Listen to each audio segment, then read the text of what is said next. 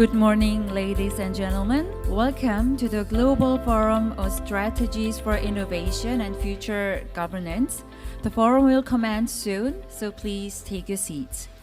Kindly make sure that your mobile phones are set to silent or vibration mode to ensure a smooth program. For your convenience, simultaneous interpretation is available. You may use your headsets and select your preferred language channel. Channel 1 is for English and Channel 4 is for Korean. Channel 1 is for English and Channel 4 is for Korean. And we kindly ask that no coffee or snacks be brought into the 그리고 room. 장내에서는 음료나 다과가 허용되지 않는 점 너른 양해 부탁드립니다.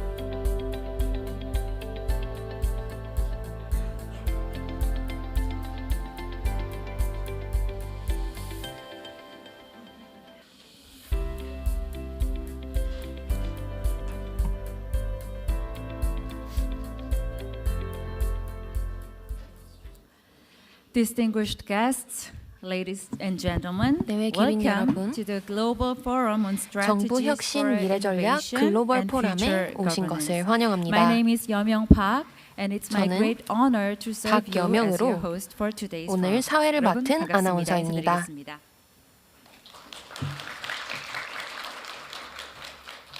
Thank you very much. As you 고맙습니다. know, today's forum is 여러분들 co-hosted by the 잘 Ministry of the 아시다시피 Interior and Safety 이번 and the 포럼은 Korea 행정안전부와 Institute of Public 한국행정연구원이 Administration. 공동으로 It has 주최합니다. been organized to explore new 인공지능과 directions and strategies for 디지털 government 전환이 innovation 가져온 in the 변화의 midst of 물결 the rapid 속에서 change 정부 brought 혁신의 about by 방향과 artificial 전략을 함께 intelligence 고민하기 위해 and digital 마련된 포럼입니다. transformation.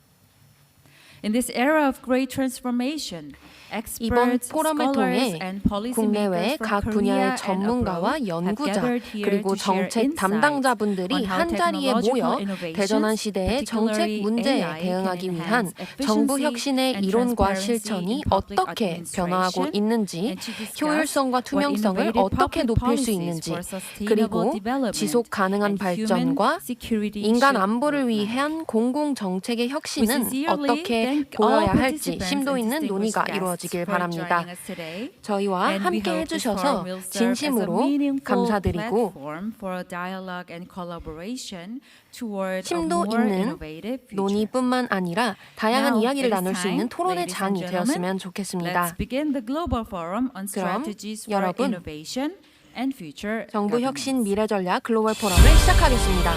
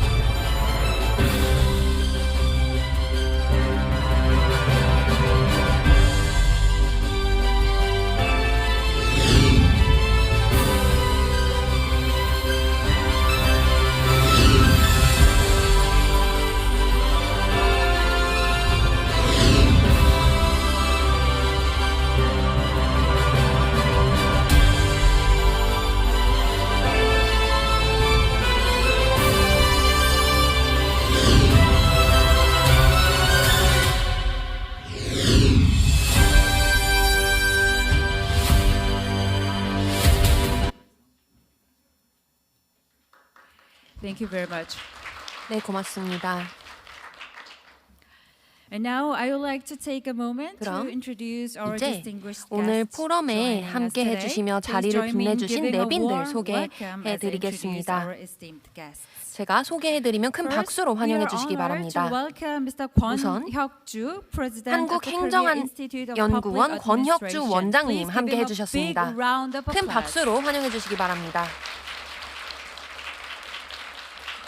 Thank you very much for joining us today. 함께 해주셔서 We are 고맙습니다. also honored to have with us Mr. 다음으로는 황명석, 행정안전부 Director General at the 황명석 Ministry of the 국장님 Interior and 참석해 Safety. 주셨습니다. Please welcome him with a 큰 big 박수로 round of 환영해 주시기 applause. 바랍니다. Thank you very much. And we are pleased to welcome 그리고 다음으로는 Min-Jae, professor from Yonsei 문명재 University. 연세대학교 Please give him a 교수님 big 함께 round of 해주셨습니다. applause.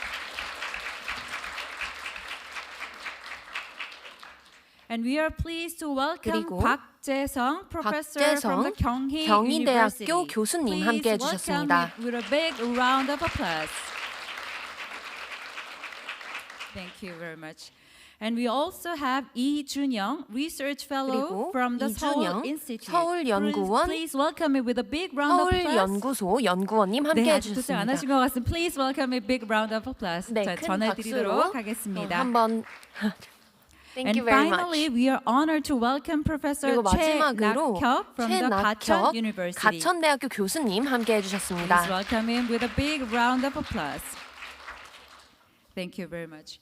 Due to time constraints, we may not be 시간 able to 제한으로 인해 introduce all of our 모든 distinguished 분들을 guests individually. We 소개해드리지는 sincerely 못하고 appreciate the presence 있지만 of each and every 함께 one of 해주셔서 you 감사하다는 here today. 말씀 전달드리겠습니다.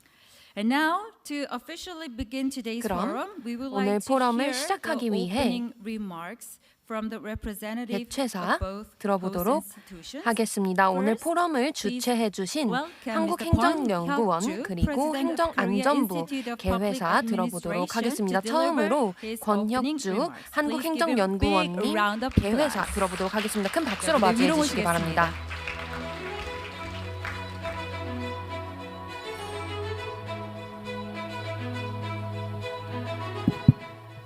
Good morning, everyone. 안녕하십니까? It is my great pleasure welcome you all to the 오늘 KIPA 여러분들을 Global Forum. 한국행정연구원 글로벌 포럼에 모시게 돼서 영광으로 생각합니다. 오늘 저희는 혁신과 미래 거버넌스의 전략을 주제로 금일 포럼을 개최하고 있습니다. 복잡성이 심화되는 시대 속에서 오늘 함께해 주신 모든 분들께 진심으로 감사의 말씀을 드리겠습니다. 저희는 급격한 디지털 전환, 환경적 불확실성, 인구 구조의 변화, 그리고 사회적 기대의 진화가 저희 사회를 변화시키는 시대에 살고 있습니다. 이것이 저희에게 많은 도전 과제와 기회를 만들어주고 있습니다. 이러한 변화는 저희들에게 정부가 어떤 역할을 할지, 그뿐만 아니라 정부가 어떻게 국민을 위해 봉사해야 하는지 더 혁신적이고 회복력 있으며 포용적이고 인간 중심적인 방식으로 나아가야 함을 다시 고민하게 합니다. 한국행정연구원은 지난 30여 년 동안 공공행정과 거버넌스 발전을 선도해온 우리나라의 대표적인 국책 연구기관입니다. 저희가 다양한 이니셔티브를 통해 연구와 정책 현장을 잇고 국가 혁신의 노력을 세계적 담론과 연계하기 위해 꾸준히 노력해왔습니다. 이를 통해 거버넌스와 행정을 발전시킬 수 있었습니다. 대한민국 그리고 나아가 전 세계로 발전시키는 데 많은 노력을 해왔습니다.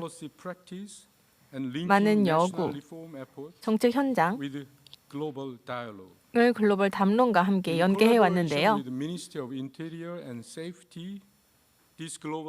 행안부와 함께 금일 저희 글로벌 포럼은 학자, 정책 결정자, 그리고 각 분야의 세상가들이 한자리에 모여 사명을 구현하는 자리라고 생각을 합니다. 더 나은 미래 거버넌스 그리고 그를 위한 비전을 모색하기 위한 소통의 장입니다. 올해 포럼에는 다양한 각계의 저명한 인사들이 참석하셨습니다.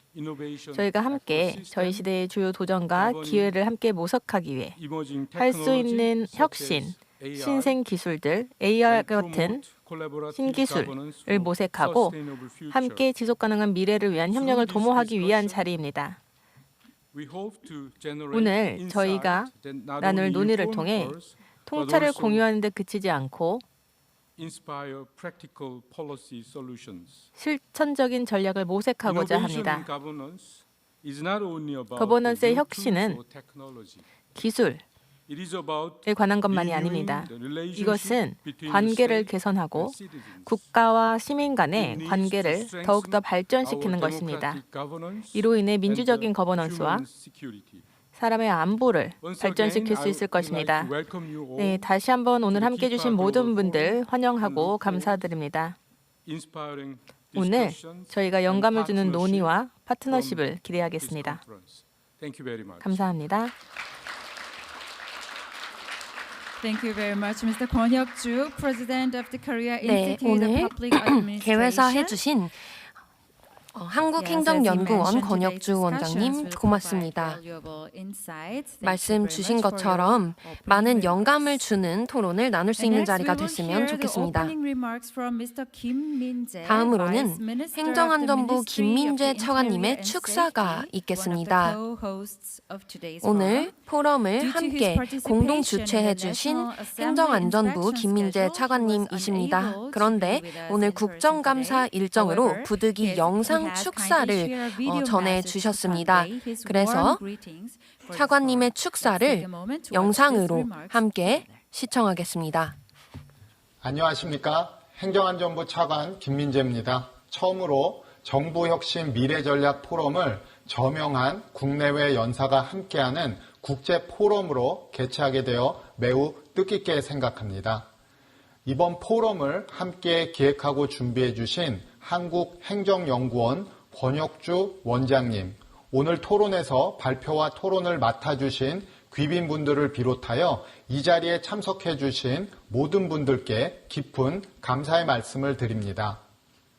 최근 국내외 동향과 정책 환경 변화를 보면 대전한 시기를 살아가고 있다는 것이 실감납니다.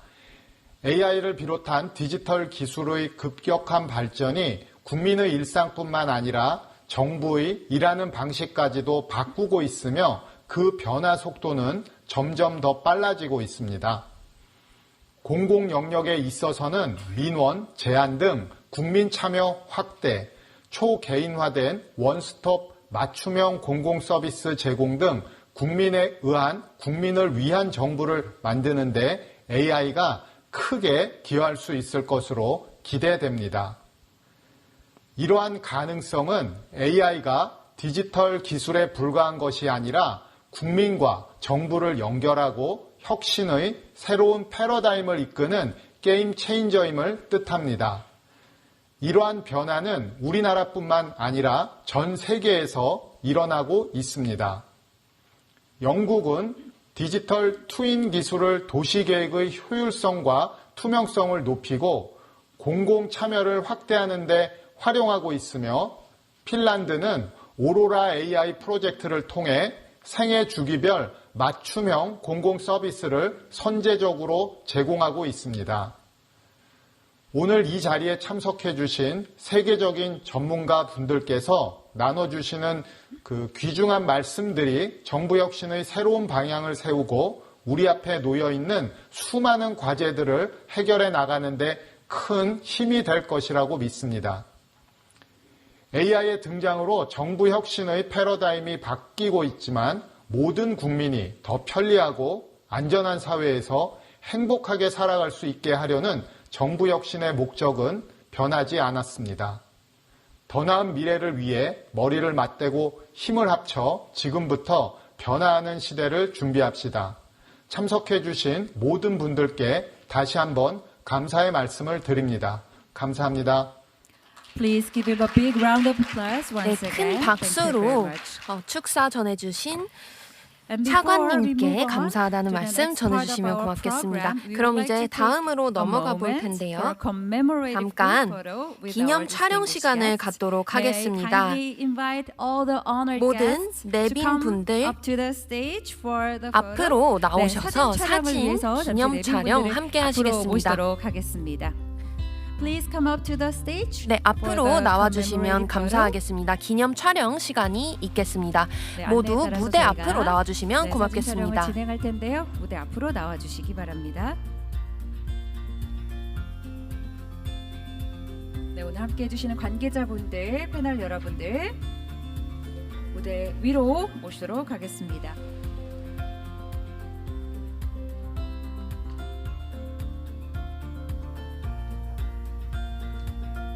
We would like to take a moment for a commemorative 네, group 기념 photo with our distinguished 사진 촬영 guests. 시간이 있겠습니다. 네, 내빈분들 카메라를 모두 앞으로 나와주시면 바라봐 고맙겠습니다. 주시고요. 네, 정자세로 먼저 사진 촬영하도록 하겠습니다. Please smile to the camera on the count of 3. 하나, 둘, 셋 세드리도록 하겠습니다.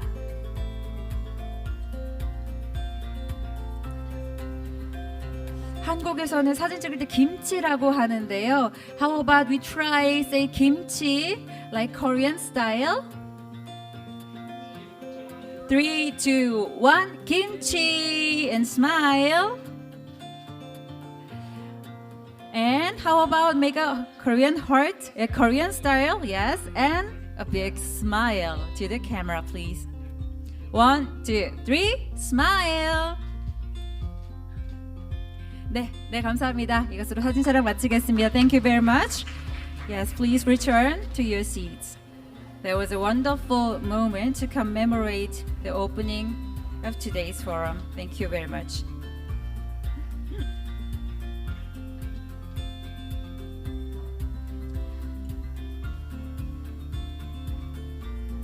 And now, ladies and gentlemen, we will begin the first session of the Global Forum on Strategies for Innovation 포럼을 시작해 보도록 하겠습니다. Under the theme, a new paradigm of 오늘 government innovation. 포럼의 주제는 정부 혁신 미래 전략 글로벌 포럼이고 첫 번째 발제는 공공 서비스 혁신 문헌에 대한 토픽 모델링 분석입니다.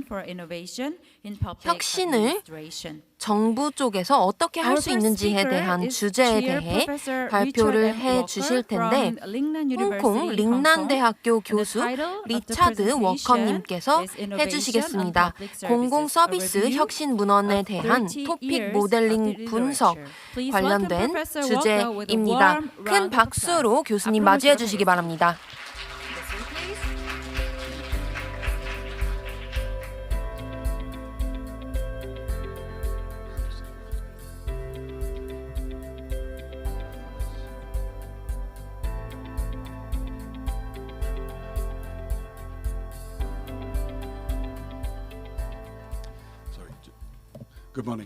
안녕하십니까 여러분. 네, 저를 초대해 주셔서 감사합니다.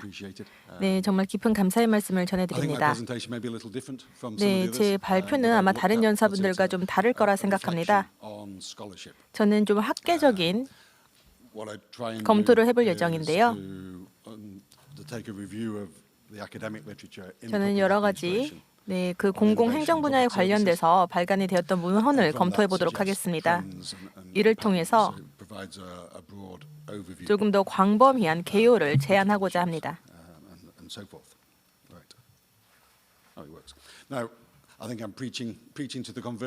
네, 제가 보시면 전 세계에서 일어나고 있는 저희 시대를 잘 보여주는 발간물들입니다.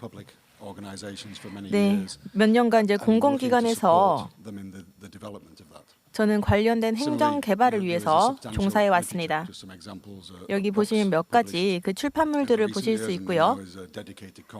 최근에 저는 이제 많은 혁신과 공공 서비스에 관련된 컨퍼런스에 참석하고 있습니다. 네, 이러한 관련 활동들도 열심히 하고 있고요. 네, 혁신은 아마 1990년부터 제가 다루었던 주제입니다. 공공조직 내에서 관련된 내용을 해오고 이제 민간 분야에서 여러 가지 문헌들 그리고 이제 그 행정 서비스를 제공하는 공공조직들과 함께 일하고 있습니다. 네, 제 발표의 목적은 굉장히 간단합니다. 오늘 제 발표를 통해서 공공 서비스 혁신에 관한 문헌을 검토하고 해당 분야의 진해를 이해하고 연구 의제를 개발하는 것입니다. 네, 조금 더 디테일하게 한번 살펴보도록 하겠습니다. 네, 제가 다루고 싶은 주제들을 조금 더 세부적으로 한번 보도록 할까요? 네, 이 주제에 대해서 제가 곧 다시 이야기를 할 텐데요. 네, 저는 지금 화면에 나와 있는 세 가지 주제를 세부적으로 다루고자 합니다. 네, 그리고 이제 많은 슬라이드를 가지고 있는데 네, 이러한 것들을 제가 다 검토를 했던 것입니다. 다시 한번 살펴보면 네, 저희가 많은 이론들과 지식들을 학계적으로 보유를 하고 있죠. 그랬을 때 지난 30년 동안 공공행정 저널에서 공공서비스 관련 혁신 주제가 어떻게 다루어졌는지 그 주제 모델에 대해서 한번 이야기해보고자 합니다. 네, 두 번째로는 네, 이러한 주제 그리고 이제 주요 컨셉이 무엇인지 살펴보도록 하겠습니다. 하지만 그것을 위해서 저는 제가 말씀드린 것처럼 귀납적으로 도출된 주제가 과연 문헌에서 확립된 핵심 개념과 어떤 관련이 있는지를 살펴보도록 하겠습니다. 관련돼서는 여러 가지 설문조사 등을 활용할 수가 있고요. 하지만 저희가 이제 다루었던 컨셉은 뒷장에 나오는 표에서 더 많이 확인하실 수가 있습니다. 그리고 핵심 개념과 관련된 주제가 시간에 따라서 어떻게 변하는지도 한번 살펴봤습니다. 지금 여기 귀납적으로 도출이 된 주제들에 관련된 문헌을 보실 수가 있는데 첫 번째를 보면 제가 발간한 아티클도 보실 수가 있습니다. 하지만 이러한 모든 것들, 혁신과 관련된 개발 그리고 챌린지에 있어서 중요한 키워드들을 도출할 수가 있습니다. 지금 저희 볼드체로 표시가 되어 있는 체계적인 검토 등등이 있죠. 네, 여기서 강조드리고 싶은 것은 모두 다 귀납적으로 도출이 되었다는 것입니다. 제가 이러한 주제 모델에 어떠한 방식으로 접근했는지 접근법에 대해서 설명드리도록 하겠습니다. 귀납적 검토 방법론을 통한 연역전 주제 분류를 견합을 했습니다. 전산사회 과학을 바탕으로 주제 모델링을 진행을 했고요. 여기에서는 이제 귀납적인 머신러닝 기법이 활용이 되었죠. 토픽 모델링에서 식별이 된 주제와 공공서비스 혁신의 핵심 개념 간의 적합성을 검토했습니다. 이를 통해서 제가 검토했던 주요 개념들은 혁신의 유형, 혁신성, 채택의 선행 조건과 혁신의 과정이라고 할 수 있겠습니다. 이를 가지고 그러면 공공서비스 혁신을 어떻게 정의할 수 있느냐를 먼저 생각해 볼 수 있겠습니다. 저희가 이제 공공서비스에서 혁신은 저희가 생태계 내에서 공공 가치를 창출하거나 또는 개선하기 위한 공공서비스 조직이 새로운 아이디어를 개발하고 구현하는 것이다라고 말을 할 수 있겠습니다. 이러한 새로운 그리고 이제 독창성이 굉장히 중요한 것이라고 할 수 있겠죠. 관련해서 대학교 내에서도 많은 연구와 출판이 이루어졌습니다.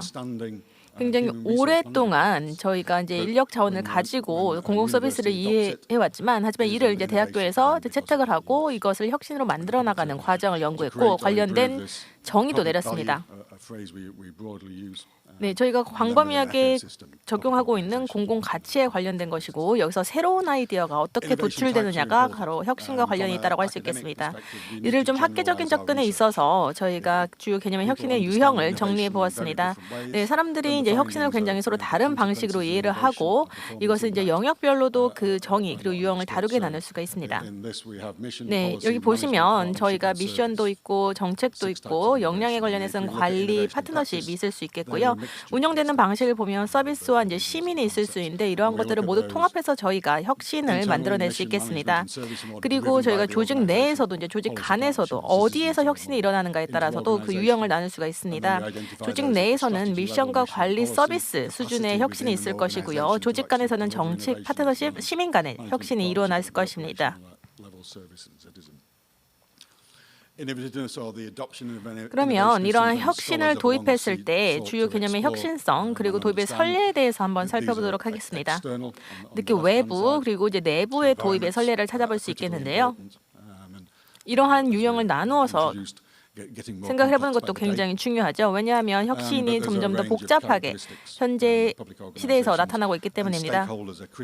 그리고 이해관계자 역시 굉장히 중요합니다. 특히 외부적인 요소에 있어서 공공서비스의 조직 환경이 중요하고 이해관계자 직접적인 조직 환경이 포함되어 있다는 게 특징이라고 할 수 있겠습니다. 하지만 그에 비해 내부는 이제 거시적인 조직이 있고 미시적인 조직이 있습니다. 거시적인 조직에게는 구조, 전략, 프로세스, 리소스 등등이 있고 미시적인 조직은 직원, 팀, 리더, 문화 등 모든 구성원들이 포함되는 게 특징이라고 할 수 있겠습니다.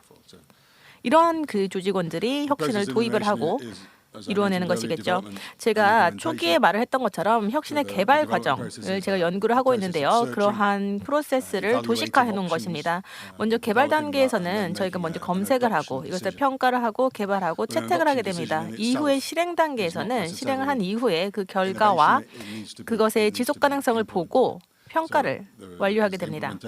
그래서 이제 실행 프로세스 내에서 저희가 퍼포먼스 결과를 확인할 수 있습니다. 저희가 초기에 이제 도입을 통해서 기대를 했던 것들이 실제로 일어나는가에 관련된 평가라고 할 수 있겠는데요. 모든 혁신들이 이제 동일한 시대에 일어난다 하더라도 서로 다른 영향을 미칠 수 있기 때문에 결과는 언제나 다르게 나타날 수 있습니다.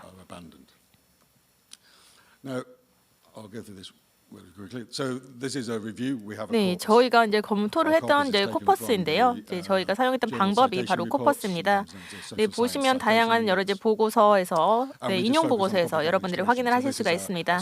네, 제가 보여드리는 것은 이제 클래리베이트의 저널 인용 보고서 공공행정 카테고리와 관련된 내용입니다. 하나의 사례로 여러분들께 보여드리고 있습니다. 네, 1991년부터 저희가 2025년 2월까지 검색을 해본 보고서라고 할 수 있겠습니다. 이것을 가지고 저희가 다양한 검색어 키 토픽을 검토했습니다. 그리고 그것을 통해서 혁신이라는 단어가 의미적으로 포함이 된 논문은 이제 제외를 했습니다. 하지만 이러한 연구를 할 때 굉장히 많은 수의 네, 의미적으로 혁신이 어떻게 쓰였는지 다양한 이제 저수를 살펴보고 또 포함시킬 것, 제외시킬 것, 제외 기준을 결정을 했죠. 그래서 결국엔 코퍼스 내에서 약 1,217개의 논문 그리고 70개의 학술지를 검토를 했습니다. 이걸 가지고 저희가 사람이 이걸 모든 것들을 다 검토를 할 수가 없죠. 그렇기 때문에 사람이 가끔 할 수는 있겠지만 너무 많은 이제 노고가 들어가기 때문에 저희가 조금 더 통합적으로 검색을 하기로 결정을 했습니다. 네, 이제 다른 연구를 보면 네, 굉장히 이제 작은 소규모의 코퍼스라는 걸 알 수 있죠. 그렇기 때문에 여기에 저희는 이제 메타데이터 방식을 적용을 했습니다. 네, 가지고 있는 이제 기술을 가지고 저희가 이제 제목들 그리고 이제 초록을 검토를 했고요. 이에 관련된 이제 분석을 진행을 했습니다. 어떻게 구조가 만들어져 있는지 그리고 이제 연구 주제는 무엇이었는지 관련된 메타데이터를 분석을 했습니다. 네, 이러한 이제 주제 모델링 방법은 네, 저희가 총 다양한 특징들을 가지고 있는데요. 먼저 이제 잠재적인 딜리클레 할당을 볼 수 있습니다. 이제 머신러닝을 기반으로 하는 것이죠. 네, 거기서 이 기술이 추정을 하고 있는 것이 이제 코퍼스에 있는 이제 단어들, 특히 용어들을 저희가 살펴봤는데요. 이것과 관련된 이제 특정 의미를 살펴봤습니다. 확률에 기반한 기납적인 방법 용어라고 할 수 있고요. 그리고 네, 이렇게 이제 공공적으로 이제 발간이 된 연구의 주제들 그리고 여러 가지 문서에 있는 주제 정의 그리고 연관 관계를 살펴봤습니다. 보시면 그 각각의 저희가 정의를 한 용어들을 보실 수가 있습니다. 빨강, 파랑, 노랑 등등 다양한 관련 토픽들을 보실 수 있고요. 네, 이를 통해서 저희가 데이터를 정리를 해서 이제 중지 단어는 제거를 했고 벤치마크 기반으로 총 42개의 토픽을 지정했습니다. 그리고 수동적으로 주제를 검증하고 레이블링을 진행했고 확률에 따라서 이제 식별된 토픽 그리고 연관된 문서를 모델링했습니다. 오른쪽을 보시면 개념에 대한 주제의 연역적인 적용을 어떻게 했는가에 관련된 분석 방법을 확인하실 수 있습니다. 여러 가지 혁신 유형 그리고 선행 요소가 외부였는지 내부였는지 혁신의 과정 이러한 모든 것들을 저희가 분석을 해왔습니다. 네, 관련된 코퍼스 문헌들 목록을 Thinking about what we find, classification. First of all, in terms of articles published over time, it increases. But this isn't recent. If we look, I think it's, what does it say, a third of articles are produced, written and published between 2022 and 24. So we're dealing with quite a relatively new area in terms of volumes. But that is also concentrated in particular academic journals. So there is a community of people who work and write. So 10 journals account for 50% of all publications. So clearly there's a group of people talking to each other here. This table is the type of output that we get. I won't go through it, but the topic name is what we named, and on the right-hand side are the words that are produced by the Late-Dietrich allocation procedure, and the numbers underneath are the probability associations for each word. We get some lovely tables, and I'll go through this section quickly and draw out the conclusions. I say what we tried to do was in this study was to take these inductively generated topics and match them with these three key concepts.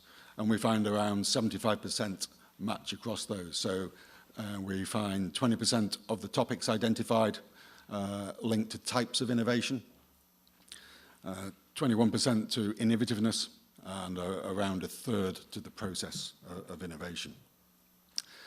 I think you have a hard copy of this, so I'll skip over this to get to the major conclusions, but these are the proportions of topics that match within each area. So we can see there's a number of them.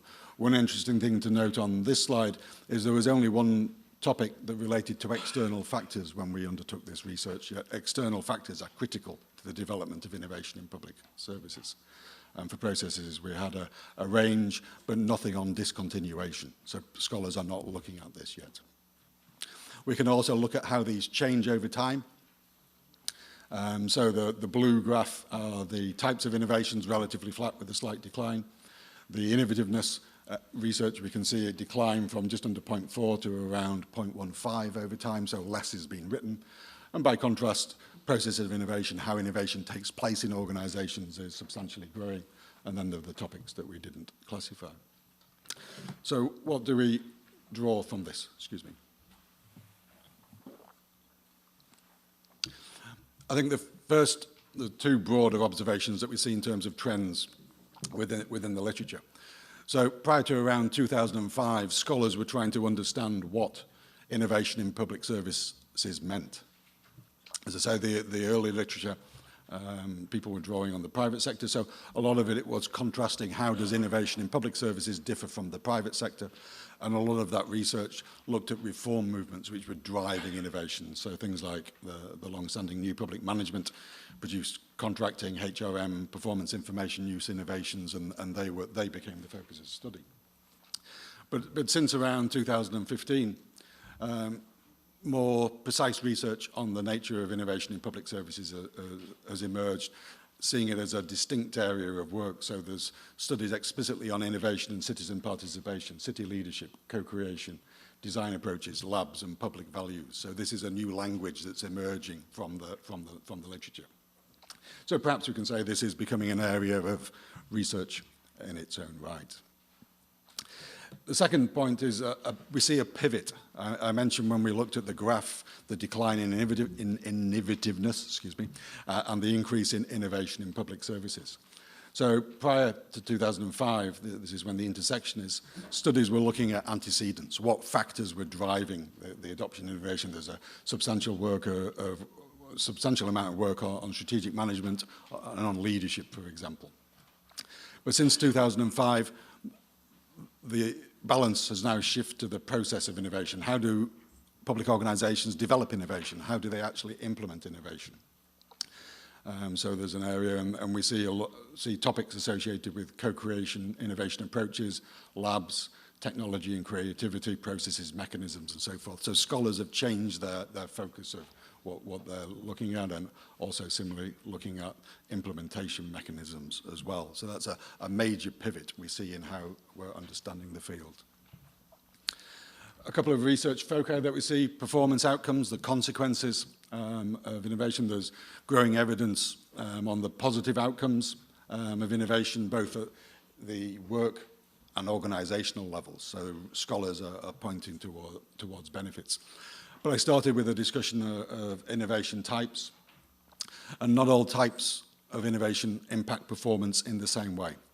For example, if we take management innovations, reforms within an organization, where I mentioned pay for performance, I've looked at studies of the use of performance management and management innovation, and similarly there are studies of joint senior management teams. These management innovations don't give a direct impact on performance. It's mediated by another variable.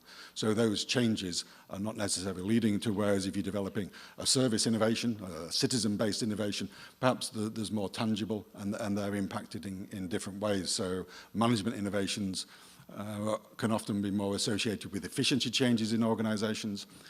Citizen service innovation focusing maybe more on effectiveness and equity type outcomes. But there's more work to be done to really understand the impact of this area. One interesting area, which our second speaker I think will touch on, is an area of work on procurement. So looking at procurement as a lever for innovation. And this is new. It represented nearly 6% of all the scholarship that we identified, and was then examining social impacts, bonds, performance-based contracting as driving it, and public-private partnerships. So this is clearly a new emerging area of work. There remain gaps. I say the work on innovativeness has declined, but when we look at the topics that come from the corpora, say there is relatively little on external organizational contexts. Now, a lot is written, but the way the algorithm works and the way scholars present it means this is not emerging as an area, but it is deserving of attention.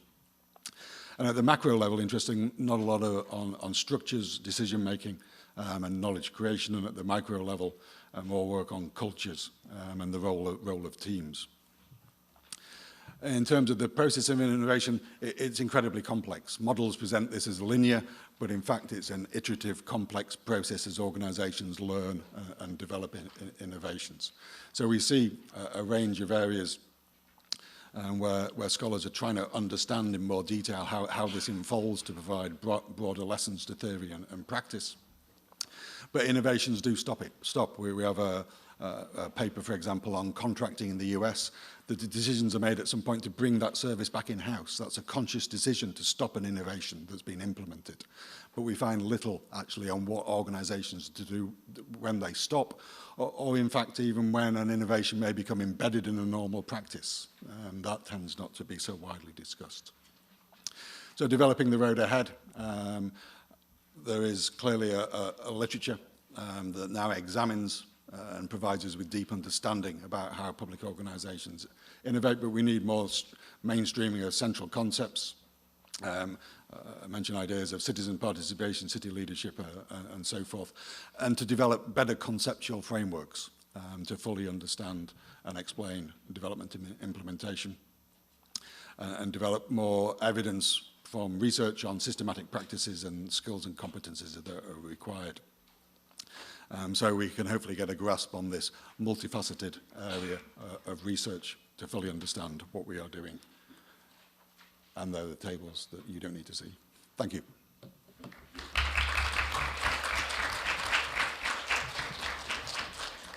Thank you very much, Professor Walker, for your insightful presentation. Please give him another big round of applause.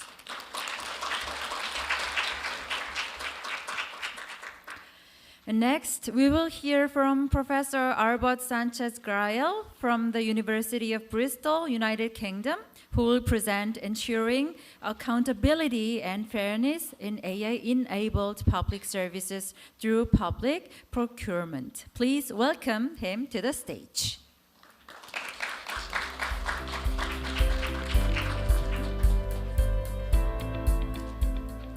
Thank you very much. Thank you for the invitation and the opportunity to be here today to share some thoughts. I think following from Richard's very good overview of where the field is, this paper goes into the very specifics of how the European Union and the UK are approaching the specific issue of how do we buy these technologies. And I think buying technology is going to be very important because most of the transformation through the adoption of AI is done through an engagement of a private provider of the technology. It's very rare for the state to develop its own solutions, at least in the EU and the UK. So I think that's why it's important, because procurement is going to become the gateway for AI, and it's developing a regulatory function. So I will do three things in this presentation. I'm going to look at the approach to regulation by contract that is emerging in the EU and the UK.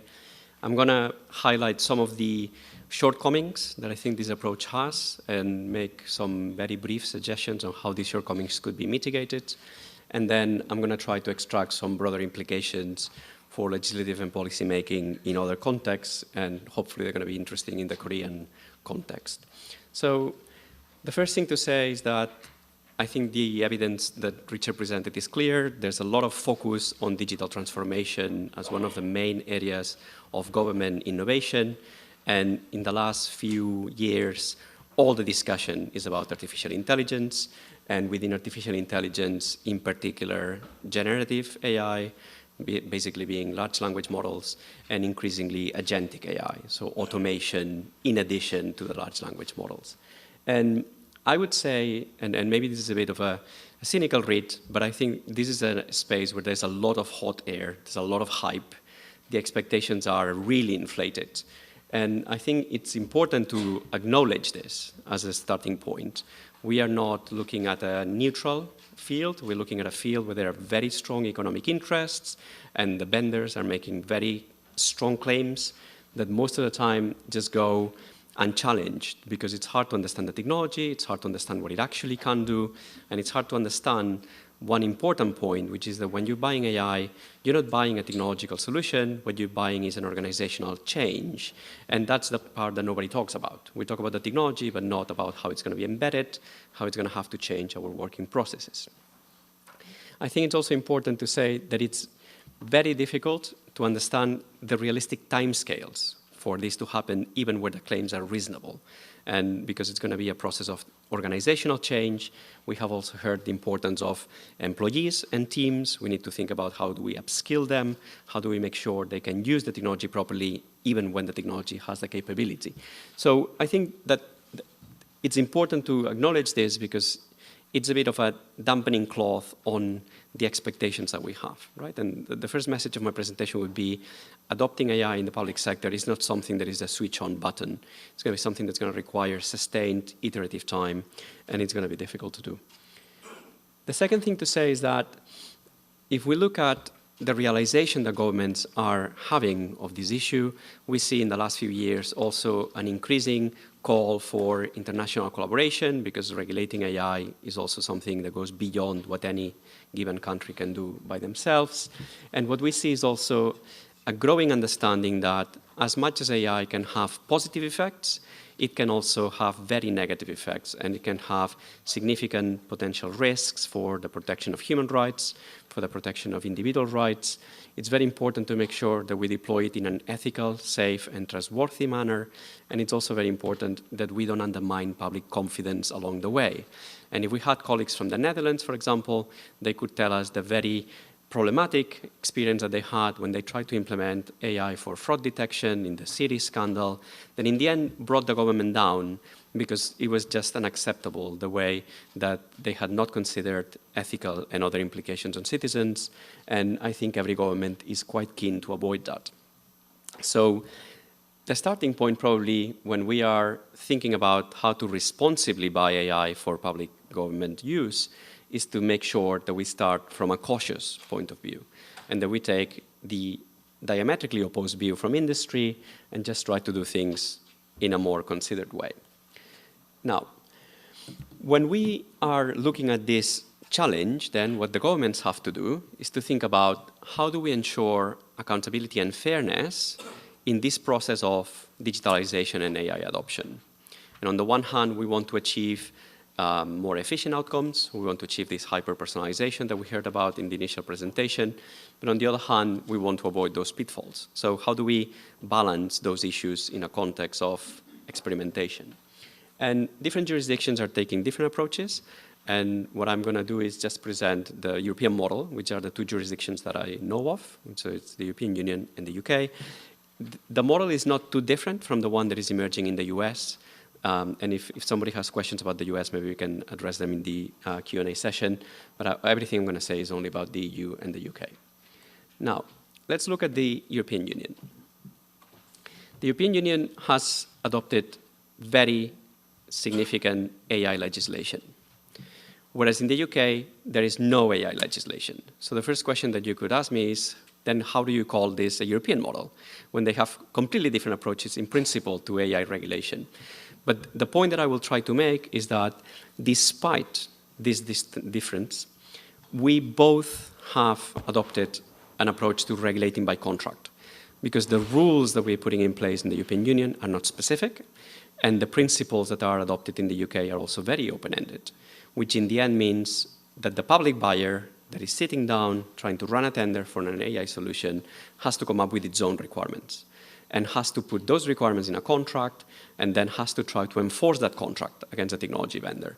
So we have, in the end, privatized AI regulation by the mechanism of contract law. And this is where the model is going to rest. So, as I was saying, the European Union, and I'm sure that the Korean audience will be aware of this because the EU has been quite prominent in promoting its development, has adopted an EU AI Act, and I believe Professor Kim will tell us the relationship between that and Korean legislation. The EU AI Act was adopted in July 2024, but it's not fully in effect. It's expected to be fully in effect in August 2026, but there's an ongoing discussion on whether things will be ready by then or we will have to delay implementation. What we have done in the European Union is classify AI not according to the characteristics of the technology, but looking at the use case. And we have tiered the different use cases by the levels of risk that they create. Some risks have been considered completely unacceptable, and therefore they are prohibited use cases, such as social scoring, whereas the other risks are classified on high risk and non-high risk. What is important to understand is that only high-risk uses are regulated. What is non-high risk, there's no rules about it, except some transparency requirement for human-AI interaction. So if I am talking to a chatbot from the government just to know where to pay my fine for a traffic violation, this is not high risk, but they have to let me know this is a chatbot, so there's no person on the other side. That's the only obligation. But when it's high risk, what we have is a list in Annex 3, and you can go and look at it. Usually, most of the things that the public sector do are considered high risk because it's going to have significant implications. And for example, this relates to critical infrastructure, it relates to education, access to public services, law enforcement. But one first thing that is problematic is that even if we think an AI use case is in itself high risk, for example, we want to use AI to allocate university spaces, then we can still exempt it if some criteria are being used, and in particular, for example, if it's a narrow procedural task or if it's not an automated decision. So the first thing that we have is a bit of uncertainty as to what actually is covered by the EU AI Act. But even when something is within the EU AI Act, then the set of obligations that we have imposed requires some more exploration. And I will just take you through an example so that we can appreciate the EU regulatory technique.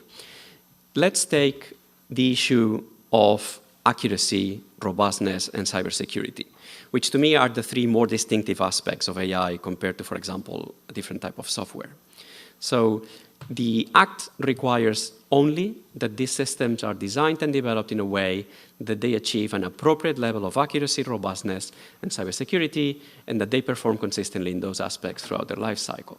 Now, maybe this is because I'm a lawyer, but for a lawyer, this sort of wording it's a paradise, because we can have endless discussions about what an appropriate level of something is, right? Or what consistent with means.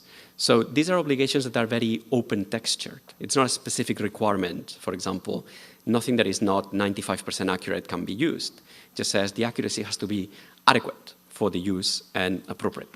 So we will have some issues in further specifying this obligation. And even if we're going to have technical standards, and we can expect these standards to be in place at some point next year, the standard will also not say all AI to be used in the EU has to be 95% accurate. The standard will probably set a method or a process through which you set the relevant performance standard. So we cannot simply pluck the requirement from the law and put it in our contract. To try to make it more specific, the EU has developed model clauses. So they have created some contractual standard terms that the public buyer could use. But what these clauses try to do is simply to take the obligation in the law and put it in the contract. And as we can see, again, in the example of accuracy, robustness, and cybersecurity, is that the standard clause simply replicates the text of the law.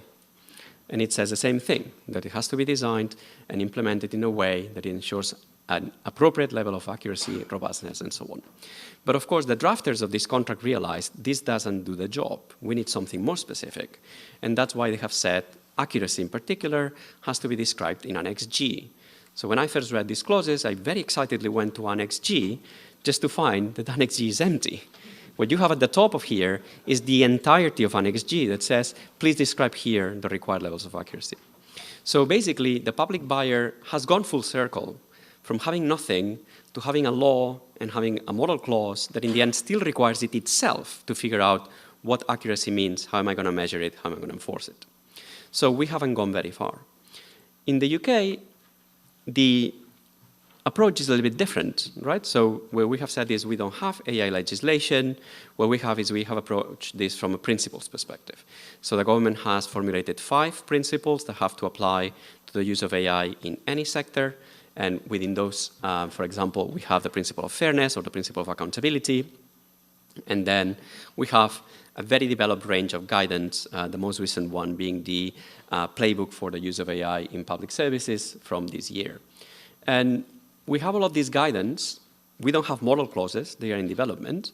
But we are almost in the same position, where a public buyer that wants to do something in a responsible way through accuracy will have to write in the contract what accuracy means. So this is to say that the model is one of regulation by contract, right? So we have to put in the specific document that's going to regulate a relationship with a tech provider, whatever it is that we want them to comply with. And looking back at the general literature on regulation by contract, this is literature that has developed, for example, for much more simple requirements, such as enforcing minimum wage, right? So if I am the public buyer and I want my provider of, say, cleaning services to pay minimum wage to its employees, I can simply write it in the contract. Say, you have the obligation to pay minimum wage, and I can check very easily. I can ask for pay slips. I can have interviews with the workers to know if this is being paid or not. So it's something relatively easy to enforce, relatively easy to monitor. But when we come to digital regulation, I think it's good to revisit the presumptions behind this approach. The first presumption is that the public buyer can dictate those terms, can impose the obligation. When we are buying AI, we are buying it from a very concentrated industry. Especially in Europe, we don't have loads of European AI companies. We're basically buying from American big tech companies. And I would be happy to meet the first person that sits down and negotiates with OpenAI the terms of a license. Usually it is going to be take it or leave it. So the first presumption doesn't really hold much water here. The second presumption we have is that we can control the behavior of the technology vendor. But here, the public buyer doesn't only need to control the technology vendor, but it also needs to control the behavior of the unit that is adopting and deploying the AI.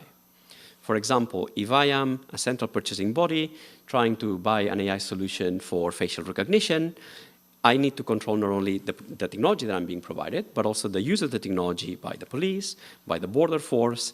And again, we have examples in Europe that are very unfortunate of improper uses of facial technology recognition. So the difficulty we have here is that sometimes the public buyer simply has no power whatsoever, or is in a hierarchical inferiority. So it cannot go and tell the ministry, you cannot do this, right? So second problem we have. The third issue we have is that even if we don't have those institutional problems, so we're buying from a small company for a use that is ethical, we still have the problem of, do we have the capacity in-house to figure out these requirements by ourselves?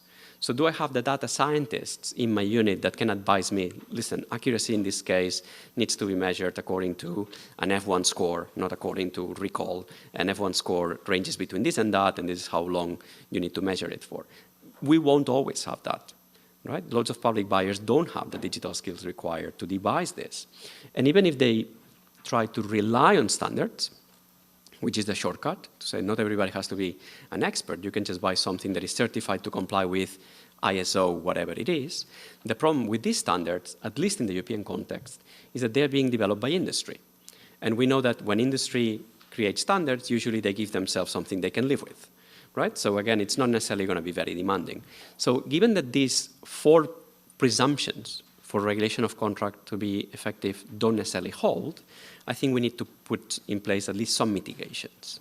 Now, the mitigations that I propose are around oversight and capability. So I think I would like to see the European Union and the UK create something that I call, for the lack of a better term, an AI in the public sector authority, but basically an independent oversight body that has to pre-authorize the deployment of an AI. And of course, there will be some low-risk AI deployments that can just be exempted, right? So if you're implementing an AI spam filter, go ahead and do it. But otherwise, I think you should try to get a license for that. And what I want these authorities to look at, not only what technology you're buying, from which vendor, but also which is your organizational capacity. How are you going to assure all of these issues? How are you going to report on things? The second thing I would like it to do is to look at those standards that are emerging and make sure that they're compatible with the specific general goals that we have of AI regulation. If they are, fantastic. If not, it should develop the standards that can be used by the public sector as compared to the private sector. And then the second mitigation, which is the difficult and expensive one really, is to really boost the digital capability of public buyers. Maybe this means not everyone should be able to buy an AI. Not every municipality may end up having the capacity. Maybe we need to think about a semi-centralized system, but having a center of expertise where we have people understanding the AI, buying it. The problem we have in the UK and in the EU is one of attraction and retention of talent, right? So if somebody has very good digital expertise these days, they are very much on demand, so very rarely they work for the public service. And in the UK, the audit office said that something around 7,000 to 8,000 vacancies of digital data experts just remain unfulfilled. There's no way that they can recruit. So this is an issue that requires broader consideration. So in the end, my reflections are maybe to put this in the broader context, that the European model basically shows you cannot fix this by legislation only, right? Even if we thought the EU has been quite pioneer in adopting the EU AI Act, it only takes you so far. It only gives you a framework within which to work. You need to think a lot more in how this is going to be embedded, what socio-technical mechanisms you need to put in place, what upskilling you're going to require for this to be done in a way that is adequate. And otherwise, we'll kind of have the problem of things being done incorrectly. And the final one on oversight is that I don't think we can simply trust or simply ask citizens to trust we're going to do the right thing. I think we need to put very stringent oversight mechanisms in place, because otherwise it's the right hand looking at what the left hand is doing if the government is just looking at it. So those were the things I wanted to raise. Thank you for your attention. I look forward to your questions later.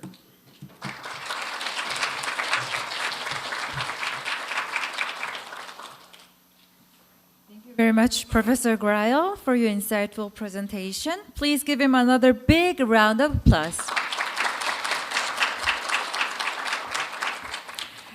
Thank you very much. And before we move on, just a quick reminder for our speakers. Please keep the microphone closed while you speak so that the interpreters can hear you clearly. Thank you for your cooperation. And next, our final speaker for this session is Director Jo Se-hyun from the Korea Institute of Public Administration, who will share insights on experimental government in the era of great transformation, issues and strategies. Please join me in welcoming Director Jo Se-hyun to the stage.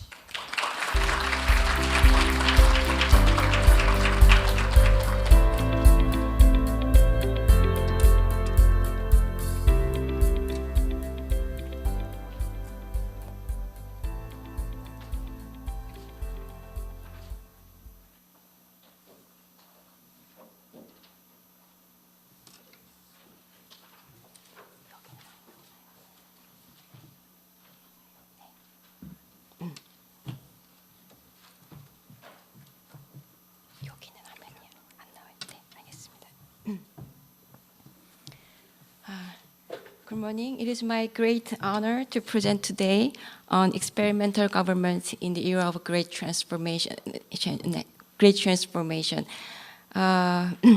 This talk explores how government can evolve from static policy making toward what I would like to term as a hybrid policy experimentation governance, a model that combines evidence, adaptability, and learning. And let's begin with why experimentation has become essential. And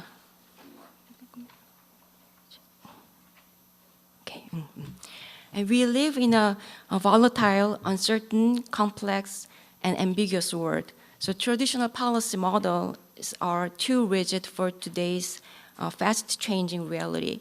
So we must treat policy as a continuous learning process where trial, error, and adaptations are built into the system.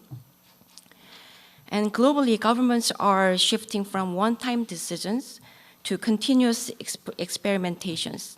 And examples include the US Evidence-Based Policy Commissions and UK Behavioral Insights teams.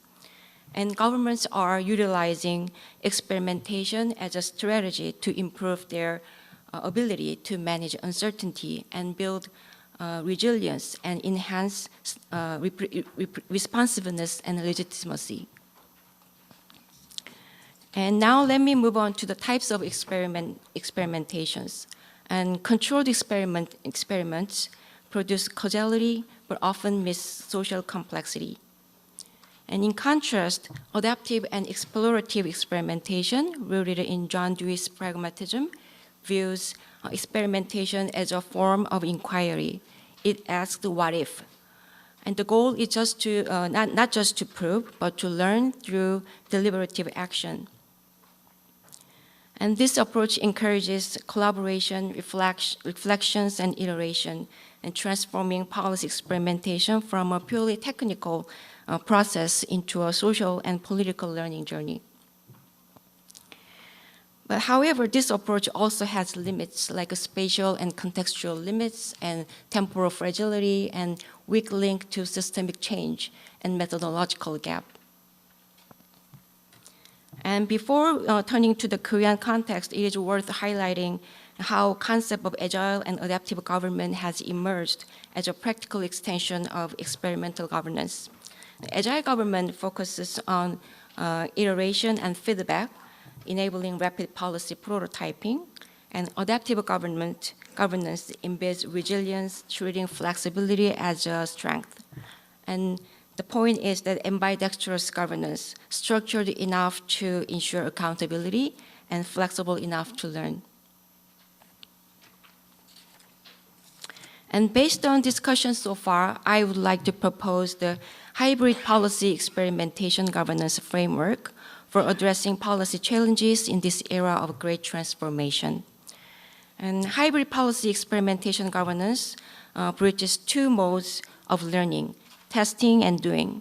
It brings together academia, government, and citizens into one feedback-driven ecosystems with the scientific layer, adaptive layer, and social layer.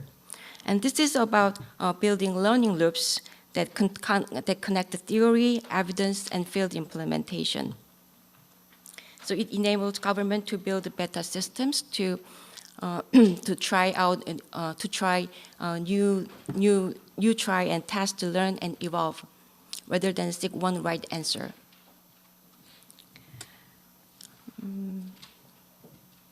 And global examples include the Finland's Citra FinData projects, which experimented with health data governance and later scaled into national legislations, and recent pilots with health data. And another example is the Germany's Work 4.0 initiative, combining social dialogue, worker participation, and experimental pilots to redesign the future of work. And these experimental pilots brings together the workers and employers and researchers in the to test the policy policy together. And these cases demonstrate how experimentation, when supported by proper governance, can drive a systemic transformation. And I would like to move to Korea's current experimentation landscape. I would say we have the three kinds of experimentation. The first one is scientific experimentation, and the second one is policy pilots by the government for the purpose of review of the institutional applicability or technology demonstration or data collection for policy programs. And the third area of policy experimentation, I would say a policy lab. And the representative case is the KIPA Open Policy Lab. And it focuses on network construction, facilitating mutual learning, and reframing of policy problems and co-designing policy prototypes. And the exemplary case is the co-creation of AI strategy for Korean government, which was conducted with the Ministry of Interior and Safety. and another lots of field experts and researchers and the policy beneficiaries. And let's see more details.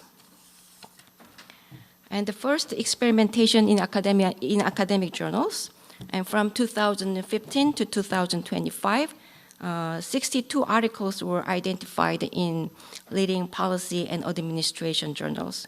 And this review focused on policy and public administration journals, excluding domain-specific fields such as health or social welfare policy, because the purpose of this investigation is to understand the policy experimentation as a mechanism for process and governance innovation, rather than as a tool for individual sectoral policies. Now, of course, there may be other studies using experimental methodology in specific policy domains. And most focused on scientific knowledge production, such as quasi-experiments, and they were used as research methods rather than policy experimentation itself. And only a handful addressed exploratory or adaptive experimentations. And this reflects the dominance of quantitative and research-driven approaches over practice-driven learning. And after 2019, I found that the assimilation studies were conducted. And I think we have very important potential possibilities of academic researches to contribute and help government to anticipate the future risks and provide valuable insights for government facing complex policy problems. And let's see. Second, the policy pilot by government. Korean government has been conducting many cases of policy pilots for various purposes. And let's take a look at the example of policy pilots of National Health Insurance Pilot Project from 2014 to 2023. And among 49 pilots, only 6% scaled up, and 69% ran for years without termination, and only 4 projects were terminated. And only 27.5% included impact assessment indicated in their guideline. And they used the rigorous experimentation method very limitedly. And it also lacks the field-based experimentation and lack of social learning processes. And the process of knowledge productions with interviews and surveys were not enough to foster social learning. And why do many pilot projects continue without termination? I would say because ending them is often viewed as failure, so officials might prefer to keep them running, and frequent rotations erase institutional memories. So we must redefine failure as learning and build safe spaces for experimentation within government. And the third, policy lab as experimental platform. And since 2020, the KIPA Open Policy Lab has become a platform for co-creation and collaborative learning. And these are not just consultations to government, but adaptive experiments that help participants learn by doing and interacting by actively engaged in the process. And since 2024, it's very encouraging that the Ministry of the Interior and Safety has joined the co-designing of government innovation agendas with the stakeholders, experts, and scholars. And from my own experience operating this lab since 2021, each working group workshops function as an experiment that deliberately tests new ideas, observe responses, and refine prototypes through iterations. In this process, researchers' roles are analyst, boundary spanner, knowledge broker, catalyst, and architect of policy problems. However, many academics still perceive labs as static facilities, not dynamic processes of experimentation and learning. And government often see the learning process as inefficient and time-consuming. And this limited view, along with weak feedback systems, restrict the scaling up of the policy lab into the hybrid policy experimentation governance. So, policy experimentation in Korea is rising, but remains fragmented and research-heavy. And labs and pilots need integration into a systemic governance model that connects academic rigor with adaptive learning and promotes learning from failure. And this sets the stage for hybrid policy experimentation governance. And so how can we move toward an effective hybrid policy experimentation governance framework? First, by establishing lab-to-field, field-to-lab circulation system. And this means connecting academic research with government practices so that experimental research directly inform policy decisions, and field experiences, in turn, refine academic models. And implementing lab-to-field circulation requires experimental logic across the policy process, and joint working group of researchers and government officials, and field voices and researchers' creative experimental design from the start of the policy process. And second, by embracing methodological diversity. Facing complex, uncertain challenges, governments must use multiple evidences from diverse experimentation tools, such as simulations, scenario experiments, and participatory pilots, not just controlled trials. And we also need institutional foundation within the government to move toward an effective hybrid policy experimentation governance framework. We need flexible organizational structure for safe experimentation and motivated officials capable of applying experimental insights in real context. For example, we can establish cross-departmental project team. Small agile teams should have authority to prototype and test new approaches with minimal bureaucratic constraints. And support system must also provide autonomy, incentives, and learning-focused evaluation, rewarding knowledge gained rather than punishing failed attempts. And leadership plays a key role. When ministers and senior officials endorse experimentation from the start, align goals, and allocate resources, experimentation can be conducted in a core function, not a peripheral activity. And public officials must learn when and how to apply experimentation, especially in areas like new technologies, limited data, or complex stakeholder issues. And they should develop capacities of mapping complex issues and figuring out problems that experimentation can be applied, and design adaptive experimentation roadmap. And they also need opportunities to engage themselves with real experimentations with academia or policy labs to expand their cognitive understanding of experimentation and feel the confidence and efficacy through real engagement.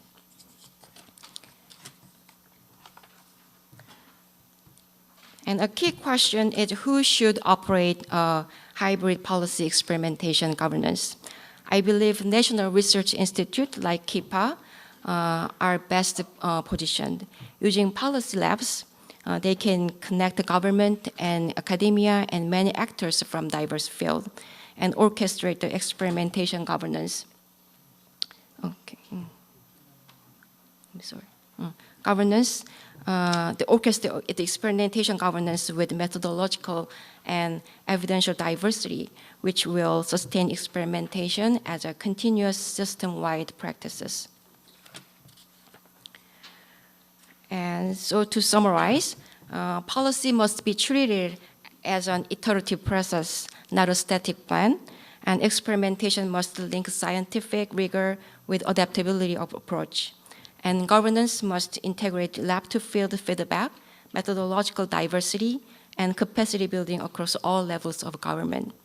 And this, in essence, is what the diagram represents, the architecture of an experimental government within which the hybrid policy experimentation governance. At its center is the continuous learning, linking labs, field experimentations with the core role of the National Research Institute and the government, linking the government agencies. And around it are the 4 pillars: strategy, structure, process, and resources. And the strategy means which embed, the strategy can embed experimentation within government. And structure can enable the collaboration, and process is the iterative testing. And resources should be flexible budgets and personnel and incentives.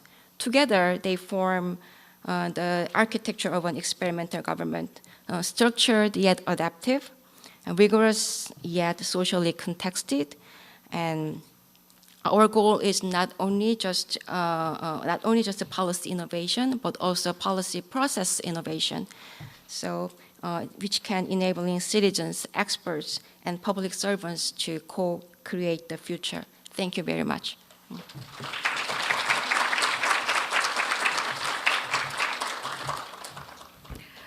Thank you, Director Cho Se-hyun, for sharing such an inspiring presentation.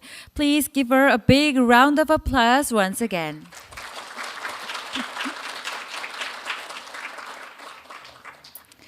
Thank you to all our speakers once again.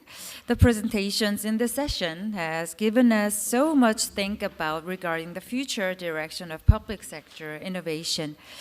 And now we will move on to the panel discussion, where our distinguished panelists will engage in a deeper dialogue on today's key issues. In this session, Professor Kim Sun-hyuk from Korea University will moderate the discussion. Please welcome our moderator, Professor Kim Sun-hyuk, with a big round of applause.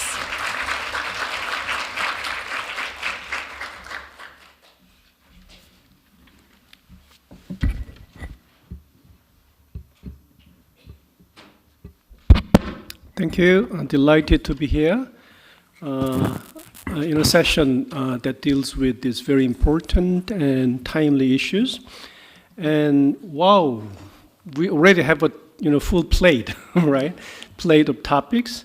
And I think topically we have already dealt with the innovation in public service and AI regulation, and also this proposal of hybrid policy experimentation governance. So we have this full plate. And I think it's really mind-boggling to think about all these issues. So we have these excellent discussants to help us navigate all these difficult issues and cutting-edge issues of the day. And so we have first our discussant, who will deal with the Professor Walker's paper, Hae-shin Hwang from the Institute. Right. And the second discussant, Professor Dae-in Kim from Ewha Women's University. And third discussant, Professor Patricia Kennett from Bristol, University of Bristol. So I think the discussants will have about 8 minutes to elaborate and also amplify and I think the deepen our understanding of the presentations. All right. So let's begin with Dr. Hwang. Hello. First, I would like to thank Professor Richard Walker for his inspiring presentation, because I also conducted topic modeling on AI documents in Korea this year, so I found this paper really inspiring to me. I would like to offer a few comments and questions. My comments is about the implications and relevance this study has to Korean innovations. to give you a brief history of Korean innovation, the government started innovation rigorously in 2003. It's over 20 years. At that time, the president, Roh Moo-hyun, when he became president, he wanted to change the culture in the government. So he used government innovation as a conceptual tool to change the culture inside the public sector.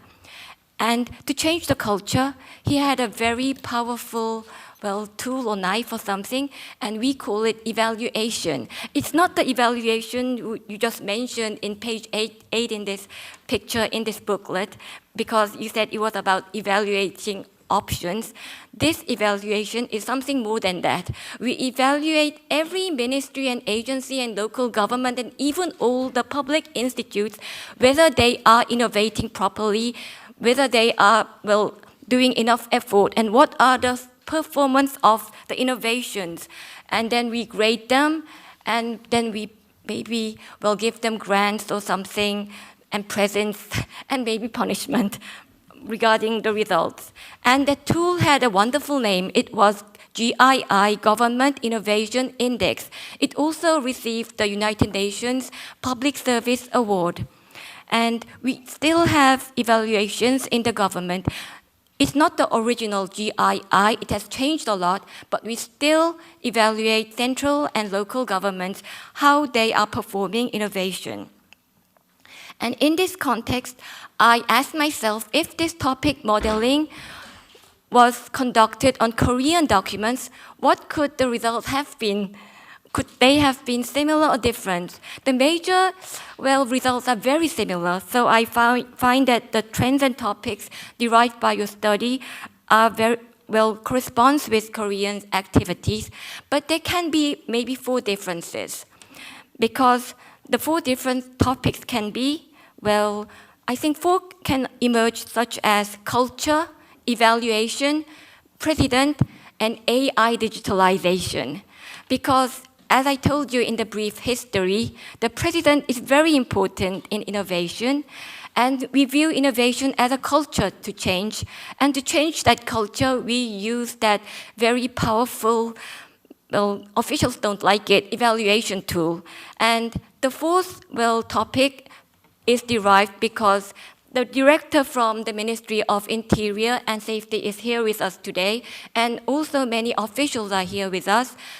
The ministry is in charge of innovation and AI digitalization. Both of them are in charge of, the ministry. So when you look at Korean innovation materials, a lot of the part is about digital government, digitalization, and AI. So if this study had been using Korean material, I think that maybe 4 more topics would have emerged. And among them, evaluation and the president can be, classified as external antecedents. And now I will go on with my questions about methodology and the findings. I want to know how the number of topics was determined. Was it coherent scores or complexity, or did you iterate until the right number came out? And I would like to know more about the labeling process, because I found labeling very difficult, and I had a meeting with experts from the field to label the topics. I would like to know whether you organized a separate meeting for the labeling, and how many researchers and experts participated in the labeling process. And about the findings, 2 questions, because in this booklet, everybody can see it in page 19 and page 20. It comes out after the presentation that among the 6 typologies that Chen had introduced, the mission innovation is not appearing in the 42 topics. And on the next page, you can see that among the 42 topics, there is only 1 external antecedent. So I would like to hear more opinion about why there is no mission innovation and only 1, an external antecedent. Thank you. All right, thank you very much, Dr. Hwang. It was rather short, so I think I can give much more time to the speakers later. Perhaps should we give All right, so let's do that. Let's do that. Why? Yeah, okay. So I'd like to give Professor Walker to respond to the comments. Is this working? Yeah. Thank you, Dr. Van. That was very insightful. I know a little about Korean innovation. We have a joint. When I was at City U, we have a joint PhD program with Yonsei. Mr. Han just finished and worked on innovation. So he worked with the evaluation documents. And I tried to encourage him to do topic modeling, but he preferred more traditional sort of content analysis, so I know a little. But it's quite interesting because, in essence, what you're describing is something quite unique to public organisations, which is the capacity to implement a top-down process to institute organisational change in this case behaviour, this case innovation. But in relation to the questions, yeah, so I skipped over lots of the details, time and audience. Number of topics was selected, yeah, using complexity and perplexity scores. These are indexes that sort of when they overlap, they suggest the appropriate number of topics. But again, this is an algorithm, but it's very human-centered, isn't it? So you get a number of choices on the optimum number of topics that you can select. So with this, I can't remember, we had 3 or 4 intersections of complexity and perplexity. And then you have to run the topics, you have to look at them and have to see which, in that respect, appear to be the most intuitive to work with. So there is quite a bit of human interaction. For this study, we labelled them, the 2 authors. So this work was done with Dr. Wu Pei, Beihang University, partly because of time. In a prior study, I've used this in a study to topic modelling to look at the entirety of the public administration literature. And there we ran a Delphi panel. So we had a panel of 10 people. We just sent out the topic names, so the topic terms, and asked them through an iterative process to come to agreement. And we got about 80% agreement across a lot of it. So, I mean, this may be a bit technical and things, but it is a very human process. So it's not just an algorithm that what is appropriate from an appropriate level of risk or whatever from an algorithm. This actually involves a lot of human input and interpretation. Then you talked about the topics that are generated themselves. So I like this because it is inductive. Because we all come to a topic. With its innovation or anything, with preconceived ideas of what we might think are the critical areas. When we did this work on public administration, the first topic is healthcare, which is a context. So I think that accounted for something like 5 or 6% of all studies. And I was like, oh, they're providing you, it provides you with an insight into the field which you might not normally get. So clearly healthcare is a critically important area for scholarship in public administration. For this, I found it very surprising that external determinants did not figure much. I've written papers just on external determinants. But clearly the way the algorithm searches for word probabilities, there were insufficient materials to actually generate topics in that area. And similarly, Mission, the typology I presented has been validated. Oh, sorry, I've just seen Mr. Hans sat here at the back, who did the work on innovation on Korea. There have been some validations of this typology. We did some initial work in the study that we did, but other scholars have looked to validate this by looking at practices in Singapore, Thailand, I think, and a couple of other contexts. And typically you find less of the strategic level innovations because they are maybe more diffuse. Maybe they're not happening as often because if you innovate in the area of a mission or policy, it's fairly substantive change that's required in a public organisation. Whereas if you're developing new services, working with citizens, this is the day-to-day life of what a public organisation should be trying to do to create betterment for society. So maybe it's artifact of the concept and also of the practice of public organisations. All right. Thank you. Thank you very much. And regarding, I also think that this counterfactual issue about what would have happened if we apply this this kind of research method to South Korea. Then we will get back to that later, perhaps. I think in the second round. So let's go to the second round of discussion. Professor Dain Kim will discuss Professor Grael's paper. Yeah, thank you for the excellent presentation of Professor Sanchez-Graels. That helped us understand the current status of AI procurement in the EU and UK very clearly. Thank you so much. And he and I are all lawyers. Lawyers tend to emphasize the balance between the innovation and accountability and transparency. I am fully support about that balanced approach. When I summarize the presentation of him, can be like this.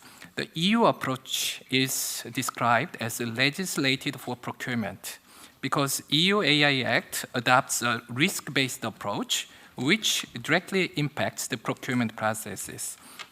In contrast, the UK approach is characterized as a principle-based AI approach, since UK has not yet enacted a comprehensive AI Act and emphasizes flexibility and value for money under the 2023 Procurement Act after Brexit. Although EU and UK approaches differ, they share the common feature of regulation by contract, where contract govern the risks posed by AI.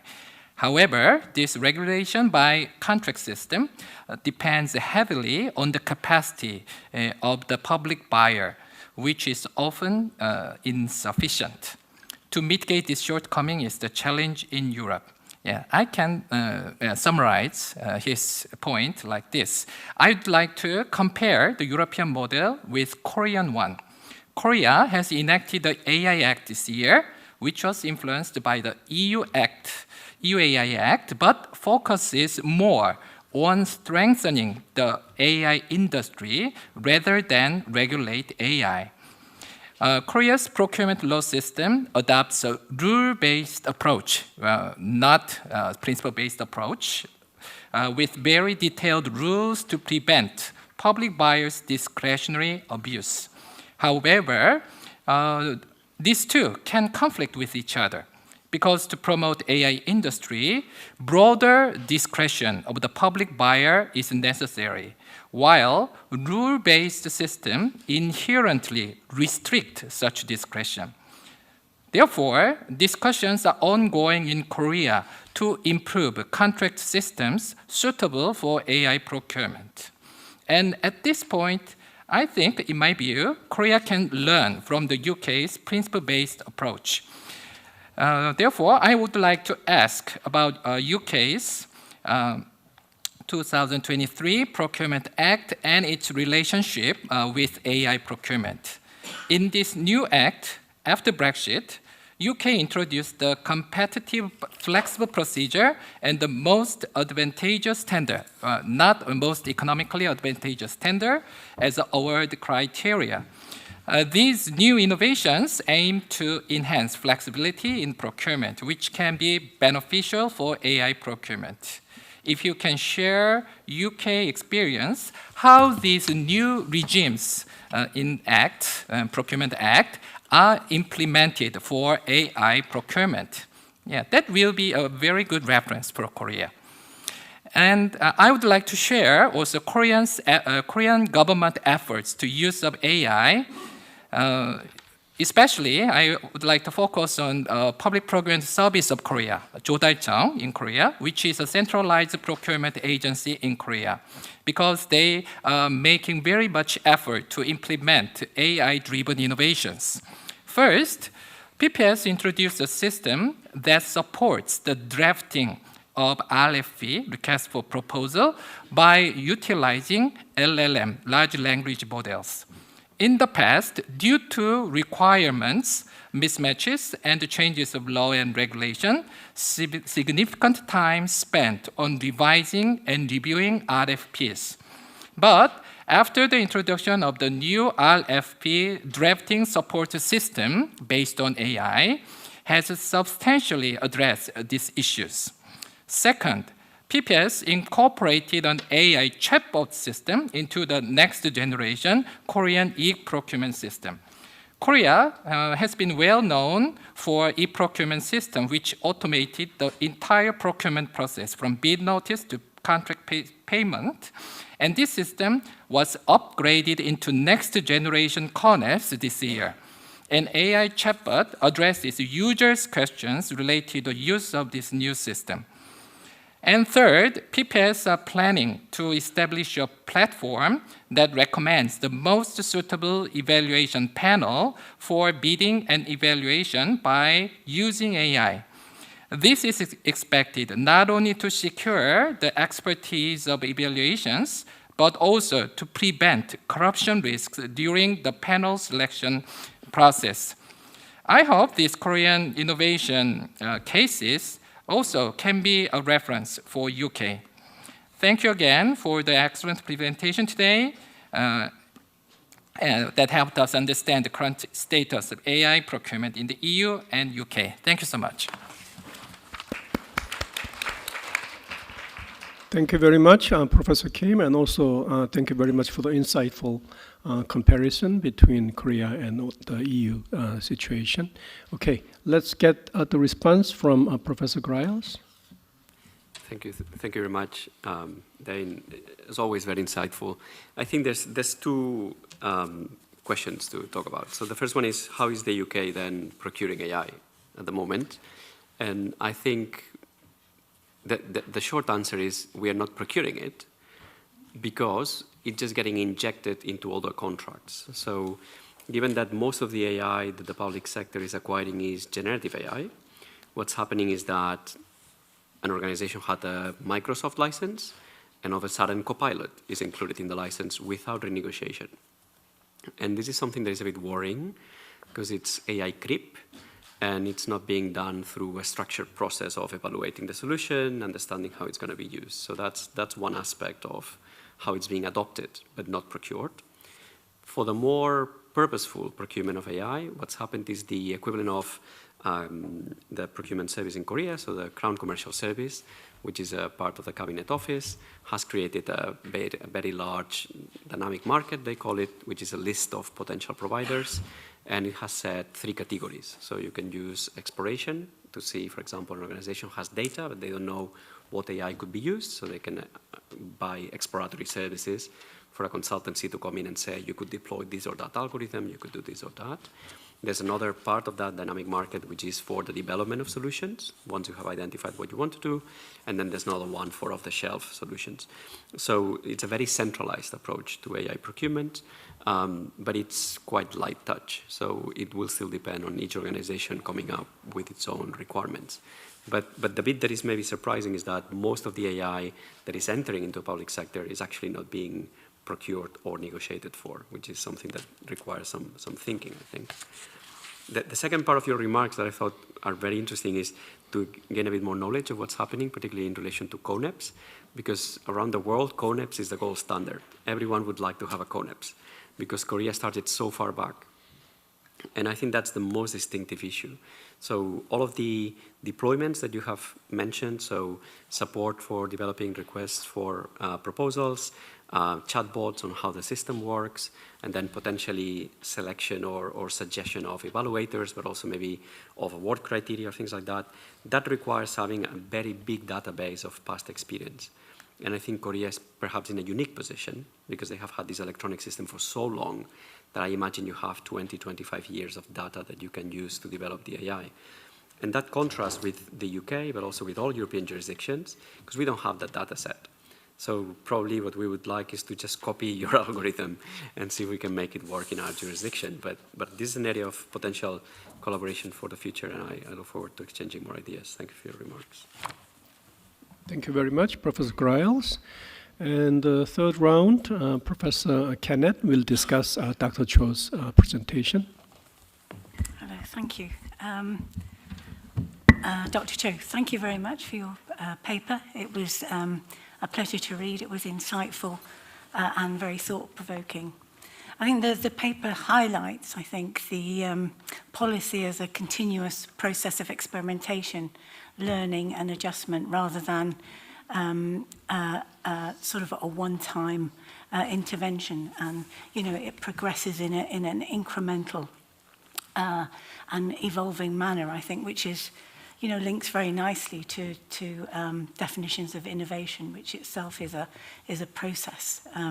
So I think there's a really nice connection between the focus of your paper and discussions around innovation. And also it's about the nature of understanding policy dynamics and policy innovation in that way, in the current context in which we live, you know, of volatility, uncertainty, complexity, I think, which is something that cross-cuts a lot of the papers that we're looking at today, certainly my own and some of the ones later this afternoon. I think it's also really interesting to consider policy experimentation and policy labs, not just as a method or a research tool, but also as a form of hybrid governance, which is what you propose in your paper. And it's a model in which multiple stakeholders collaborate in co-design and iterative testing and ultimately system change, although that's where the challenge really lies, isn't it, of course? And maybe we'll come to that. So in this context of increasing complexity, I think policy labs are said to have more potential to provide open and agile structures and processes for innovation and creative policy solutions to social and public problems. And, you know, as your paper mentioned, this approach has become increasingly popular, and, you know, you can now find it in many parts of the world. In the UK, for example, you cite that as an example. I think there's some 14 or 15 policy labs. It's very well established. A number of them are seen as quite successful, award-winning, all kinds of things. And I think they occur at local, regional. We have the Northern Ireland Innovation Lab, for example. The national level, the policy lab has been going now for some 10 years and is sort of ongoing. You know, struggles for funding and sustainability, continuity always are on the horizon, but it's considered to have been relatively successful and responsible in some ways for shifting from a sort of co-creation of services to a co-designing shifts in systems, I think, which is what the end goal is. And certainly, I think as Professor Walker's paper has indicated, and others, I think the design agenda has been growing, particularly around digital public services and open policy making. It's become a really popular topic for policy experimentation and policy labs. You know, and that enhances the relevance of the argument that you're making, I think. As we mentioned, you know, internationally prominent in the United States, for example, many European countries. I think you mentioned Germany as an example, which I thought was quite interesting, and I think it links to the point you're making again, I think, which you demonstrate very much in the Korean context about the importance of context. You know, Germany, it's used to, that was around labour, employment, it's used to these tripart arrangements. It's got very embedded institutional structures for relations between employers and employees, employers, trade unions, and the business sector and associated social partners. And so in some ways, it's not such a giant step to to see the implementation of these policy labs and their, you've got the partners almost ready in this system of discussion. So I thought that was, again, a really interesting point.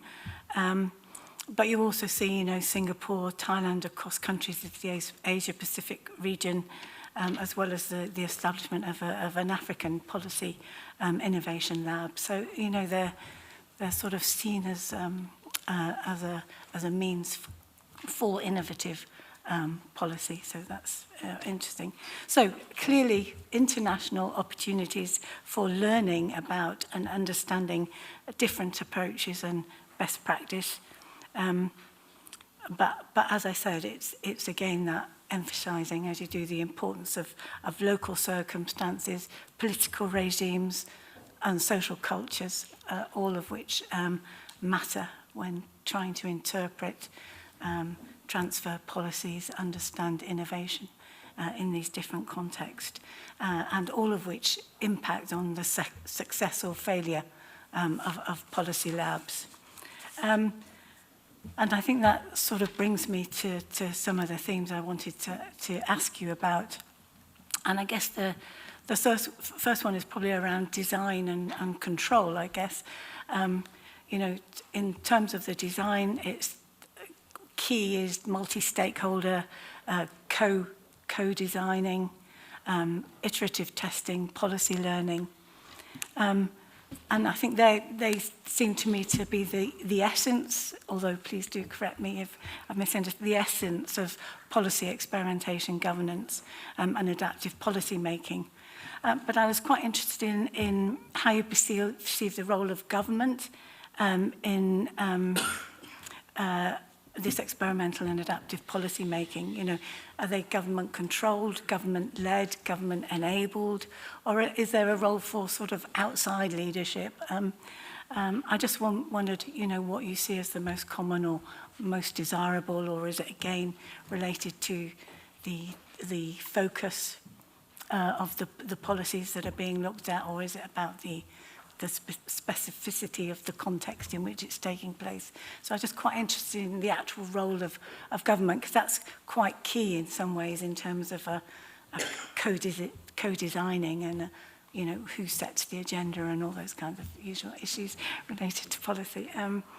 And also, how does this in turn impact not just policy decision making but implementation? So in your little map there it's on page 58 of the booklet, but it's and it's towards the end of your presentation. But it's a very, very nice detailed map of operating hybrid policy experimentation governance. And the bit that's not quite as detailed is the policy innovation, scaling up, and system change. So I just wondered, how does the broader political agenda, funding, expertise and institutional capacity, bureaucratic and institutional inertia, and lack of legitimacy, which you refer to particularly in the Korean context, I think, for these kind of policy labs and policy experimentation. How do they impact that second part of that diagram? I have a little bit more, but should I stop? Yes. I'll stop. All right, thank you very much, Professor Kenneth. Dr. Cho.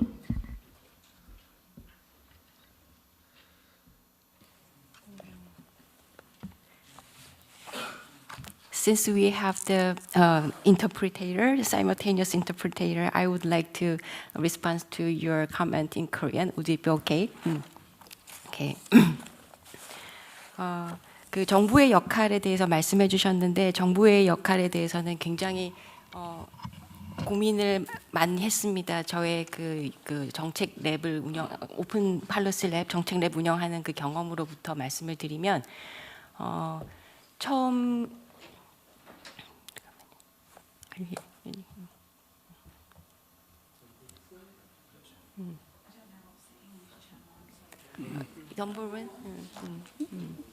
First number one. No.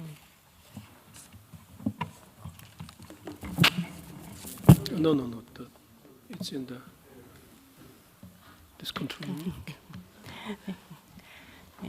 그 정부의 역할에 관한 질문에 대해서 먼저 말씀드리겠습니다.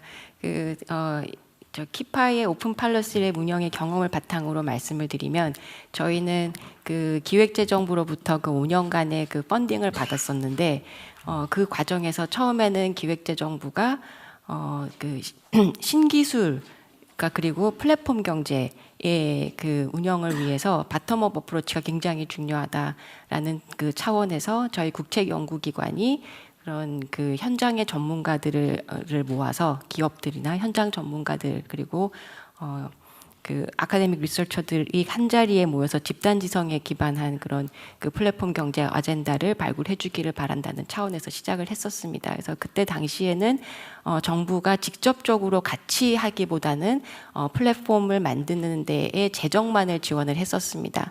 근데 그때 당시에는 사실은 이제 그 기획재정부가라는 그 굉장히 파워풀한 그 정부의 그 부처가 참여를 하니까 펀딩을 한다라는 그런 그 의의와 그다음에 그 같이 우리가 뭔가를 할 수 있다라는 그런 차원에서 굉장히 많은 스테이크홀더들이나 뭐 그 전문가들이 참여를 했었습니다. 아무래도 그 자신들의 이 같이 만든 그 아젠다가 바로 정부의 정책에 반영될 수 있는 좋은 기회라고 생각을 했었기 때문에 그래서 저는 그 정부의 역할이 그 직접적으로 그 정책을 만드는다기보다는 이런 장을 만들어주는데 중요한 역할을 할 수 있다라고 생각을 하고요. 그런데 한 1, 2년 이후에 그 조직이 없어지면서 저희 팔러스랩이 굉장히 자율적으로 움직이게 됐었습니다. 예. 그러니까 저희뿐만이 아니라 다른 몇 개의 국책 연구기관에서 이 랩을 운영을 했었는데 정부와의 연계고리가 끊어지면서 저희는 리서처들의 이런 저희 지금까지 우리가 봤던 그 사이언티픽 리서치에서 보면은 그 팔러시 익스페리멘테이션이 아니라 익스페리멘테이션 온 팔러시가 되는 것처럼 저희도 그런 식으로 운영이 되는 걸 저희가 경험을 했었습니다. 그러니까 정부가 손을 놓는 순간 저희가 아무리 열심히 이렇게 많은 이해관계자들과 함께 소셜 러닝 프로세스를 거쳐서 팔러시 그 아젠다에 대한 프로토타입을 만들어도 정부의 정책으로 반영되는 그 연결고리가 없었기 때문에 일종의 뭐랄까요, 피드백도 하나도 없는 그런 상황이 되고 그다음에 반영이 됐는지 안 됐는지도 모르는 그러니까 참여했던 많은 그런 전문가분들도 효능감을 느끼기 어려운 구조가 됐었습니다. 근데 이제 아까 잠깐 말씀드렸지만 2024년도에는 이제 행정안전부에서 정부의 그 AI 종합 대책을 만드는 데 있어서 여러 그 전문가들하고 그다음에 그 이제 정책 수요자들, 현장 전문가, 정책 전문가 모든 사람들이 한 자리에 모여서 이 정책을 만드는데 같이 했으면 좋겠다라는 이니셔티브를 쥐었었고 저희가 가지고 있는 독립적인 예산과 그다음에 저희가 이제 저희 그 독립적인 연구자들이 이 코디자인 과정에 참여를 했고 그다음에 이제 여러 그 전문가들을 모으는 과정에서는 저희와 행정안전부의 조율을 같이 거쳐서 하는 그런 과정들을 거쳤습니다. 그 과정을 생각을 해보면 정부의 그 역할이 완전히 정부와 이 팔러시랩의 그 관계는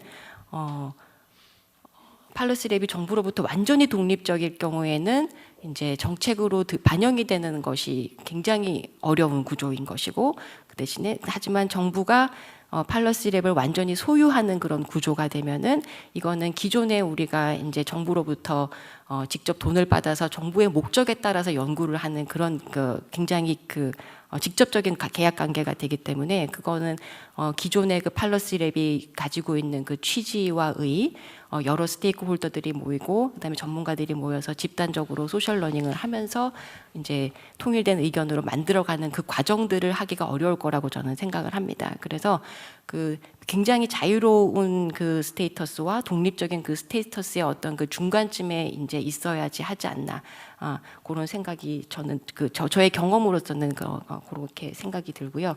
그 다음에 그 시스템 체인지로 어떻게 연결이 되냐라는 말씀을 해주셨는데 저는 생각하기에 그게 이제 한 번에 되지 않는다라고 생각을 하고요. 그다음에 이제 제가 팔러시랩 그 사례 하나만 이제 OPL 사례 하나만 말씀을 드렸지만 그 외에도 지금 한국에서는 이제 리빙랩이라는 그런 이름으로 해서 이제 기술을 현장에서 실험하는 그런 많은 실험의 시도들도 있고요. 그런 다양한 그런 혁신적인 그런 기술을 국민들의 생활에서 그런 실험하는 그런 과정들, 그리고 이렇게 아젠다를 이렇게 실험적으로 만들어내는 이런 과정들, 그 다음에 그 과정이 거기서 나온 그런 결과가 결국에는 정부의 내부의 어떤 그런 정책으로 다시 반영되고 거기서 다시 이제 예산이 필요한 곳으로 배분되는 이런 과정들의 어떤 그 축적된 그런 경험이 있어야지 결국에는 시스템 체인지로 갈 수 있지 않을까라고 저는 생각을 합니다. 네, 이상입니다. Thank you very much. And this brings us to the conclusion of this panel discussion. But I think all the presentations and excellent discussions actually point to the fact that not only the South Korean government, but the governments everywhere needs a lot of innovativeness and flexibility, and after all, ingenuity to model through, this very difficult time of requiring all these different kind of attention to all these difficult issues of the time. Thank you very much.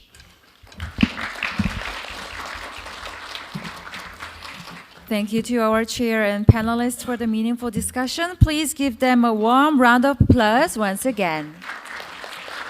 Thank you very much.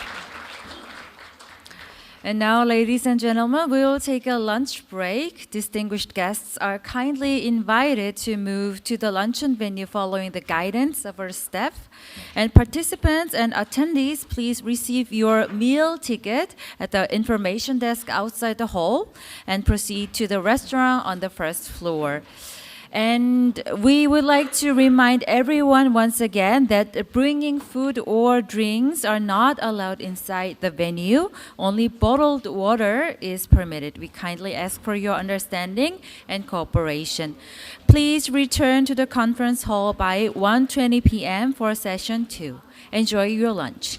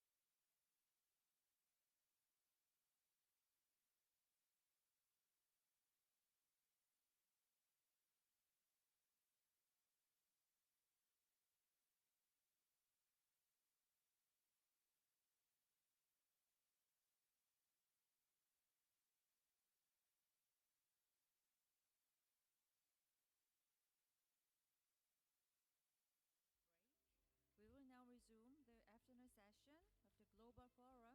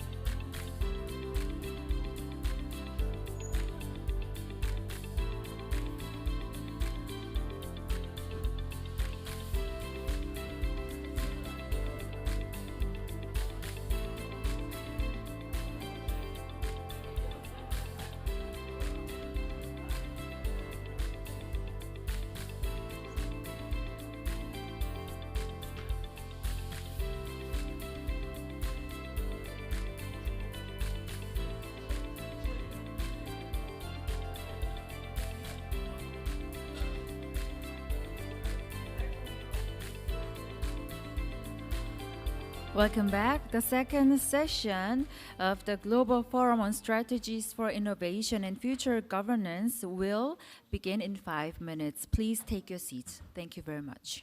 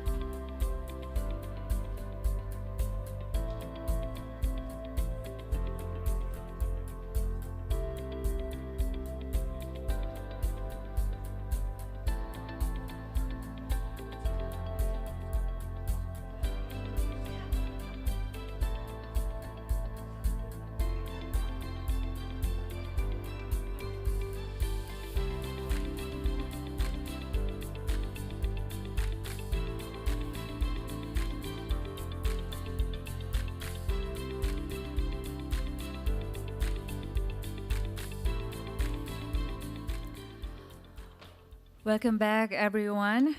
We will now begin session 2 of the Global Forum on Strategies for Innovation and Future Governance.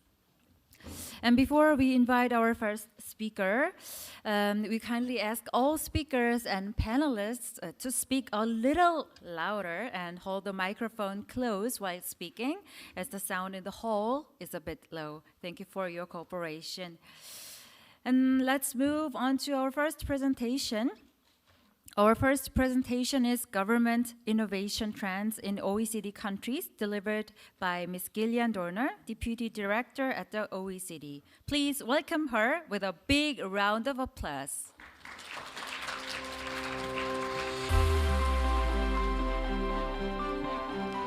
Okay. Good afternoon, everybody. Can you hear me okay? Even right at the back of the room? Fantastic. It's a real pleasure to be here today. I have to admit, I kind of rushed in from another event where I was speaking on AI and digital government with the other part of the Ministry of Interior and Safety.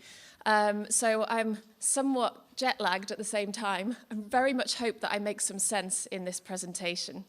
I work for the OECD, the Public Governance Directorate, where we cover research, analysis, data, and policy recommendations for governments around the world in the area of public governance, which includes everything from public procurement through to digital government, innovation in government, you name it, we do it. So if you don't know much about the OECD, please do reach out to me. I'm very happy to tell you all about it.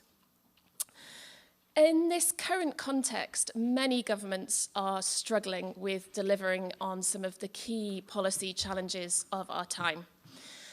Even more so for OECD countries, many of our governments are what we are saying, stuck. They feel like they are unable, or the citizens feel that they're unable to deliver on some of these major policy challenges for the benefits of citizens. One area where citizens become particularly important, of course, is in the design and delivery of public services, which is now central to rebuilding trust, efficiency, and resilience. One of the things that we do at the OECD is we work on a perception survey called the OECD Survey on Drivers of Trust in Public Institutions. And rather than just look at basic trust levels in government and in different parts of the government system, we also look at what's driving citizens' levels of trust. And what our survey shows, now the data's not here on the screen, but our data shows that across OECD countries, but also a number of non-member countries that also take part in the survey, there are pretty low levels of trust and decreasing levels of trust in government. For the OECD, the average is around 39%, and that has gone down in the 2 years since we've been doing this survey. But what this on the screen shows is about public services, so levels of citizen satisfaction with public services. And the Trust Survey shows that satisfaction levels in OECD countries remains, I would say, to me actually those numbers don't look quite bad. Maybe that's because I'm British and public services in the UK are not in a fabulous place right now. I think we would say the numbers are maybe moderate. 52% of people have high trust in the healthcare provision, 57% in education provision, 66% in public administrative services. But what you'll see there on the screen is only 39% of people feel public agencies are likely to adopt innovative ideas, signaling a need to boost innovation capacity. And I will say, these are all averages, so if you took a look at some of the data, you would find, if you're thinking for your country, which I'm sure is not Korea, because Korea, I know, has some excellent, in particular, digital public services, you will see that some countries have much, much lower numbers than this when it comes to satisfaction with public services. So what I've been tasked with presenting with you today is our work on innovation trends in public services. The OECD's Innovation Trends report consolidates lessons from a number of use cases that we collected, identifying global innovation trends to support knowledge sharing. In 2024, we collected nearly 800 cases from 83 countries, focusing on innovation in public service design and delivery. And we found 5 emerging trends. First of all, future-oriented and co-created public services. Second of all, digital and innovative foundations for efficient public services. Third, personalized and proactive public services for accessibility and inclusion. Fourth, data-powered public services for better decision-making. And fifth, public services as opportunities for public participation. So let me take you through all of these trends. First of all, governments are embracing future-oriented and co-created public services. Governments are moving beyond managing service obligations towards a forward-looking vision that anticipates needs and co-designs solutions alongside stakeholders. By embracing this future-oriented approach and a more collaborative way of designing services, they're creating services that are more flexible, resilient, and sustainable.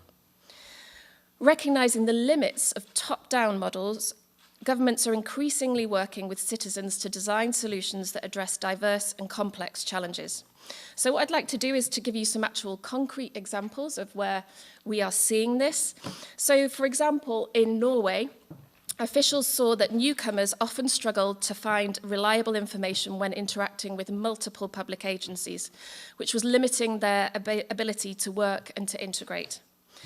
The government prioritized New in Norway in its digitalization strategy, using anticipatory governance and co-creation to design services around users' needs.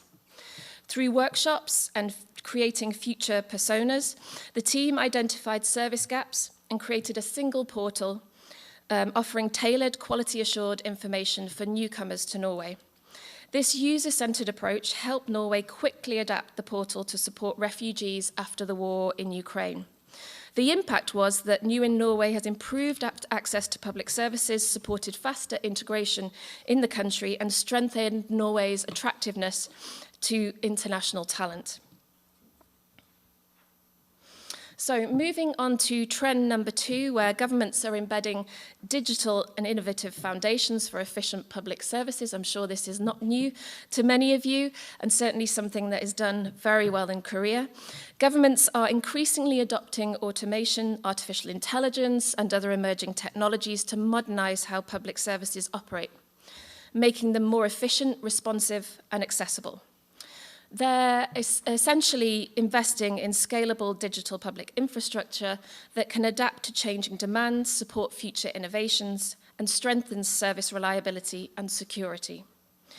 Beyond digitalizing existing processes, governments are embedding modular and open source software, which fosters transparency, collaboration, and knowledge sharing within the developer community. Encouraging the reuse and improvement of existing code not only accelerates innovation, but also delivers cost savings and faster development cycles. At the same time, governments are expanding digital and innovation skills among public servants to lead transformation and manage complexity efficiently. So what example do we have here? Well, the example we have here is Portugal, where they have automated social benefits for newborns. In Portugal, child benefits are the second largest social program for the country, but relied on a slow paper-based process. The government automated benefit delivery, so payments are now made automatically at birth registration. The impact of this has been that waiting times have dropped from 30 days to 2 days, already benefiting 22,500 families when we last checked, and paving the way to reach over 1 million very soon. The reform made access faster, more inclusive, and fully user-centered. Moving on to trend 3, governments making services more personalized and proactive for accessibility and inclusion. So, by tailoring services to be more accessible and inclusive, as well as user-friendly, governments strengthen relationships with citizens, building trust and encouraging engagement. They're adopting a more structured approach to ensure personalization efforts reach everyone, particularly vulnerable or disadvantaged groups. Through data and digital technologies, governments are creating proactive systems that anticipate needs and deliver services automatically, promoting frictionless, equitable, and impactful interaction with users. The example we have here is from Serbia, and it is called Transport Sign. Deaf people in Serbia and around the world often struggle to navigate public transport effectively due to the lack of sign language information. Through its GovTech program, Serbia partnered with Sign Avatar to develop Transport Sign, an AI tool that converts announcements into sign language in real time using digital avatars. The impact of this, for having now been operating in Belgrade Central Station and to be expanded worldwide, is that we see that deaf people throughout Belgrade have been able to access the transport system much more easily, and making the transport system more inclusive and more accessible to all. And they are going to be ensuring that it is, as I said, expanded to the whole nation very soon. The fourth trend we're seeing is that governments are creating data-powered public services for better decision-making. Data insights are transforming service design, monitoring, and evaluation. Governments are increasingly using data-driven insights to improve the design, delivery, and evaluation of public services, including through real-time monitoring and testing. Moving beyond traditional data like records and surveys, they now leverage new and unstructured sources such as sensors, satellite imagery, and big data text for richer, more timely insights. Building robust data infrastructure enables real-time evaluation and iterative improvements through a service lifecycle. Through open data initiatives, governments enhance transparency, accountability, and collaboration with citizens and businesses. They're also expanding the use of experimentation and pilot testing to develop and test and scale innovative solutions more effectively. And here we have an example from Korea. To tackle the unsafe and uncomfortable transport conditions, in the Songdong district of Seoul, they've used the Internet of Things technology to create smart shelters. These are bus stops with real-time monitoring of traffic, temperature, and air quality. It's been developed through citizen co-design in living labs. The shelters include safety features such as CCTV and emergency alarms, and it has reduced accidents and climate issues with 95% user satisfaction, and is being replicated in 20 or more local governments. The model is now adding solar panels and accessibility features to become more sustainable. And finally, moving on to trend number 5, governments are reframing public services as opportunities for public participation. Governments are increasingly reframing public services as platforms for civic engagement and the promotion of democratic values more generally, such as openness, inclusion, and accountability. The idea is that citizens are no longer passive recipients, but active partners in shaping and improving the services that affect their lives. By embedding community-based and participatory approaches, governments are transforming service design into a more inclusive, transparent, and people-centered process. These innovations help rebuild trust, as I was pointing to in the beginning of my presentation, strengthen civic freedoms, and reinforce the connection between citizens and their governments. An example we have here is from France, where we have the Accélérateur d'Initiatives Citoyennes. To better support citizen-led innovations, France created an incubator for public interest projects that strengthen cooperation between citizens and government. Citizens and civil society groups propose solutions in areas like health, education, and the environment, with a citizen official jury selecting the most promising. 9 projects were incubated from 187 proposals, receiving funding and coaching. Examples include Permis de Construire, which is a social reintegration project, and MADADA, which is open data for transparency.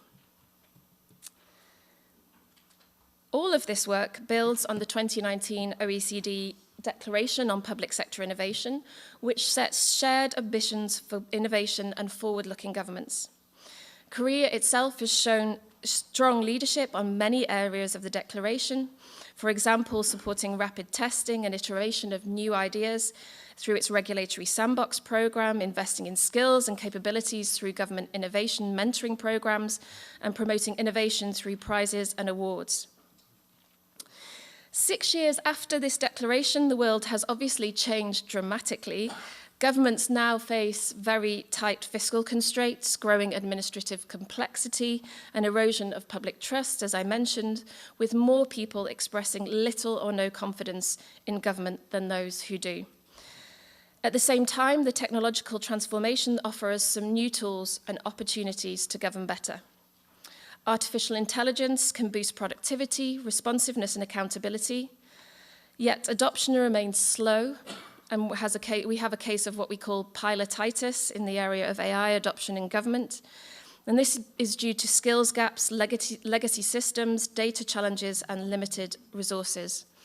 We very recently, in the last few weeks, launched the OECD's Governing with AI report, the state of play and way forward in core government functions, where our teams looked at 200 global cases of AI adoption across 11 core functions of government to see where AI adoption currently sits globally in the world within governments.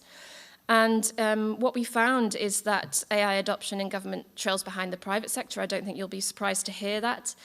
And that governments face a unique set of contexts and challenges that hinder the rapid uptake of AI, including, as I mentioned, those areas around skills, legacy IT systems, data availability, and financial constraints. It is in addition to higher requirements regarding privacy, transparency, and representation of voice. Together with the shift towards data-driven and anticipatory governments, these advances are reshaping how the public sector operates and delivers value to citizens. We're at a pivotal moment of reflection, and the next OECD Innovation Trends Report will be identifying new frontiers and help member countries set the new shared ambitions for public sector innovations. Events like this are incredibly important for us to share our experience, to learn from each other and move forward together. I'm very much looking forward to hearing your reflections and to hearing the other presentations today. Thank you very much.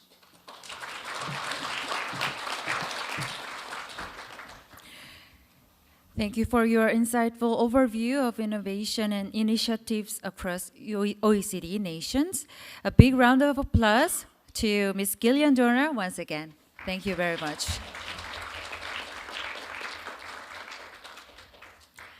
Next, we will hear from Professor Naomi Aoki from the University of Tokyo, Japan, who will present Navigating the Human-Centric Transition to Invisible, Interoperable, and Agentic Government. Please welcome Professor Naomi Aoki to the stage.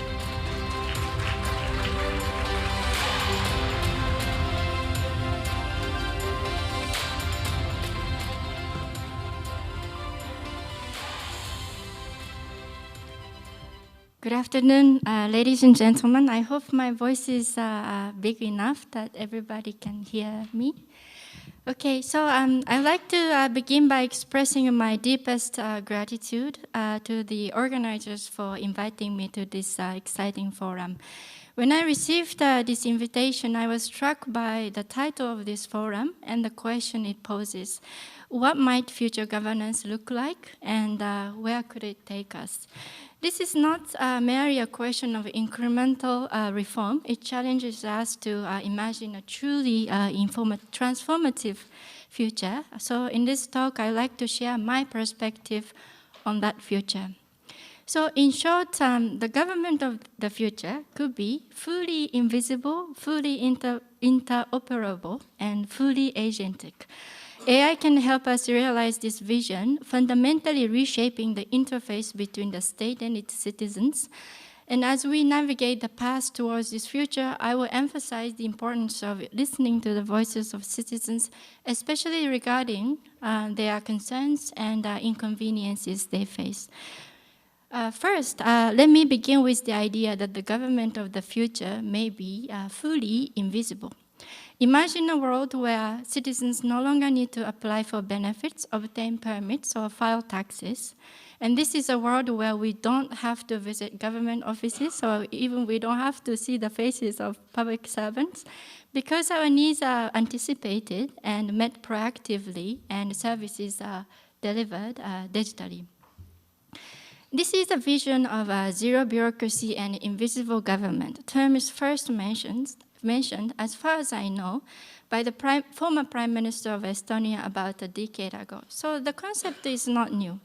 And it's a super automatic world where administrative burdens simply disappear, where street-level bureaucracy becomes a relic of the past, and where citizens are freed not only from paperwork but also from the complexity of digital system, because they don't even have to use digital service to receive administrative services. And in my research, I have been exploring how digital transformation in the public sector is gradually bringing us closer to this vision, and this transformation is not happening all at once. It involves successive incremental steps to reduce the bureaucratic procedures and the points of contact between government officers and citizens.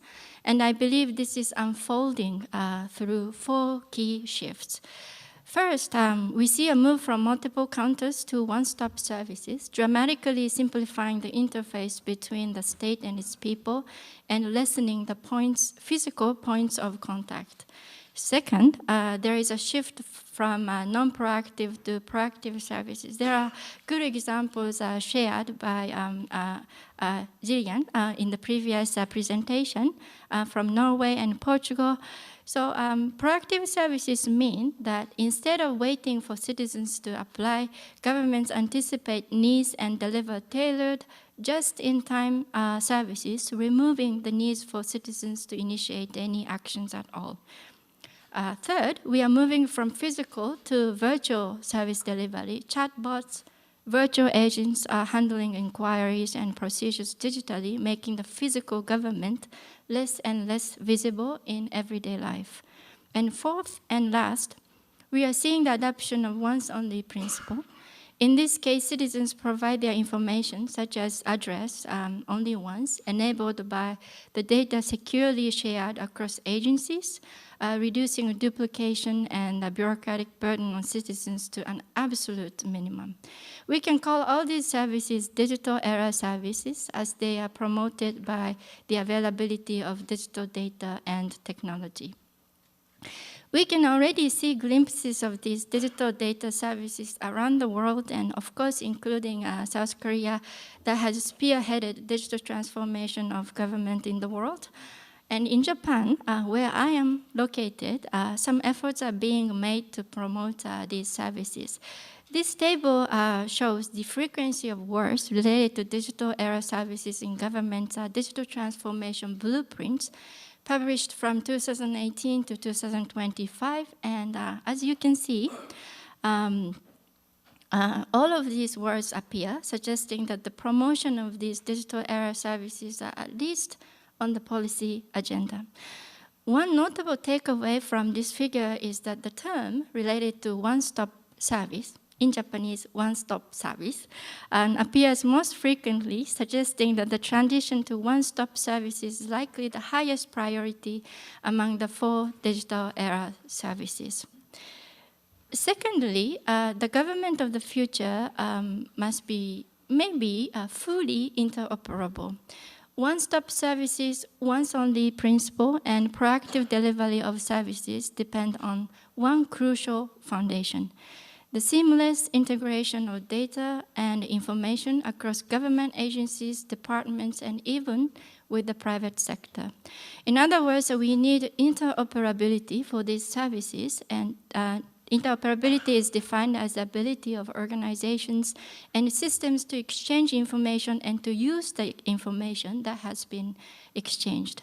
And according to the European Union, interoperability has 4 distinct layers. Legal interoperability refers to the capacity of different legal systems to function in a coordinated and consistent manner. Organizational interoperability means that organizations can collaborate and share information efficiently.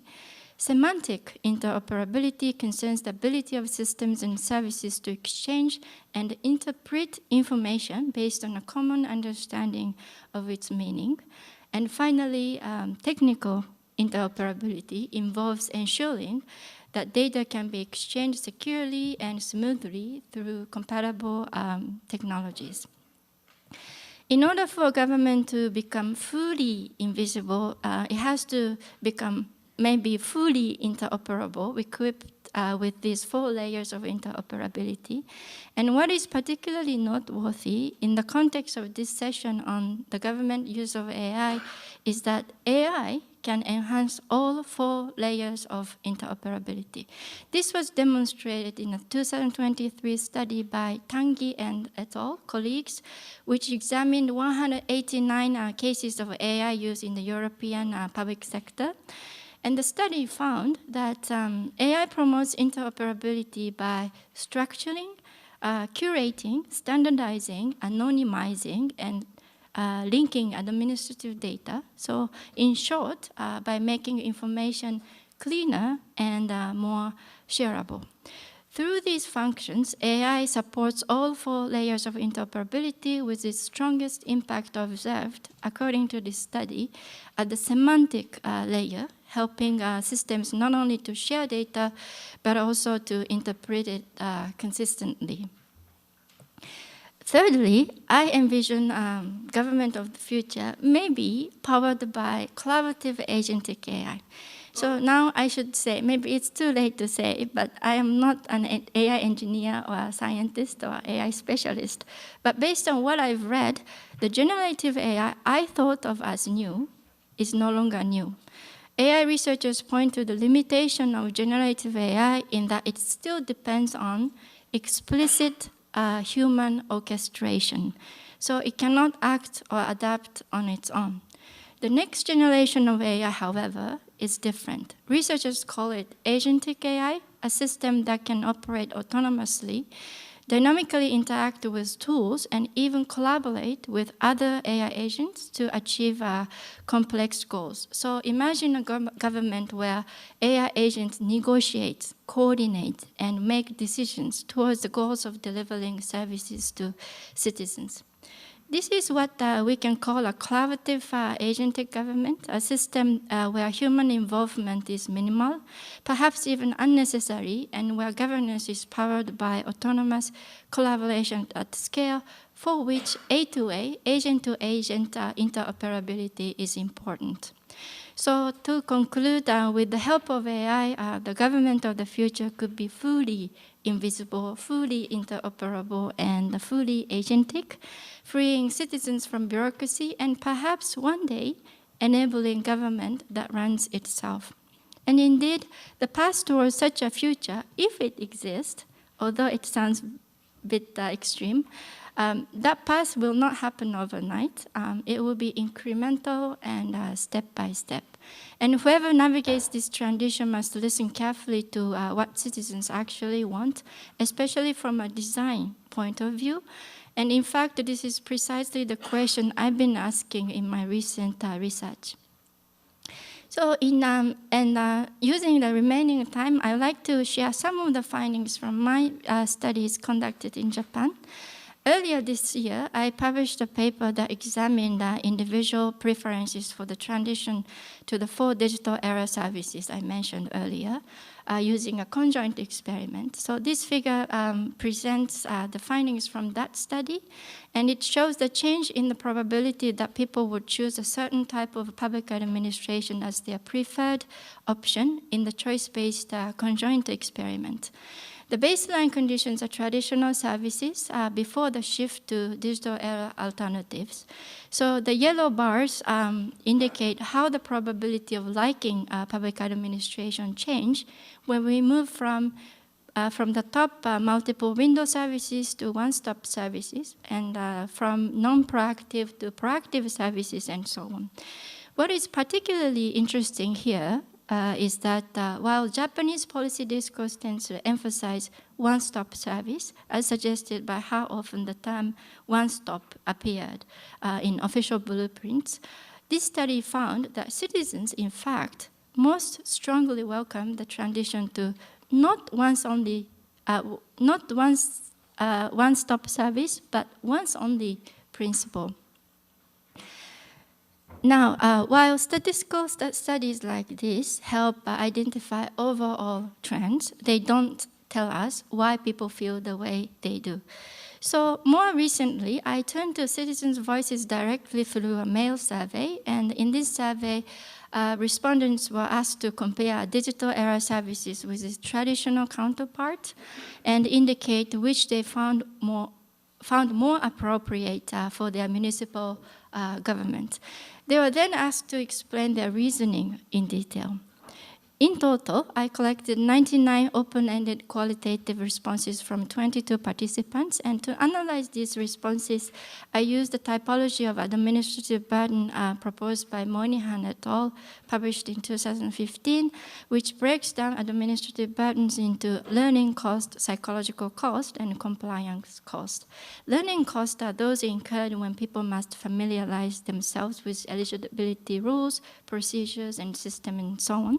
Psychological costs include stigma, and it arises from stress and loss of autonomy when dealing with government procedures. And compliance cost refers to the time and effort required to complete applications and meet requirements.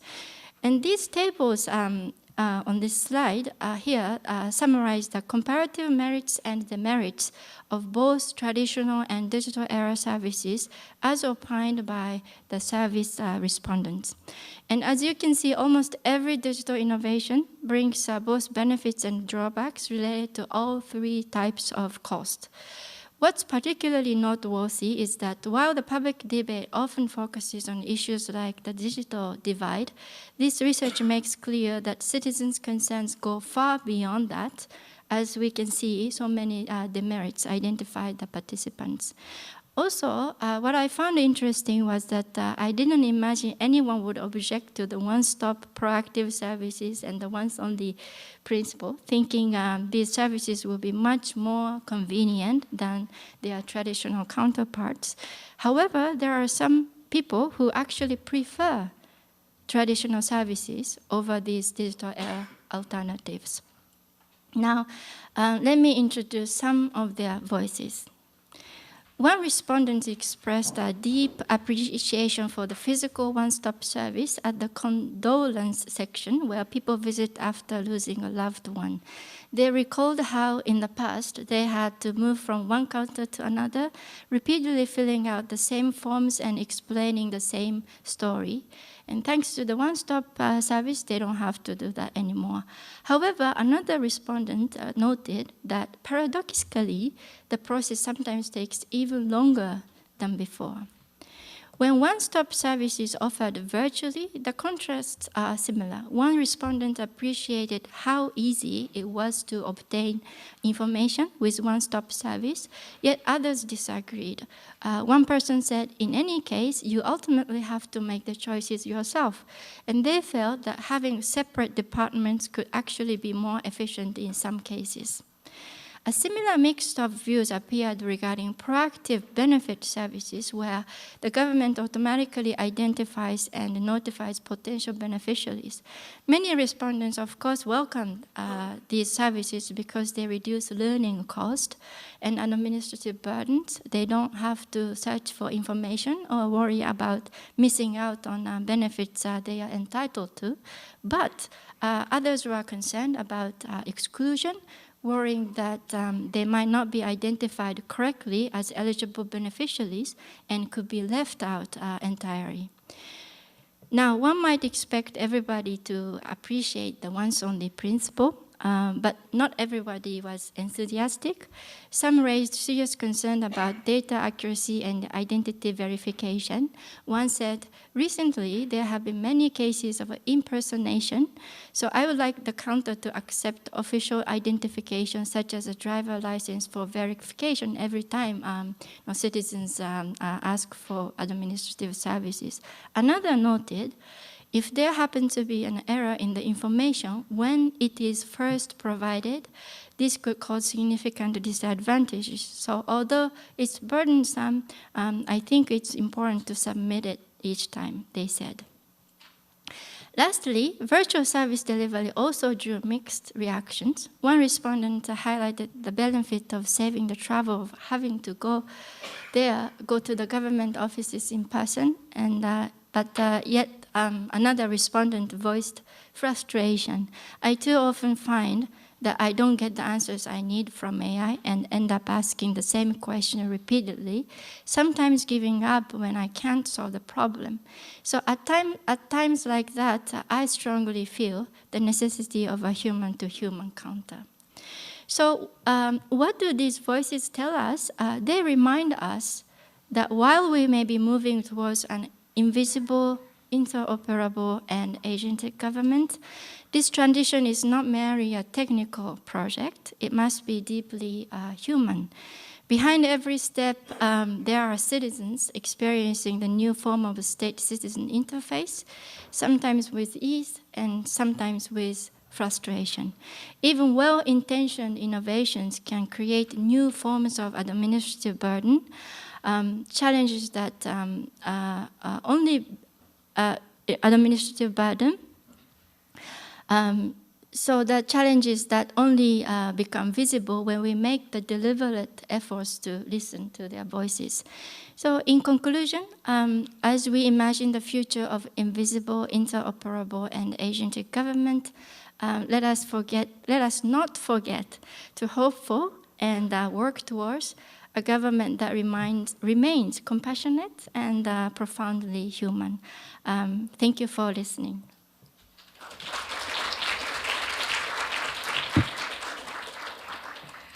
Thank you for your insightful presentation. Please give Professor Naomi Aoki a big round of applause once again. Thank you very much. And our next presentation is From Perceptions to Practice, AI Developers, Experts, Officials, Gaps, and ChatGPT Experiments in Disaster Management by Ryu Hyun-soo from the Korea Institute of Public Administration. Please welcome her with a big round of applause.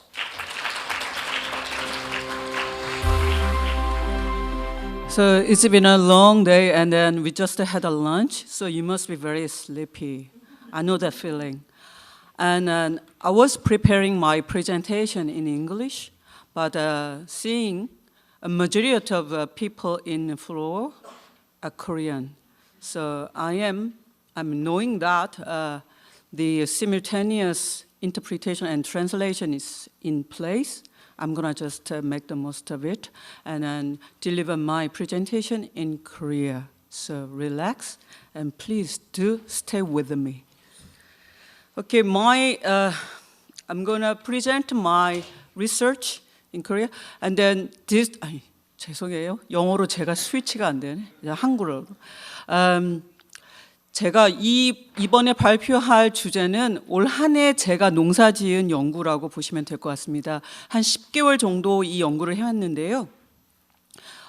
재난안전 분야에서의 AI를 어떻게 활용해야 효과적으로 또 안정적으로 신뢰할 수 있을 만큼 사용할 수 있을런지, 이를테면 휴먼 인 더 루프라든가 이런 것들을 제대로 작동시켜서 할루시네이션이라든가 AI의 에러라든가 실수를 막아서 AI 자체가 기술 디자스터, 또 다른 형태의 기술 재난으로 이어지지 않는, 그렇게 해서 활용할 수 있는 방안을 모색한 연구라고 할 수가 있겠습니다. 이 앞으로 어떻게? 예. 그리고 이 연구 전체에 통틀어서 제가 이제 재난안전 실무자와 그다음에 재난안전 분야에서 AI를 개발한 AI 애플리케이션을 개발한 개발자들 그리고 AI하고 재난안전에 이제 크로스 커팅하는 교차점에서 전문가 그룹들 이 세 개 그룹들을 제 연구 대상으로 삼았습니다. 제 연구의 전체적인 순서는 이와 같고요. 일단 우선 말씀드리면 앞에서도 굉장히 그 AI 하이프, AI가 이제 굉장히 핫한 토픽이 전 세계적으로 되고 있는데 한국에서도 예외일 수가 없습니다. 사실 제너러티브 AI가 이제 한국에 소개되면서 가장 먼저 그리고 가장 잠재력이 큰 분야로 부상한 것이 재난안전 분야입니다. 그래서 이것이 재난안전 분야가 굉장한 AI의 잠재력을 갖고 있는데 실상을 제가 좀 열어보니까 대부분 POC 단계, 즉 개념화 단계에 있고 이게 실증 단계나 시범 사업이나 현장에는 적용되는 사업들이 극히 드물다는 걸 알 수 있었습니다. 이때 여기 이 지점에서 제가 문제의식이 생겼습니다. 왜 그럴까?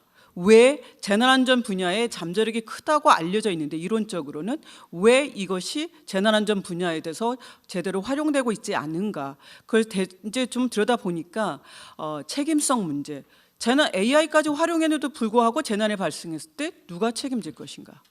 그리고 또 하나는 지금 AI 정확도가 최소한 90% 정도까지는 따라 올라와 줘야지 쓸 수 있는데 기상 분야만 예를 들어도 지금 관측 데이터 쓰고 슈퍼컴퓨터를 통해서 들어오는 산식들을 통해서 들어오는 예측 데이터를 쓰는데 지금 AI 가이던스까지 포함해도 80% 이상 정확도가 되지 않고 있습니다.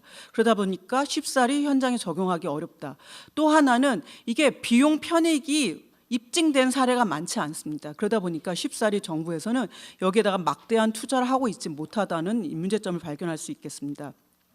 자, 앞서서 이 연구는 그래서 사실 재난관리 단계라고 할 수 있는 예방 대비 대응 복구 단계에서 이 AI를 어떻게 해야지 효과적으로 활용할 수 있을지 그리고 또 안정적으로 활용할 수 있을지에 대한 이 연구라고 할 수 있겠습니다. 그래서 여기 연구 주제, 연구 질문은 어떤 재난 단계에서 어떤 재난 유형에서 이 AI가 가장 효과적으로 활용될 수 있을까?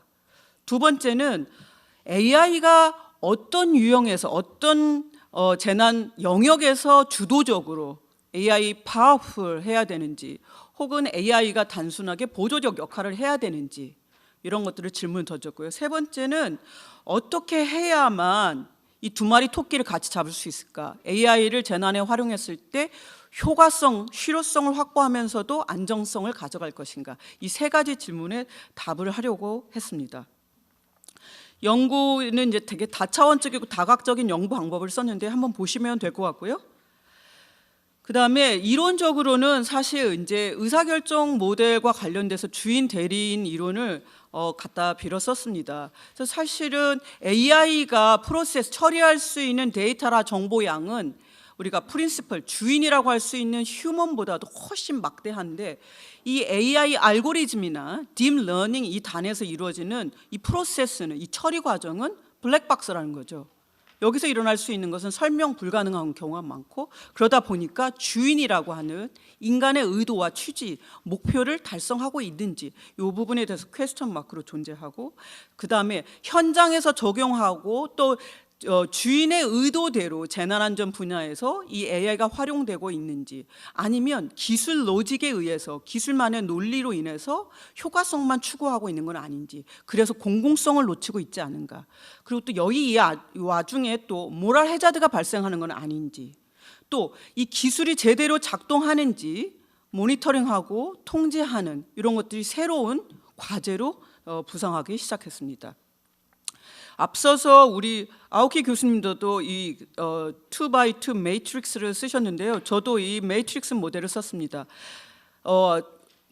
버티컬하게는 이제 수평적으로는 레벨 오브 AI 자동화하고 그 다음에 이제 의사결정 과정에 어느 정도 개입하는지 그 다음에 수직적으로는 AI 기술의 고도화하고 그 다음에 이제 자율성 둬가지고 4개 분면으로 나눴고요. 이제 첫 번째 예를 들면 1사분면 같은 경우는 이제 높은 자율성과 높은 자동화, 그래서 어떤 기술들의 특성들이 보이는지를 정리했습니다. 그다음에 이제 법제도는 아까 알렉스가 나이스하게 설명을 해주셨는데, 사실 EU는 아까 리스크 베이스, 위험 베이스로 법제화됐고 굉장히 많은 규율과 규제를 갖고 있고요. US는 사실은 지금은 행정명령으로 돼 있죠. 대통령령으로 돼 있어서 산업에서 혹은 전 세계에 AI 리더십을 갖겠다는 목표를 갖고 있고, UK는 우리가 아까 말씀하신 것처럼 사실은 컨트랙트 베이스거나 원칙주의로만 되어 있지, 이게 법이라든가 이런 소위 말하는 리걸 바인딩스가 제일 약한 거로 되어 있습니다. 법적인 규제가 제일 약하고, 일본 같은 경우는 이제 올해 AI 지능법을 통과시켜서 하고 있고, 특히나 이제 재난안전법하고 관련돼서 가장 이제 AI에 대해서 활용을 어떻게 할 것인지 구체적으로 하고 있다고 볼 수 있겠습니다. 이제 그 다음에 한국 같은 경우는 2024년도에 AI 기본법을 통과했고, 내년 2026년 1월 22일부터 이제 실행을 앞두고 있습니다. 근데 아직까지는 사실 한국에서는 EU나 이런 데서 말하는 하이 리스크 혹은 고영향, 하이 임팩트, 고위험 이런 식으로 해서 재난안전 분야를 분류하고 있지 않을 뿐더러, 사실 그와 관련된 기본법 아래의 시행령 시행규칙이나 가이드라인에서도 재난안전 분야에서 위험성 평가라든가 어떻게 재난안전 분야에 AI를 활용할 것인가, 어떻게 규제할 것인가, 어떻게 활용할 것인가, 이런 것들에 대한 내용들은 지금 없어서 그 부분을 좀 구체화할 필요가 있겠습니다. 그 다음에 이제 제가 서베이 같은 걸 이제 통계 분석이랑 케이스 스타디를 했는데요. 전 세계에 국내외 한 12개 정도 사례를 구했습니다. 사례 자체 수집하는 게 쉽지 않았는데요. 12개 사례를 구해서 해양 안전에서 실종자를 수색하는 사례부터 시작해서 산불, 그 다음에 딥러닝을 통해서 도시 침수에 관련된 사례들, 그래서 한 12개 사례를 모아서 거기에서 어떤 정책적인 함의를 도출하려고 했습니다. 그리고 이 셀프 어세스먼트 툴 같은 경우, 프레임워크 같은 경우는 스스로 9개 프로젝트, 국내 프로젝트를 했던 그 프로젝트 매니저, PM이 연구 책임자가 스스로 평가해서 그 AI 기술을 재난안전 예방 대비 대응 복구의 어느 단계에 쓰였는지, 어떤 재난 유형에 활용했는지, 실제 의사결정 과정에서 이 AI 애플리케이션이 어시스트하는 보조형이었는지 아니면 주도적인 역할을 했는지, 이런 것들을 스스로 평가하게 했고, 해외 사례 3건에 대해서는 AI 개발자, AI 개발 회사에 있는 CEO들 분을 초대해서 이분들이 이 평가서를 작성하도록 했습니다. 사실 제가 이제 이 머린 세이프티 액시던트 서치, 미싱 퍼슨을 서치하고 그다음 레스큐하는 AI 시스템을 소개했는데요. 이 12개 사례 중에 지금 현장에서 적용되고 있는 사례는 이 사례가 유일합니다. 지금 해양에서 해양 사고가 터져서 실종자가 표류하고 있는데, 학습 데이터를 2,000개 세트를 만들어서 데이터 셋을 가지고서 분석해서 지금 해경청하고, 사실 이 사업이 성공할 수밖에 없었고 현장 적용 가능했던 것은 이 사업의 기획이나 이 개발 구상 단계부터 주요한 키 스테이크홀더라는 주요 이해관계자가 협의하고 소통하고 협력했기 때문에 이게 현장 적용 가능했다고 저는 해석합니다. 그래서 실제로 지금 실종자 표류하는 것의 표류 지점을 거의 이제 80에서 85%, 90% 가까이 표류 지점을 짚어낼 수 있습니다. 그래서 이거를 다시 2x2 매트릭스 모델에 이제 끼워서 이 12개 사례를 배치시켜 봤습니다. 대표적으로 지금 아마 행안부에서도 잘 아시겠지만 디지털 트윈 언더그라운드 같은 경우는 이제 유틸리티 같은 경우를 파이어해서 지하 공동구에 이제 화재 감지 프로그램을 넣었는데, 프로젝트 자체는 성공했으나 그걸 지자체에서 책임 소재 때문에 쉽사리 받고 있지 못하는 형편입니다.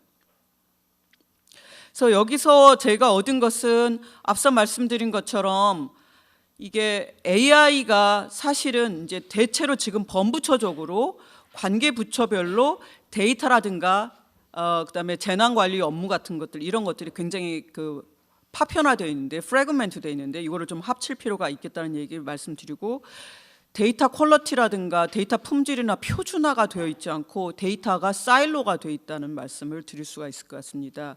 그러다 보니까 현장에서 필요한 기술이 제대로 AI 기술이라든가 애플리케이션이 적용되지 않아서 현장의 문제하고 기술 애플리케이션이 미스매치되는 이런 얘기도 있고 그 다음에 아직까지 AI가 어떤 기능을 해야 되고 어떻게 휴먼 에이전시라고 할 수 있는 인간의 역할은 어디까지인지가 잘 구별이 안 돼 있고 정리가 안 돼 있다고 보실 수 있을 것 같습니다.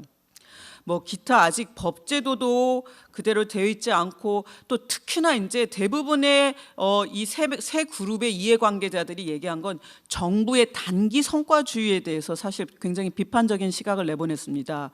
단기라고 하니까 약간 POC 개념 사업 중심으로 1년 단위로 하다 보니까 장기적인 프로젝트를 추진할 수가 없다. 그래서 이럴 바에는 차라리 버짓 플랜을 마일스톤처럼 1, 2년 사업을 해서 프로젝트를 해서 그게 성공하면 지속 가능하게 그 후 뒷단위의 사업에 대한 예산도 좀 확보해주는 장기 성과 중심주의하고 그 다음에 예산하고 좀 접목시켜줬으면 좋겠다는 이런 말씀들을 주셨습니다.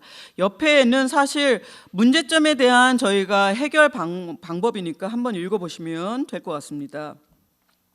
그다음에 임페리컬 스터디인데 제가 앞서 말씀하신 개발자 그룹, 그다음에 실무자 그룹, 그다음에 정책 전문가 이 세 개 그룹에 대해서 설문조사를 했고요. 도합해서 총 320명을 대상으로 해서 설문조사를 했습니다. 재난 실무자 같은 경우는 행안부에서만 한 게 아니라 기상청이나 해경청, 소방청까지도 해서 이 설문조사에 참여했습니다. 프로파일은 이와 같고요. 사실 88.4% 이 참여한 대부분이 AI 기술 자체가 사회 전반적으로는 굉장히 긍정적 효과를 줄 거라고 대답했고 특히나 90%는 대부분 AI가 이 재난안전 분야에서는 가지고 있는 잠재력이 크다. 그리고 거의 90% 이상 또 하나 재난안전 분야에 있어서의 AI 기술의 잠재적 효과성도 크다라고 말씀 주셨습니다.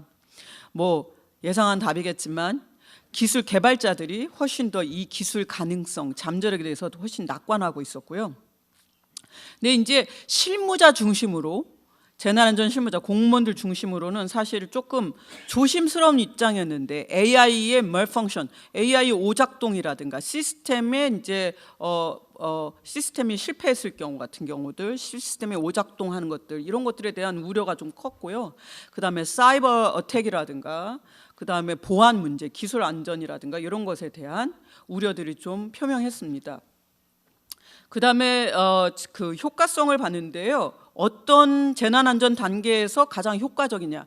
예방 대비 대응 단계에서 예방 단계에서 가장 효과적일 수 있다라고 말씀 주고 그다음에 이제 대비 단계고 대응 복구에서는 현장의 재난 자체가 케이오스한 상황에서 예측 가능할 수가 없어요. 이게 상황 전환을 어쩌면 데이터베이스드한 디시전 메이킹 증거 기반이나 데이터에 기반한 의사결정보다는 직감, gut feeling에 의한 의사결정이 진짜 필요한 것이 그리고 또 현장의 경험이 필요한 것이 재난안전 의사결정의 특징일지도 모르겠습니다. 그래서 대응 복구 단계까지는 AI 적용하는데 굉장히 주저하고 있는 형편이라고 말씀드릴 수 있을 것 같습니다. 또 하나는 어떤 재난 유형의 AI를 먼저 도입해야 되냐에서는 자연재난, 즉 사람의 행동에 불가 예측성이 개입하지 않는 사람의 액티비티가 들어가지 않는 홍수, 물이 범람하고 그러면 자동적으로 그냥 수문을 닫는다든가 이런 거는 자동적인 의사결정이 가능한 분야이기 때문에 AI를 먼저 적용해라. 그리고 시설 안전, 이 역시도 사람의 손길이나 사람의 액티비티 사실은 더 잘 아시겠지만 자율주행차가 지금 도로에 지금 다니지 않고 있는 것은 인간 때문이에요. 인간이 어떻게 끼어들기를 할지 인간의 행동 자체가 예측 불가능하기 때문에 이 역시 그래서 자연재난과 시설재난 쪽에 먼저 도입하자라는 얘기가 나왔습니다.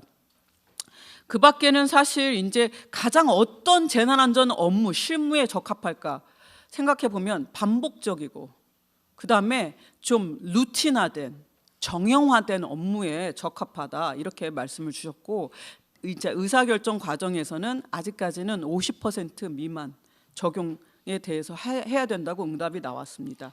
그 밖에도 사실 기술적인 거 관련해 가지고는 대부분 이제 AI 자체가 가지고 올 수 있는 기술 오류, 기술이 자체가 가지고 있는 위험성 이런 것들에 대한 우려들이 나왔고요. 그리고 또 설명되지 않는 AI의 어떤 블랙박스, 그 다음에 설명 불가능성 이런 것들이 좀 우려로 나왔다고 보시면 될 것 같습니다. 그리고 이제 가장 중요한 이게 허들이라고 할까요? 장애물 같은 경우도 보면은 사실 아까 좀 전에도 말씀드린 것처럼 우리 정부가 갖고 있는 단기 혹은 근시안적인 성과주의 그리고 그거에 토대를 둔 AI 정책도 단기간에 AI 성과 중심주의로 간다는 말씀을 드리고 그다음에 이제 학습 데이터가 재난안전 파트에 되게 부족한 거. 특히나 이제 이게 사회재난, 사람의 실수라든가 이것들로 인한 것에 대해서는 학습 데이터가 거의 모아져 있지 않기 때문에 그래서 그 부분에 대한 얘기가 나왔습니다. 그 다음에 또 다른 거는 사실 그 이 분야에서 R&D라든가 이런 것들이 아직 부족하다는 얘기들도 나왔습니다. 보시면 될 것 같고요. 그 밖에도 사실 이제 이 개발자하고 실무자하고 정책 전문가들의 이제 인식 격차를 실제 이제 아노바라든가 이런 걸로 또 심층 분석을 해서 이 사람들의 인식 격차를 확인했는데 사실 그 실무자하고 정책 전문가는 비슷한 결로 나가요. 다만 이제 이 그룹 간에 가장 큰 차이가 나는 게 이 실무자 그룹하고 전문가 그룹하고 그다음에 이제 개발자 그룹이라고 할 수가 있겠습니다. 사실 실무자들 같은 경우는 조금 조심스러운 접근을 하려고 하고 있고 AI를 현장에 도입하는 것, 특히나 아까 말씀드린 것처럼 책임성 부분, 그다음에 예산을 집행한 다음에 그 예산의 효과성을 검증하는 것에 대한 우려를 표명하셨고 AI 개발자 같은 경우는 이제 가장 기술에 대한 잠재력에 대해서 낙관적이긴 한데 이분들은 사실 이렇게 법제도가 혹시 이런 데이터를 쓰다가 법에 저촉되는 건 아닌지 그래서 실제로 이분들이 어떤 데이터를 쓸 수 있는지 이런 것들을 좀 사전 검토해 주는 그런 위원회가 있으면 좋겠다 이런 말씀도 주셨습니다. 그리고 사실 아카데믹 같은 경우는 워낙 아이디어하니까 아이디어한 답변을 주셔서 이상적인 답변들을 주셨다고 보시면 될 것 같습니다. 그 밖에는 이제 제가 통계적으로 이들 간의 퍼셉션 갭, 인식 격차에 대해서 통계적 유의미성을 본 거고요. 이제 제가 좀 자신 있게 좀 졸리실 텐데 제일 재밌는 실험을 했습니다. 여러분들도 재밌게 느꼈으면 좋겠는데요. 행안부 재난안전 실무자 2분하고 실제 재난 현장에 나가신 분들이에요. 서울시 재난안전 실무자 4분을 대상으로 챗GPT 5.0, 챗GPT 5.0을 토대로 해서 재난 현장 조치라든가 대응 상황에 대한 보고서를 작성해 보라고 했습니다. 그렇게 해서 해보니까 이분들이 이제 같은 시작점에서 하기 위해서 제가 이제 챗GPT 5.0를 제가 이제 서브스크라이브를 하고 이분들은 학습을 안 시킨 상태에서 이걸 하게 했는데 이제 5개 종류를 했어요. 산불, 산사태, 풍수해, 노인 보양 시설, 그다음에 해양안전 사고를 했는데 그리고 시나리오는 이분들이 실제 교육훈련에 활용하는 시나리오를 활용했습니다. 그리고 정확도라든가 보고서의 완결성, 현장 적용성, 그다음에 신뢰성하고 그다음에 이제 뭐 인티그리티 같은 것들, 일치성 같은 거를 평가를 했습니다. 제 나름대로 이 평가 실험의 제목을 With, Without AI 이게 노래 제목에서 나온 건데 With, Without You에서 제가 제목을 따왔습니다. 보시다시피 사실 저는 AI가 이길 줄 알았어요. 챗GPT5가 제가 써보니까 저보다 훨씬 똑똑해서. 근데 안 그렇더라고요. 다른 것에서는 뭐 홍수라든가 산불이라든가 이런 것들에서는 AI가 훨씬 똑똑한 답을 냈어요. 인간의 답변보다. 재난 안전을 굉장히 오래 하신 분들, 실무자분들. 근데 지금 보면 행안부라서 그런가? 행안부에서 그 산불을 다루는 재난안전 사무관이 답변서인데 이 사무관의 답변서가 훨씬 더, 이거 저희가 블라인드로 어세스먼트를 했는데 사무관의 답변이 더 AI보다 with AI보다 높은 점수가 나왔습니다.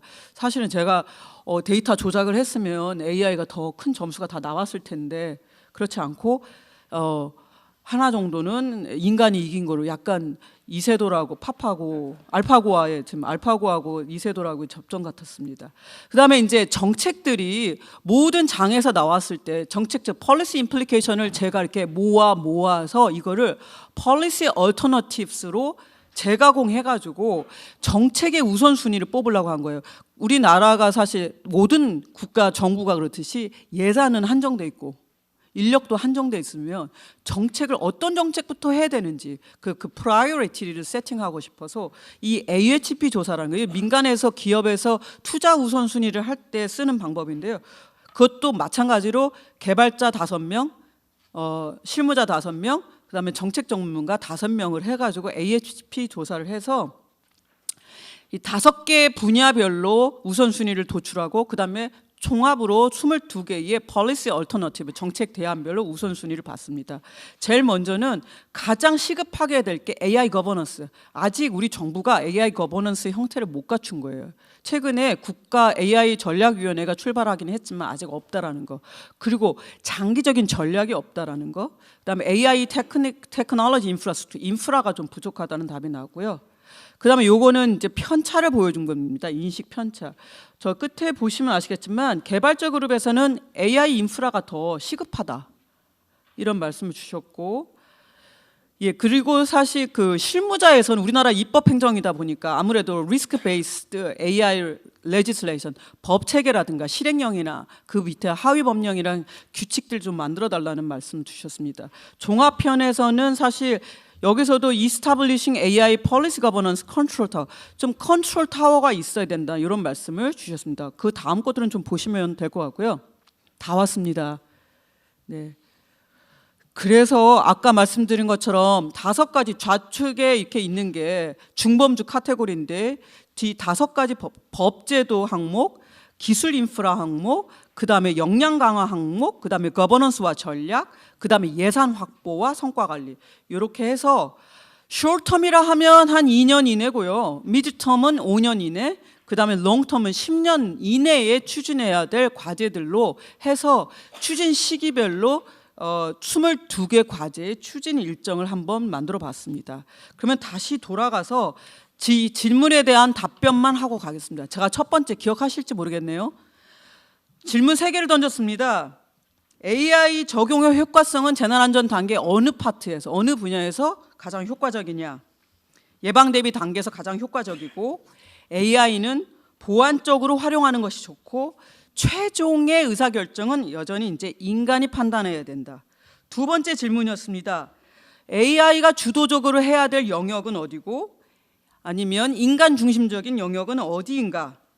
사실 그러니까 반복적이고 그 다음에 자연재난처럼 사실 이제 상습적이고 반복적으로 그리고 계속해서 발생하는 이런 재난들, 그리고 또 그거에 따른 의사결정에서는 사실 AI가 들어가도 된다. 특히나 이제 홍수 같은 물재난 같은 것들, 예측 가능한 것들. 근데 복잡한 재난 같은 거, 사회재난 같은 거에는 인간이 계속해서 주도적으로 의사결정을 해야 된다. 그다음에 3번째입니다. 어떻게 해야지 신뢰성과 실효성 두 마리 토끼를 같이 잡냐? 이제 3가지 차원인데요. 첫째는 뭐니 해도 데이터 거버넌스가 있어야 된다. 데이터 거버넌스인데 품질 확보.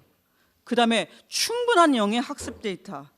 그다음에 이제 데이터의 표준화. 기상청하고 행안부, 기상청에서는 실시간 데이터를 처리하는데 행안부에서는 처리하는데 24시간 걸리고 있습니다. 그래서 이 데이터의 시차도 줄여야 되고, 그게 이제 표준화만 좀 하면 좋은데, 그런 표준화, 그다음에 알고리즘에 대한 거버넌스도 필요하다. AI에서 알고리즘의 편향성 검증하는 거, 이런 것에 대한 성능 모니터링 체계가 있어야 된다는 거. 그다음에 이제 제도적으로는 법적인 책임 체계, 윤리 거버넌스 수립. 그다음 이런 거버넌스나 제도적인 장치를 마련할 때 주요 이해관계자가 참여하고 그 책임성을 갖다 같이 규명하는 이런 것들이 필요하다고 할 수 있겠습니다. 장시간 들어주셔서 감사합니다. 이상입니다. Yes, thank you for your presentation. Please give her a big round of applause once again. Thank you very much once again to all speakers. We'll now begin the panel discussion for session 2. In this session, Professor Min-Jae from Yonsei University will moderate the discussion. Please welcome our moderator, Professor Min-Jae, with a big round of applause. 아까 보니까 얼굴이 엄청나게 크게 나오던데. 네. Good afternoon. Okay. This morning I found that how much they can magnify my face so that you can find all the spots and wrinkles very well. Well, good afternoon.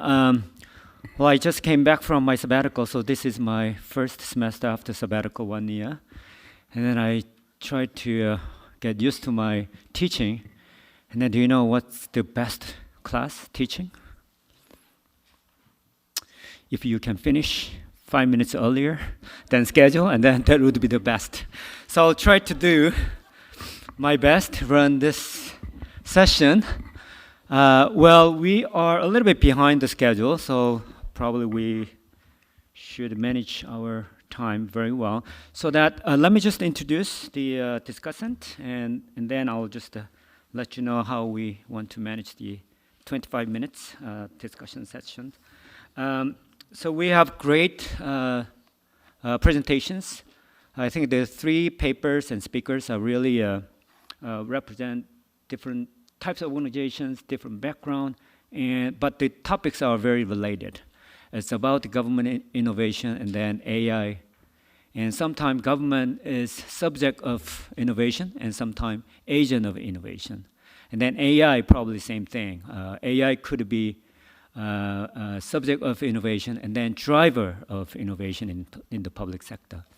So that we have great presentations, and then following we have great discussants. Yeah, I should be careful the name. Actually, during the lunchtime, I know how I pronounce my Finnish colleague later. Okay, so the first discussant, Director General of Government Innovation, Ministry of Interior and Safety, Mr. Hwang Myung-seok. He's on the right-hand side. Please give a big hands. Thank you. And then next discussant is Dr. Kim Sung-bu. He's a research fellow, Korea Institute of Public Administration. He's sitting right there. And then the last, of course, not the least, Jan Marianen. He's a Chief Technology Officer from House Finnish Institute of Public Management. So I'll just follow the order of the program, and probably I will give each discussant probably 7 minutes. And then after all the discussions, and then I'll give some 1 or a couple of minutes for responses, if it works. Okay? Okay. Director General Hwang. Please use interpreter. Thank you. 감기가 걸려서 죄송합니다. 저는 방금 소개받은 행정안전부의 정부혁신국장 황명승입니다. 국장 이름이 정부혁신국장입니다. 그래서 이 정부혁신이라는 이름이 오전에 발표할 때도 설명을 했습니다만 사용한 지가 2년이 됐습니다. 그래서 노무현 정부 때 정부혁신을 위해서 새로운 민주정부가 좀 더 강화된 민주정부가 탄생하면서 정부 혁신 이름을 통해서 지금 22년 역사가 흘렀고요. 그 이름을 이제 국장 이름을 쓰다 보니까 상당히 부담이 많습니다. 항상 혁신을 해야 되기 때문에 이 대한민국의 이 정부 혁신은 뭐 우리 여기 국내에 계신 분들은 다 아시겠지만 이게 뭐 좌우 관계없고 또 뭐 진보 보수 관계없이 역대 이제 정부들이 이 정부 혁신을 추진을 해왔습니다. 그래서 우리나라의 이 정부 혁신은 이 민주주의의 발전 그리고 또 IT라든지 정보화, 전자기술, 디지털기술 이런 발전과 함께 해온 것이 우리나라 정부 혁신의 역사입니다. 그래서 우리나라의 이 정부, 대한민국의 정부 혁신은 OECD에서도 이제 인정을 해주고 있고, 그래서 특히 우리가 대표적으로 인정받는 게 이제 OECD 산하에 보면 여러 기구들이 그 조직이 있습니다만은 그 열린 정부 파트에서도 이제 대한민국이 주도하고 있고, 또 디지털 정부, 전자정부 차원에서는 항상 OECD에서 좋은 평가를 받고 있습니다. 그래서 이 정부 혁신에 대해서 어느 정도 좀 이렇게 우리나라가 자리를 잡아가고는 있고, 또 그래서 오늘 그 OECD 이 길리안 도너 부국장께서 발표하신 내용 중에서 5가지 트렌드가 있습니다. 그래서 그 5가지 트렌드 발표를 보면서 거의 뭐 저희들 추진하고 있는 거하고 일치하더라고요. 네. 그래서 OECD의 어떤 그런 추진 방향과 또 대한민국이 해왔던 그 어떤 정부 혁신의 큰 흐름이 일치한다는 것이고, 그 중에서 그 5번째로 이야기하신 그 참여, 공공 참여 또는 뭐 국민 참여일 수도 있고, 이런 참여를 그 5가지 트렌드 중에 5번째로 나왔습니다. 그 민주성과 책임성을 어떻게 강화할 것인가, 그리고 어떤 사람 중심, 뭐 이런 관점에 대한 이 OECD의 시각을 알 수 있습니다. 저희들이 뭐 OECD에 참여를 하는데 가서 회의를 하거나 해보면 그게 여러 나라들이 이 대한민국에 대한 그 어떤 열망이 있습니다. 바람이 있습니다. 우리가 이제 민주화 경제를 같이 추진하면서 또 정부 혁신을 같이 하고 있고 많은 성과를 내고 있기 때문에 열린 정부이면서 민주주의 정부이면서도 잘 살고 또 디지털 정부라는 커다란 성과를 이뤄내고 있다. 어떤 그 비결이 무엇이고 또 계속 앞으로도 그렇게 해나가기를 원하는 그런 그 어떤 바람을 읽을 수가 있었습니다. 그래서 오늘 그 부국장께서 발표해 주신 그러한 내용에 맞추어서 우리 대한민국이 또 열심히 하고 있다는 거 한 번 더 말씀을 드리고요. 오늘 부국장님께서 열심히 멀리서 와주셔서 너무 감사드립니다.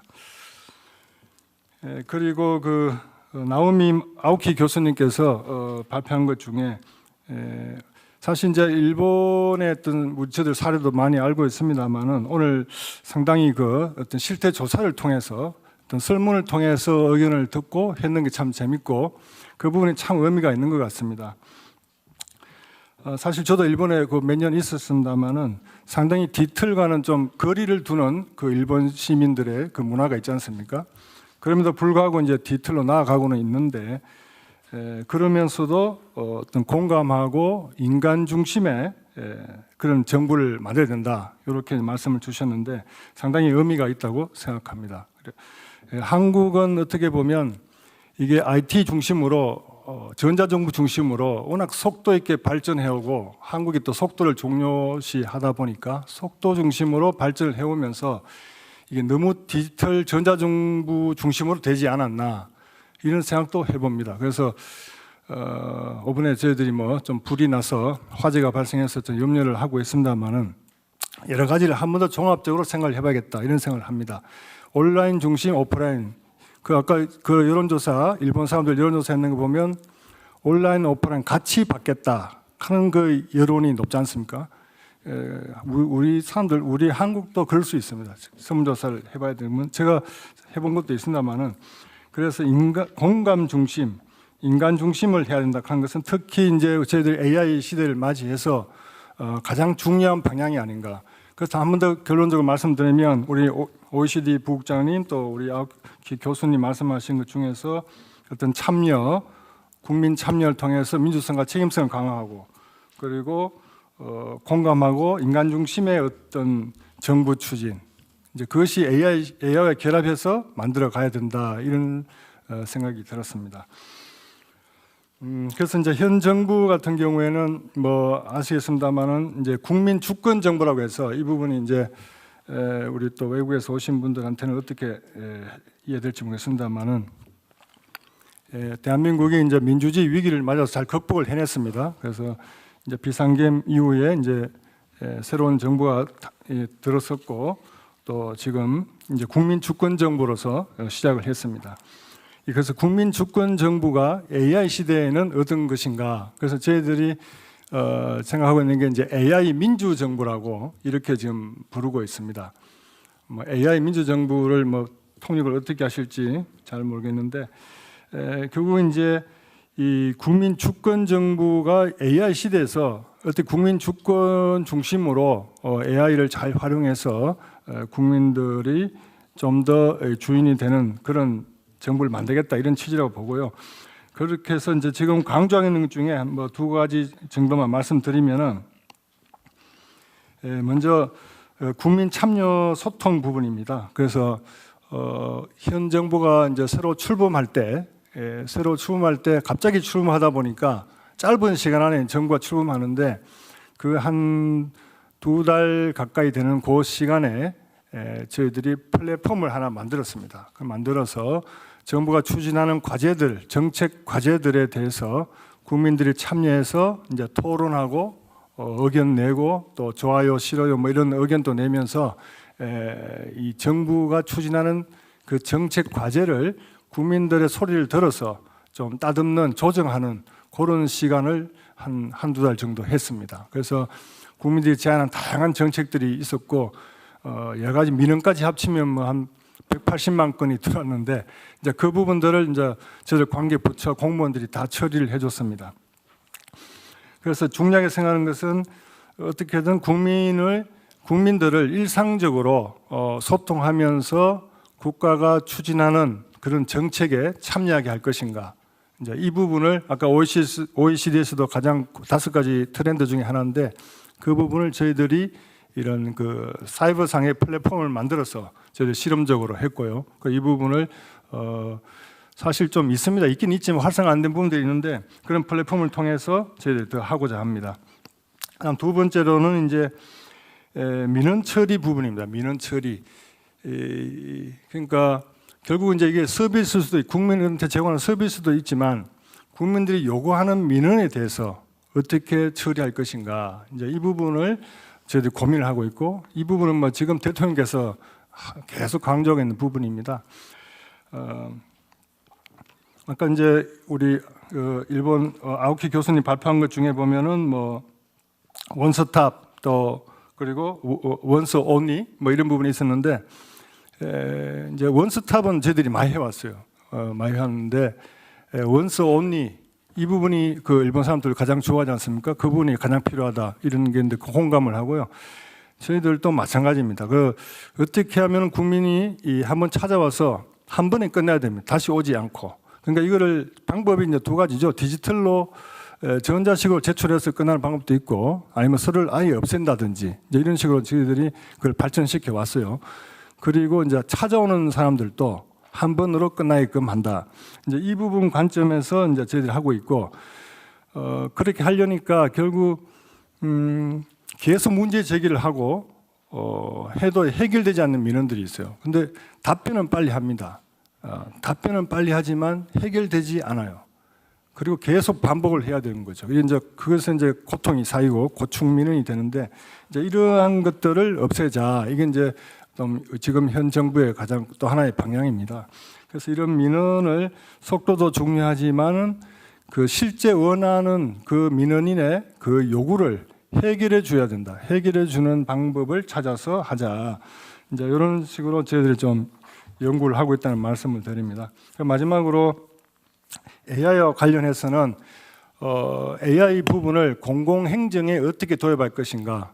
이제 이 부분은 오늘 사회 받으신 우리 자장님도 그 워킹 그룹에 들어와서 이야기 많이 도와주셨고 이 AI 공공 분야 AX라고 해서 AI 이 변환을 AI 전환을 저희들이 이제 현 정부가 한 30대 과제를 잡았습니다. 그 30대 과제를 선정해서 공공 AX를 추진하려고 지금 하고 있고 특히 공공 분야에서 전용으로 쓸 수 있는 그 AI 이제 공통 기반을 조성이 이제 내년 정도에 되고 모든 업무도 이제 AI 이용해서 할 수 있게끔 일종의 이제 폐쇄망으로 해서 그래 구성을 좀 하고 있습니다.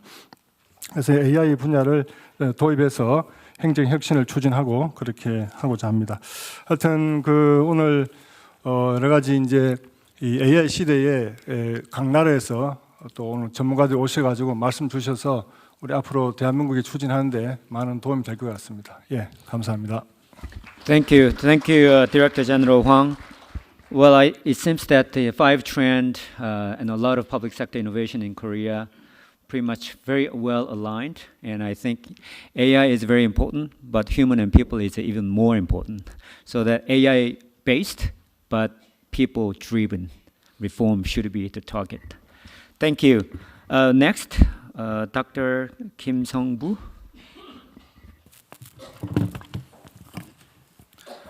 Hello.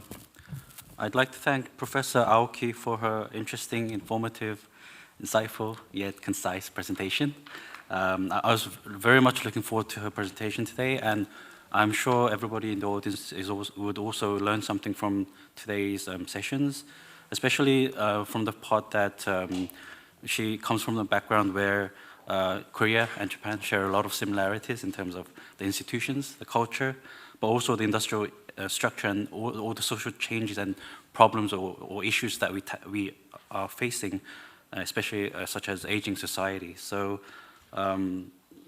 within that context, I found her presentation very interesting, especially she provided an overview of the big trend of future governance, especially focusing on a human-centric transition to the invisible, interoperable, and agentic government. And also she explained the key components and supported it with empirical research evidence based on the civilian's view, looking into both the expectations and hopes, as well as the concerns and worries. So within the limited time, I think it was a very interesting presentation. I'd like to just ask 2 questions, given the time. First is, I think this would, the transition will really depend on how civilians are acceptive. One would be that they experience direct improved service experience, but another factor would be their trust in the government and the government services. And I think a lot of that comes from transparency in the system, the process, and the outcomes of government services. So I'd like to ask for your thoughts or ideas or insights into this issue. Second, do you have any suggestions or best practices or examples regarding how the government interact, well, the central and regional government interaction, as well as government to civilian interaction, in terms of reaching out to vulnerable population and regions? For example, when I say vulnerable, it could be the aged population or regions where the population is diminishing. So I think those your answers would have a lot of implication for the Korean audience as well. Thank you. Thank you. So I'll give time later, Aoki, so that you can, Naomi, you can respond later. Okay, thank you. Thank you. Well, it seems that there are 2 questions I'm also interested in hearing what response would be by Naomi. The 4 different elements that you have: one-stop, proactive, once-only, virtual. If somebody asks me to summarize it, don't bother me, do your work for me, right? Okay, thank you. Lastly, Yanne.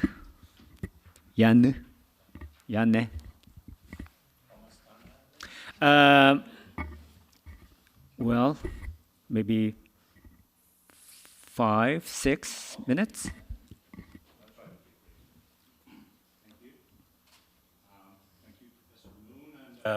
Yes, thank you, Professor Moon, and thank you, Carol, for the fascinating perspective on how AI is being tested on one of the most demanding environments. It highlighted an essential question for all governments: how can we use AI responsibly in situations where decisions must be made under pressure and uncertainty?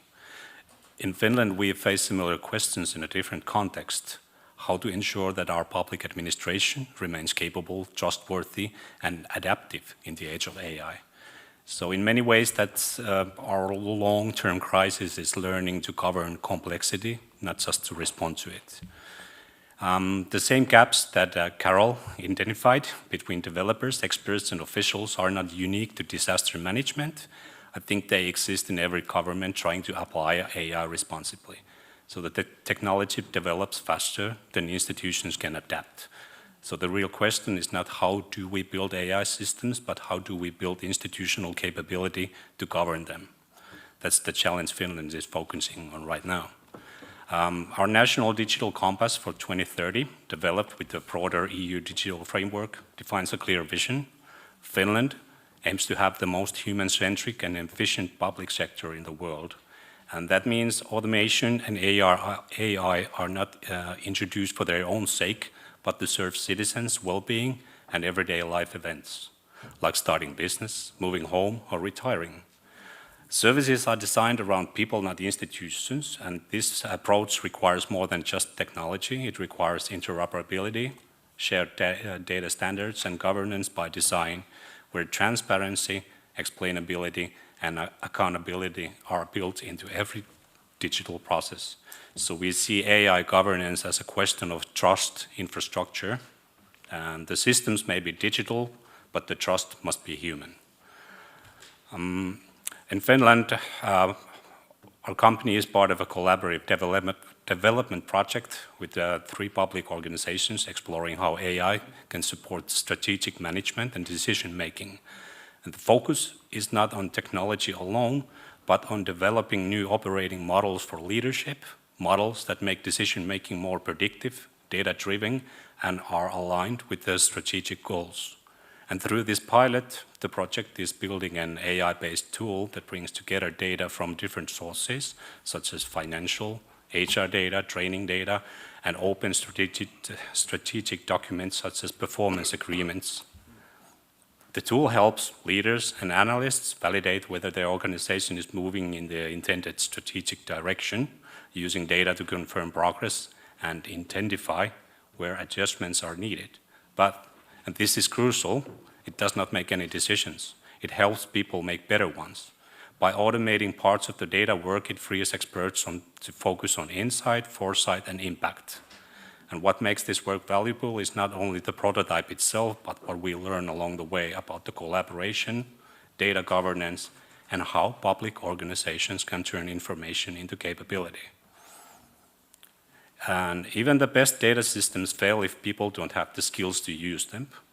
Across Europe, AI literacy has become a key theme, also reflected in the EU's AI Act and in Finland's national digital competence strategies.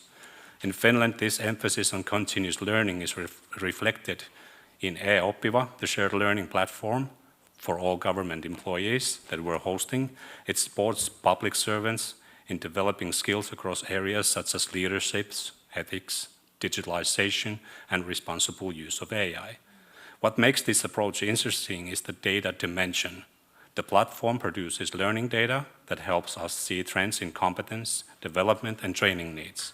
And this data doesn't replace existing HR systems, rather it complements them by giving a broader system-level view of how skills evolve across the government. We're beginning to connect individual learning to organizational goals in a more systematic way, using data not only to manage systems, but to support people's growth. And in my view, that's the key element of this new innovation paradigm. It's building capability through learning, not just through technology. And just to conclude, 5 seconds, okay, thank you. A new paradigm of government innovation is about 3 transitions, from data collection to shared learning, from risk management to capability management, and from pilots to practice. Finland's experience shows that AI adoption is not a race for smarter algorithms, it's a journey toward wiser institutions. And our goal is not to automate judgment, but to enhance it, to make government more transparent, more responsive, and ultimately more human. Thank you. Thank you. I was told that Jan is responsible for digital learning platform in Finland, so I think based on his experience, he emphasized the AI literacy and digital learning. Thank you. Okay, now I just want to give opportunity to each presenter for responses and sometimes comments and questions so that you may use your time, 1 or 2 minutes. Okay, Jillian. Thank you very much, Director General, for your very kind comments about your work with the OECD. Indeed, we've been working with the Korean government for a long time now in the area of innovation and of digital government. And I'm not just being kind here, but Korea really is very much in the front. It is the lead government within the OECD on innovation and on digital government. And there is a lot to be learned from what has been done here. Actually, yesterday, I launched our OECD Digital Government Review of Korea. And if you want to see how it's done well, take a look at that. What's incredible is the majority of our countries that do something very well don't tend to like to be reviewed by the OECD. They say, well, we've got nothing to learn. But the Korean government said, no, come and see, because we do have things to learn. And that report then picks up on some of the areas where Korea can still improve, because we can all still improve. And I mean, I think what's so interesting about the Korean experience is that innovation has been put right at the center of everything. In many of our governments, and I can also speak of my own UK government, innovation is almost like a kind of something on the side. It's an office that sits within the center of government that does all these wonderful things, but it's never integrated fully into what we do, whereas actually here in Korea it has been fully integrated into government, and I think that's really quite incredible to see. In terms of AI adoption, what we found in Korea is that it actually stands in a very good place. It has all of the key, what we call enablers. We have a framework for the adoption of AI in government, and it has enablers which are governance, data, digital infrastructure, skills, investment, procurement, and partnerships with non-government actors. And on that side of things, Korea does incredibly well, still has some work to do in the area of skills. I think Janne put it very well in that one of the most significant things here we face is actually the upskilling of the people, but also of the public sector workforce to understand AI and know how to use it well and correctly. And Korea's made huge progress there, but of course there is still more to be done, including also in terms of retaining talent, which many of us governments find quite difficult to do. There's also, though, of course, the guardrails that need to be put in place, and transparency is absolutely critical there. One area we've been looking at in Korea is the importance of having a repository of algorithms for the public to know what government is using there in terms of algorithms.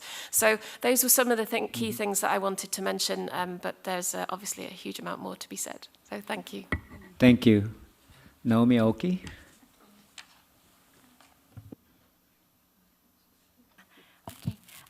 Thank you very much, Mr. Janne and Dr. Kim and the Director General, Mr. Hwang, for all your insightful comments. I guess my comment is going to be on the comment by Director General, and also I want to address 2 questions posed by Dr. Kim. So Mr. Hwang, Director General, mentioned the importance of human-centric and people-centered development of digital platforms and implementing digital transformation. I think what I want to know is that it seems to me that the Korea balances speed and human-centricity, both of them. And quite often, many countries use human centricity as an excuse for not doing it very speedily.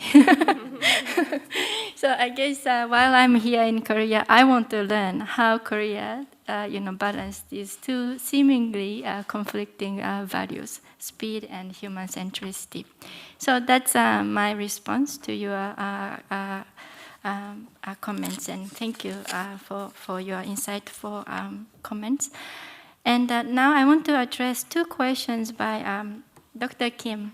So Dr. Kim's question, the first one is, isn't that the transition towards this agentic, invisible, interoperable, and agentic government depends on a civilian's acceptance of the system. I truly agree with it, and it should be dependent on civilian acceptance. And as you said, this, how people accept the system depends on their trust in government and also their user experience. And I agree with that. And these two things are, I believe, are mutually reinforcing. And the trust is not a static concept, but it's a dynamic concept. So depending on the user experience, the level of trust in the government and also in the digital system changes over time. So we have to work on that. Transparency, I'm not sure, because there are some empirical evidence that too much transparency actually has negative impact on people's trust in the system. If we reveal too much information, people don't trust it. And there are some empirical studies. So I'm very careful about talking about transparency. So that's my response to question number 1. Your question number 2. Is there any best example of reaching out to people in rural area or people who are vulnerable, like such as elderly or people who are living in rural areas? I hope that's your question. Yes. Okay. So for this, I have to say I don't have a specific example in mind out of my ignorance. I have to look for it. But my impression is that policymakers and governments are often making assumptions about those people. Elderly are not good at using digital technology, so they don't want digital transformation. It's an assumption. I mean, look at people around the world, elderly, they are so good at using digital platforms, and sometimes we just make assumptions and say elderlies are not good at it. So I guess although there isn't a specific example I can think of, I have been proposing when I present my paper is that we have to actually collect empirical data, voices of citizens, whether they would want the transition to digital services. So we need to actually hear that. And we have to make deliberate efforts to listen instead of making assumptions. That's one. And the second thing is that we often make assumptions regarding how people like digital systems without comparing their how they like it compared to existing system. So for example, the elderly may not like a digital system, but they may still prefer it compared to traditional service. Like, if the elderly who don't have good health condition, physical condition, they have to walk all the way to City Hall to do administrative services. Compared to that, maybe they prefer digital services, even though they may have difficulty in using digital platforms. So I think we have to talk about their attitude towards systems in a comparative sense. And I feel like in policy discourse, that kind of comparative perspective is missing. So it's a question of comparison, whether they like it or not compared to existing system. And if they like it compared to existing system, we should push forward. So that's my take. So thank you for your questions. Okay. I hope I addressed it. Thank you. Dr. Liu. Yeah. Thank you so much for sharing your Finnish experiences and policies regarding the use of AI, especially in the field of the public sector. And thank you so much. And then you didn't pose any questions to me. And that's another thank you for me. Anyway, Yeah, we'll have a question after break. Okay, I'm totally with you. You're sort of stressing there's a gap, like, the technology go faster, and then the institutions and the human tend to follow up, and there's a sort of a speed gap. And then I do totally agree with you that you stress the importance or significance of institutional capacity to adapt AI into the right place for the sake of a right purpose. And then I also totally with you highlighting AI talent and AI human capacity building for using AI for the good purpose in the public sector. And in order to do so, we need policy like policy lifetime learning courses or learning programs for everybody, not just for the public sector officers, public officers. So what was your question, man? Come again, Yanne? What was it? Nothing. Thank you. Thank you. Well, I just want to wrap up this session by giving thanks to presenters and discussants and the audience. And also, I want to give thanks to the people who prepared the refreshment we shouldn't miss outside. Thank you. 감사합니다. Thank you very much to all our speakers and panelists for the insightful discussions. Please give them a warm round of applause once again. Thank you very much. And now you must be getting a bit tired. We will take a short break of about 10 minutes. Please take this time to relax and enjoy some snacks and coffee prepared outside the conference hall. The next session will begin at 3:10 p.m. We kindly ask everyone to be back and seated by then. Thank you and enjoy your break.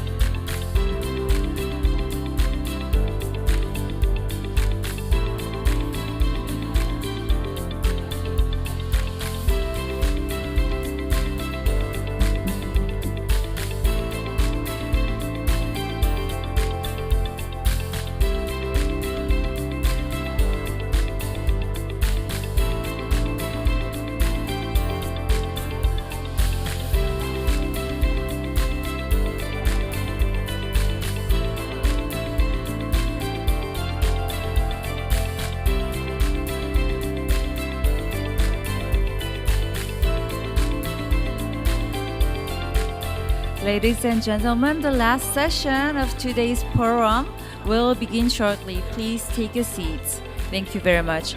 And please remind that food and drinks are not allowed inside the venue. Only bottled water is permitted. Thank you for your cooperation. The session will begin shortly. Please take your seats. Thank you very much.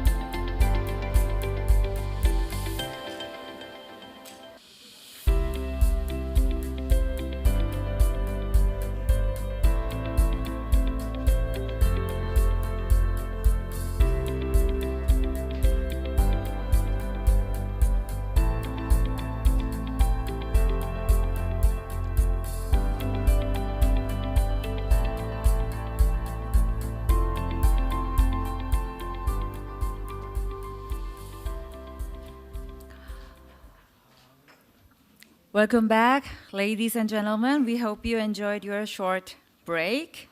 We will now begin our final session. And before we start, I would like to introduce one of our distinguished guests. We are honored to have Professor Song Si-kyung from Dankook University, President-elect of the Korean Association for Public Administration. Thank you for joining us today. And now we will begin session 3, Shaping the Future of Governance. This session will focus on innovative public policy and human security for sustainable development.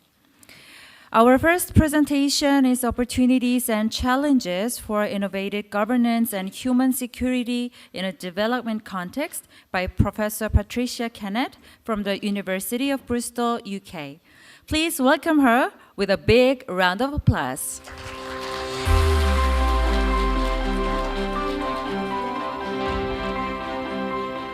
Thank you. It's such an honor to have been invited here, and I'm very glad to be able to be here today to talk to you about opportunities and challenges relating to innovative governance and human security in development contexts. The discussion paper that I'm presenting today stems from previous work on critical human security that that involved a project with Professor Kwon and myself and teams from UK and South Korea, some of whom are in the audience today. And that was focusing on post-COVID policy challenges utilising a critical human security framework and lens. And we just thought that moving forward, that trying to utilise the human security approach to understand innovative governance and the challenges that it presents could be a useful line of research going forward. And just the, sorry, just move forward. So just the structure of the presentation. Obviously, first of all, I'll take a little look at the context, and which for this presentation is, broadly speaking, diverse developing socio-economic contexts, and the themes to be explored located in relation to that particular context. And then we'll think about the relationship between governance, human security, and socio-technical policy frameworks that promote innovation, empowerment, and protection.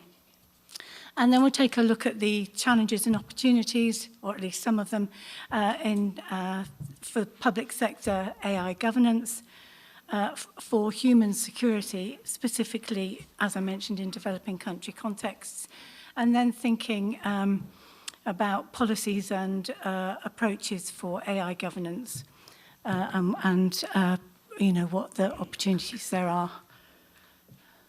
Sorry? Oop. Okay.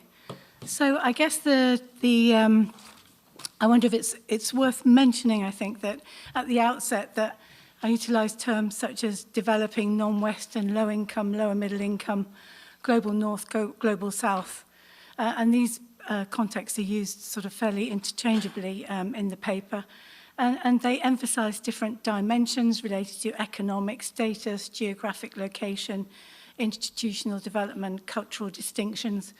And in fact, there are critiques and flaws with all that terminology. But I think what it does in some ways is refer to a sort of broadly overlapping set of dimensions linked to parts of the world that are not categorized as high income. So it's when we're using these terms, but it's actually in reality referring to really broad and different contexts with different experiences. So I just wanted to make that point from the outset. So I think as we've come to understand today, I think it's widely recognized that there's been technological paradigm shifts in the public sector and across the policy life cycle and range of policy areas with AI driving that innovation. And there's increasing role in public service decision-making and delivery occurring at a time of increasingly complex and interconnected challenges for human security, public policy, and state capacity. And the opportunities and risks in the development and diffusion of AI technologies are apparent. I mean, we've discussed some of them today, but they're apparent for governments and public policy in both the global North and the global South. But as the quote points to, the balance is far more uneven for the latter. So in some ways, the opportunities, the risks are sort of could potentially outweigh opportunities in developing country contexts in certain circumstances. And, you know, why that might be the case is related to, for example, economic, infrastructure and educational disparities, power asymmetries, the digital divide, with in 2024 data suggesting that 54% of individuals in the population of lower middle income countries use the internet, declining to 27% in low income countries, contrasting with 93% in high-income countries and 81% in upper-middle-income countries. So even at that kind of fundamental level, you sort of begin to see sort of some of the distinctions. And also concerns around AI, colonialism, and technological dependency, which are issues that I sort of want to address in this paper. But these have all been highlighted as issues impacting the wider adoption of governance innovation in AI in diverse developing socioeconomic contexts. So just some of the questions that I'm going to look at today. AI's acceleration within the mainstream, has occurred at a rapid pace, as we know, and it's got a real potential to alleviate and mitigate human insecurity and protect against systemic risks and, act as a real enabling technology for new applications across different fields of public governance. Again, we've heard about some of those today, and I think the following two papers will talk about that in even more detail a little bit later. However, there's also the potential to exacerbate human insecurity across its different dimensions, reinforce the dominance of wealthier countries in high-value settings, and push lower-income countries further behind without the tools and infrastructure to effectively develop, manage, and implement an AI ecosystem and public governance architecture that are not only innovative, but also empowering and protective in development contexts. So the two questions are, what are the human security challenges and opportunities presented for AI governance, and how useful is a human security conceptual framework incorporating innovation, empowerment, and protection for understanding these dynamics. So really, it's quite an exploratory paper. I'm not saying it is useful. I'm saying it's potentially useful. So, what is this human security concept? So, what do we mean by it? Well, it has human security at the core of digital governance. It's related to transparency, fairness, and accountability, which remain essential, but it's an approach that would argue they are insufficient alone if divorced from systemic risks such as worker displacement, data colonialism, and exclusion from digital infrastructure, and that has to be as prominent in the discussion and debates and articulated, because that's part of everyday life and sort of gives a grounded sense to these ideas, quite abstract ideas around fairness and accountability. And it's also a framework that integrates three dimensions: innovation, empowerment, and protection. So innovation is the driver of novel solutions in public governance. Empowerment is the capacity of individuals and communities to shape the use of AI meaningfully. And the protection is about safeguarding against exploitation, insecurity, and harm. So looking more specifically at a human security approach, it's and why it's potentially useful. It's multidimensional, and it's human-centered, it's integrated, and it's impactful across multiple policy domains. And in its approach, which seeks to promote values, norms, and principles of empowerment and protection, which in turn can contribute to shape and contribute to norm setting, framing, interpreting risks, and translating sort of narratives around ethical AI, which are kind of everywhere, into context-specific and actionable governance strategies reflecting state capacity and social realities. So human security originates from the United Nations, and there is in fact a human security unit within the United Nations.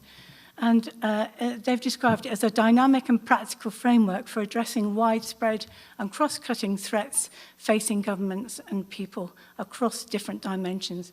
And the different dimensions that are incorporated into the human security framework include economic, health, food, environmental, community, personal, and political. And I think the approach we're incorporating here is to develop it further through an underpinning with innovation, empowerment, and protection. And in some ways, there's a link to human-centered AI, again, which is incorporated into a lot of international organization documentation, country regulations. The reference to human-centered AI refers to the extent to which AI systems have been designed with a clear purpose of human use and benefit. And I think it's also useful to think about dimensions of human security because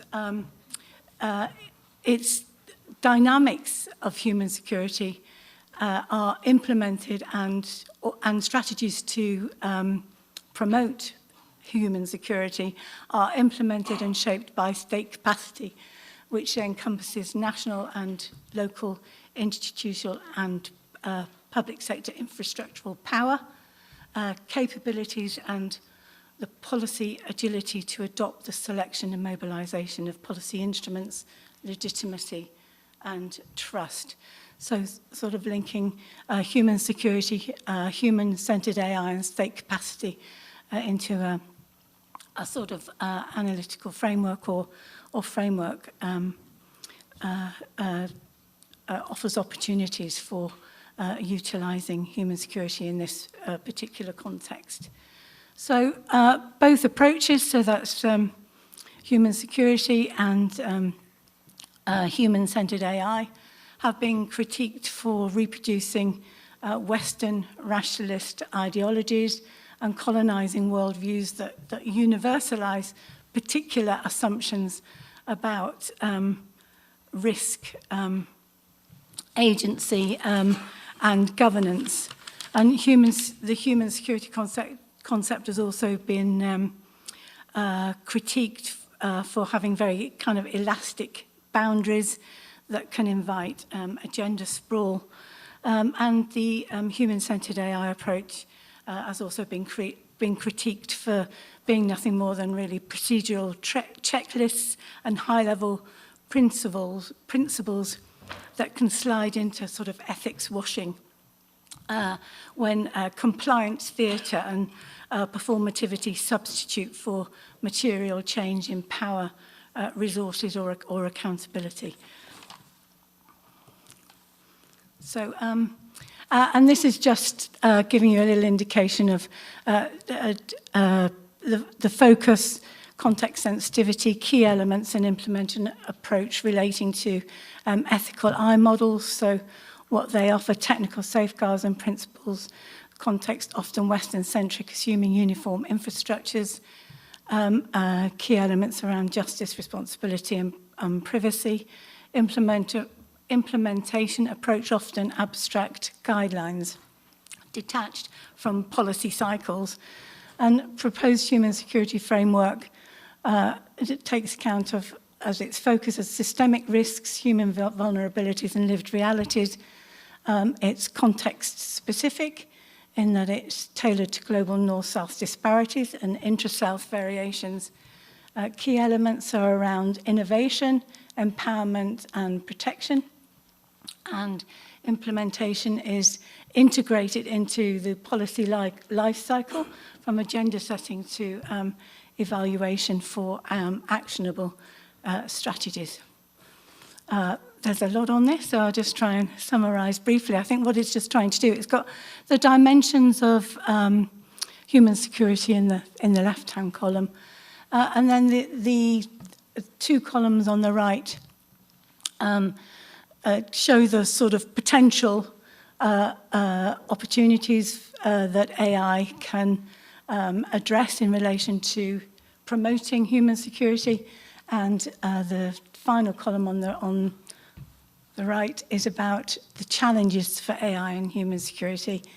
I don't want to go through them all. I don't think I've really got time. But for example, just looking at economic, you've got potential growth in GDP, productivity gains, employment and educational opportunities, financial inclusion, better access to social protection and social services, for example. But some of the challenges are about potentially in terms of economic security linked to labour displacement without gains in productivity, eroded demand for labour, suppressed wages, biased algorithms and digital exclusion, impact on older and public sector workers who maybe are underskilled, and the stress and anxiety of having to retrain for digital innovation. And you can see, so health, clearly AI has been utilised widely in health in many different parts of the developing world, and there's quite a few examples in the paper itself, but I don't really have time to go into detail, and I think probably some other papers might be talking about some of the projects that AI has contributed to, but certainly in the health arena, it's predicting disease outbreaks, diagnostic accuracy, utilisation of scarce resources, so knowing where to target resources, telemedicine, giving early diagnosis and improved access and quality generally to health services, particularly in rural communities, but also creates really big challenges around data privacy, bias and very limited health data. So we're talking about contexts where algorithms are created on very limited data and on data that often excludes segments of the population. So this has implications for how it's utilised. So I think you can get the general gist of the content of that table. And importantly then, looking at policy and the life cycle, I think this is another important element of thinking about AI governance and human security. It's about linking these together. So thinking about the standard interpretation of a policy life cycle is agenda setting, formulation, implementation, and evaluation. Again, it's not necessarily that linear, as we know, but it can be revolutionized by each of those dimensions can be revolutionized by AI, but needs to prioritize human security to balance innovation with empowerment and protection. And so we have that in agenda setting and inception. Again, we're talking about, again, topics mentioned by other papers about having teams together that are multi-skilled. And AI analytics can scan big data to identify emerging needs, threats such as economic vulnerabilities or health risks, and goals ensuring global South communities and contexts are represented through inclusive data sets and co-creation. During formulation and design, you might have simulation models to test policy impacts on human security dimensions, measure empowerment and participation rates in decision-making, governance panels, review data sets for representativeness, quality, and algorithms. Also, verification and validation to test and confirm the system meets requirements and performs as intended. Implementation and deployment, releases and leverages the AI system for efficient, targeted service delivery. And important is the operating, monitoring, and evaluation of performance and outcomes. And so that's all part of the AI innovation being a process, being an ongoing process in a evolving context. So monitoring and evaluation is a constant. requirement, and then that in turn gets linked to re-evaluation with the assessment of whether objectives continue to be met, and of course retirement, the decommissioning of the system, and considering longer term access to data and the risks that that might contain. So that's sort of potentially the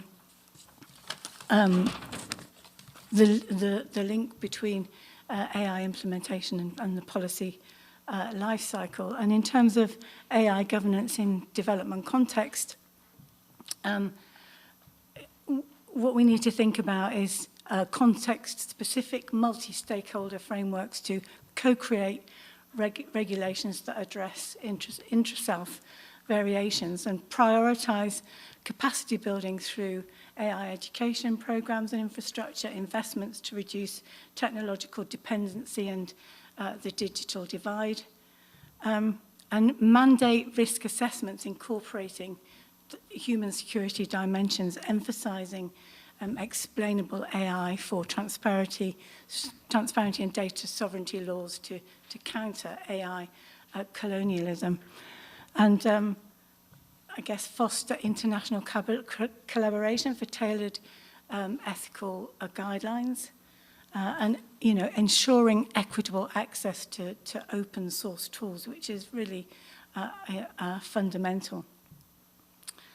So the socio-technological approach operationalizes the proposed framework and tries to forefront these types of issues, these types of debates, to advance beyond ethics washing by linking these kinds of principles to measurable actions such as bias audits, community audits, ultimately promoting sort of resilient, human-centered governance. And just to conclude, AI is driving innovation across all domains of human security, and it's deepening integration into public governance, which risks exacerbating north-south disparities unless guided by a balanced framework of innovation, empowerment, and protection. Human security challenges manifest unevenly through infrastructure gaps, AI colonialism in the global south. Well, what we're proposing are socio-technological approaches to in an attempt to mitigate them. And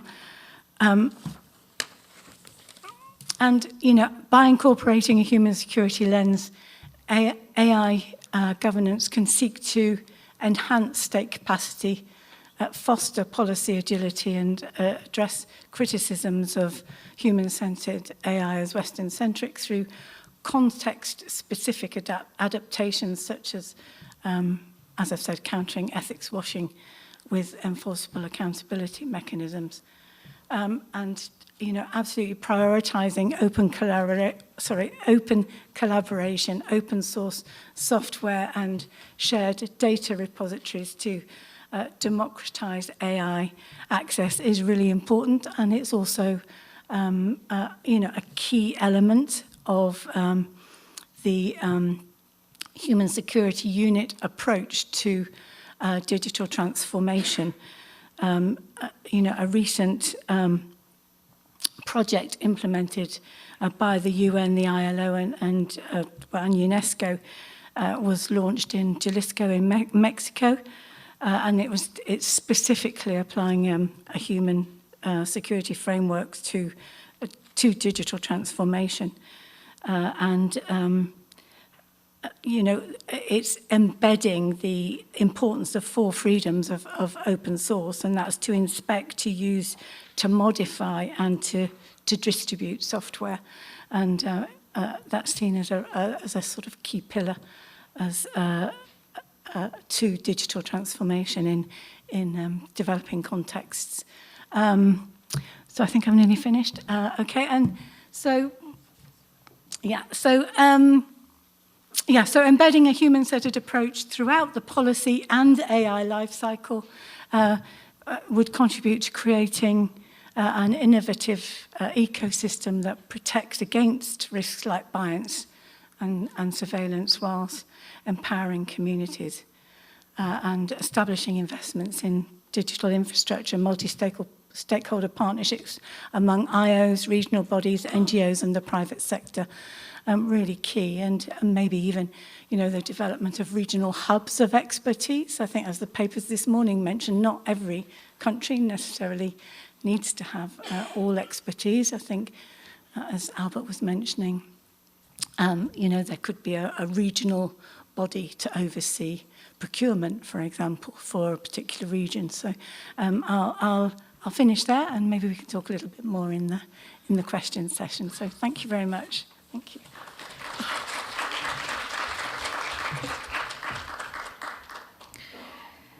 Yes, thank you for your thoughtful reflections on inclusive and secure governance. Please give Professor Patricia Kennett a big round of applause once again.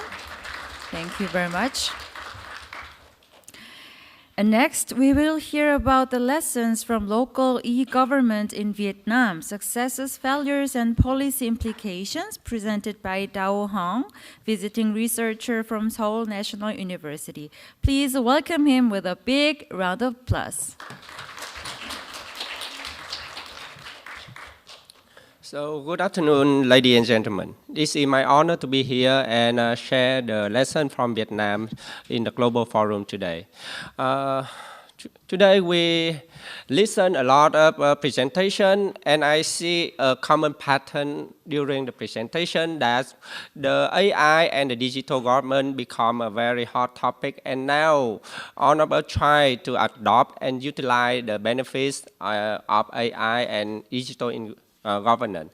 At the same time, we witness the challenges, the common challenges across the world. That's about the AI and digital government. It's not only about the technical issues or infrastructure issues, but it's more about the human and institutional issues. So my presentation shares a similar viewpoint, but in a different aspect at the developing country. So, using the case study of e-government in Vietnam, first I would like to share the history of how Vietnamese developed its own e-government. But later, I do want to highlight the challenges and the future of digital government in developing countries. What are the main challenges and how they should address these challenges. So let's see.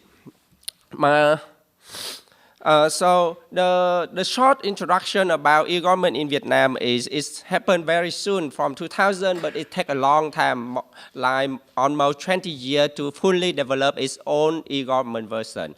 And the key pattern of this process is in the early years, it had a very prolonged implementation gap with a high policy ambiguity combined with the local risk aversion. However, after 2050, when the quality of policy itself improved, and also there is more lesson learned from more lesson transfer from international as well as from locality, between locality, a rapid achievement of target after policy improve and change in national strategy.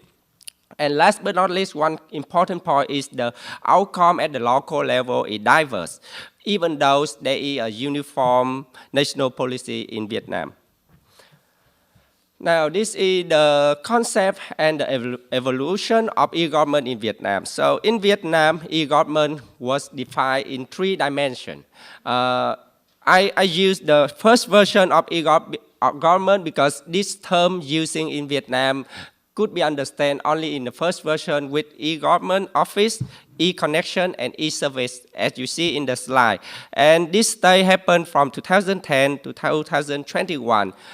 In other words, it already finished, and in Vietnam, most of the local government now are moving on to the next stage to develop the digital government and digital transformation. But in this slide, I would like to focus on the e-government only. So even though in the e-government procedure, it can be categorized into two stages. The first stage is a very decentralization approach in which the central government give no guideline for local government, and it means that they give a very huge space for local government to do the local experiment. And from the local experiment, after time, over years, some fails, the other subsists, and the other subsists, local experiment subsists, could be scaled up to the national level. And after that, in 2015, a turning point when central government picked up some successful model and built its national framework. And from that, the national government as well as the local government in Vietnam, they fully developed their e-government from the both failure and success of the local government experience. Now, I try to use some data to prove that statement. As you can see here, this violet spot represent the achievement of a local e-government in Vietnam. And the violin plus indicated the distribution of achievement of e-government on 63 provinces in Vietnam at a given year. The width of the violins allocate that how many provinces or the number of provinces at each given level. And we can see that the general leave improvement in terms of achievement on e-government in Vietnam after 2016 and until 2021, most of the local government in Vietnam, they fully developed its own e-government. This is the detailed information on the three different dimensions of e-government in Vietnam. We can witness the same trends that the improvement over year is have a long, very slow improvement, but after 2050, it's certainly rapid improvement in e-government in Vietnam.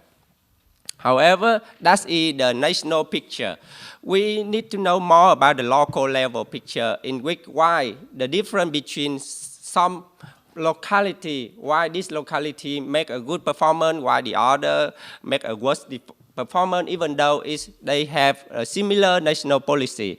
In order to do that, I do the case study analysis, interview 27 interviewees with diverse background from a very high position like provincial leader to a very low position like frontline worker or junior civic servant. And I use three case studies that represent for three levels of e-government. The first case study is Thừa Thiên Huế, which represent for the good performance, very high performance achievement in e-government. The second case is Đắk Lắk province, represent for the medium performance, and the last one, Min-Jae, represent for low level performance of e-government. Then this is the summary of the case study analysis. At the top of the graph, you can see that this is the national policy of e-government in Vietnam, and it's applied across the country. In other words, there is only one single e-government policy in Vietnam. However, when it touches the local level, there is different, diverse strategy was selected by the local government. Take an example of the first case, Huế province, the green box, the first case. We can see that they don't wait for the national guideline, but they choose a very active strategy, and they have their own e-government regulation, their own ICT committee before the national guideline. That led them to the very early successful in e-government development, and they already moved to the second stage, digital government, in 2020, while the other province will start with as the first level.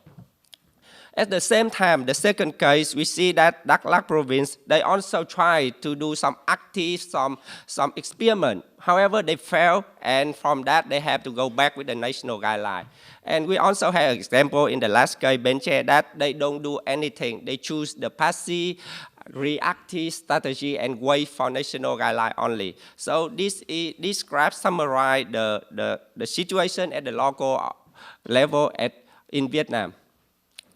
I even go deeper at the individual level to see that how local actors witness the importances of different factors affect the e-government. And this lead to the common I have to say it's a common conclusion that most of them agree. Finances or technical or infrastructure is not the most important key point. However, local factors like leadership or local institution is more important for e-government development. That's happened in Vietnam. And so from that, I would like to discuss. The first one is about e-government in Vietnam. What worked, what didn't, and why. We can see that the pattern with two different distinguished periods. The early years from 2000 to 2055, that's local decentralization approach, leave room for local experiment and also lead to diversity in local outcome. However, after that, the post-2015, the policy improvement and successful local pilot triggered the peer learning and rapid adoption. From that, we see that at the Vietnam, in the local level, the roles of local leader is the key point of successful.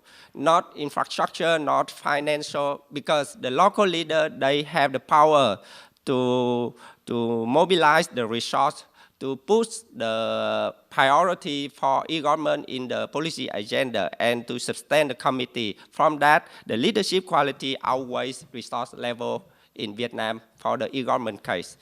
And also, we can see that the macro and local dynamics is quite changed over the time. At the early stage, low policy quality and institutional setting foster symbolic compliance and over substantive reform at the local level. We can see that at this stage, local leadership is more important than policy quality itself. However, later, when they already build a full national framework, we now can, with the centralized implementation, now policy quality is more important than local leadership. That's in the history. But today, we would like to talk about the future. And how can we study from the history of Vietnam so far? Now, Vietnam, they try to utilize the digital government. They try to build their own master plan on digital government by themselves. The feature of those programs is first launch the digital government transformation program and see the data as a strategic asset. So the key point here is data. The second, they choose the approach of whole of government, which means everything together, not fragmented anymore. They include institutional reform, skilled workforce, and sustained digital investment. Now we see that in e-government, local leadership is important, but as we see in the digital government, local leadership is not sufficient anymore. And the gap between locality now will reflect on social economy fundamentals like income level and digital literacy more than only local leadership. Besides that, we can witness a centralization trend. That's now local government lose their power and the centralized data infrastructure managed by national agencies. And local government now just act mainly as a service delivery agent. They don't have the power for policy implementation or policy experimentation. Innovation shift to national platform. Provinces or locality rely on centralized deployed solution. It leads to a policy dilemma in the developing country, but I believe that it's not only in developing country, but maybe it's across the world, happen in developed country as well. That's the centralization improves standardization and security, but it limits the local innovation. And without the local innovation, we lack of sources for innovation. And local authority remain vital for experimentation, piloting, customizing, and scaling digital solutions. That's the dilemma I believe had happened. For that, I suppose I introduce some implication. That's the only one implication I think is important in the Vietnamese case and maybe can apply for the other developing country. That's the preserve of local experiment and innovation in digital transformation. Local pilots are vital for policy feedback and innovation, but we need to do it at local level. We cannot do it certainly in the national level. And the balanced centralized tech government with local adaptive capacity is have to reduce the large-scale failure risk. That's the most benefits of local experiment. And for that, I suppose some policy recommendation. At the same time, it could be seen as the international cooperation because in the developing country, they cannot do it alone. The first recommendation is optimize the investment via cost-benefits analysis in developing country because cost-benefits analysis is not a popular thing, has been done in the developing country. The second is enable low-risk innovation through sandbox model. The third one is regulated access to national database for all actors, not only public service, but also the citizen and private sector as well. And last but not least, is build and retain the digital skill, large-scale continuous civic servant training program. Finally, to conclude my presentation, I just want to emphasize again the core lesson from Vietnam, that is the national policy quality sets a framework. And this framework can either enable or hidden the local implementation and it impact the final outcome of the e-government.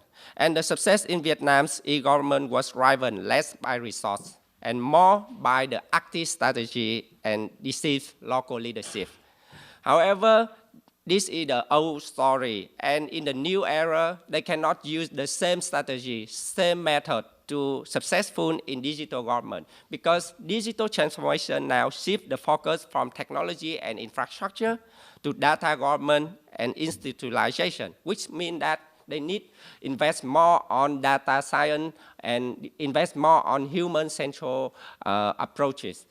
And finally, again, I would like to remind the policy dilemma that centralization boosts efficiency and security, but risks slipping local innovation. That's all of my presentation. Thank you for attendance.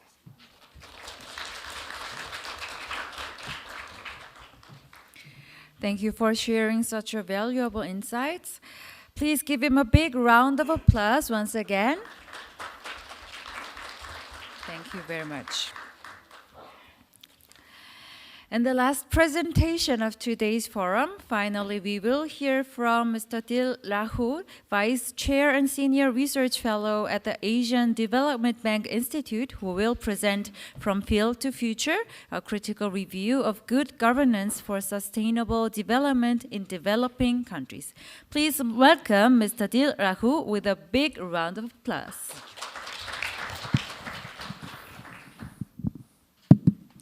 Good afternoon, everyone. I think you all are looking forward to actually go out and have a cup of coffee. You all must be very tired. So I'll try to do justice by not talking too much. I'll try to be as short as possible. Firstly, I'd like to thank KIPA, President of KIPA, for inviting ADBI to this important forum. I think this is a very special time, actually. We all are going through difficult changes. If you look at AI is really growing very fast. The digitalization is happening everywhere. It's touching everybody's life. And if you look at the other side, the climate change is affecting all of us. We have already crossed the time for 1.5 degrees. So it's going to pose a serious threat to the life and livelihood of every one of us. And the third important changes that we see around us is the multilateral world is actually dismantling. So this is the time where I think this conference about governance, how we want to be governed, is very important. Traditionally, if you look at the world used to have three branches: the legislative branches, the executive, and the judiciary. These were very independent, but today we don't see independence. It's so fluid, and AI has made things very difficult. So that's why I think this is very important. So I'm actually going to discuss from our review paper. We did review of literature. So I'm not going to talk something different, but I'm going to reiterate what you have already said. So many distinguished speakers here have actually clearly highlighted. So I'm just going to combine all of those here in these presentations. How do we move it?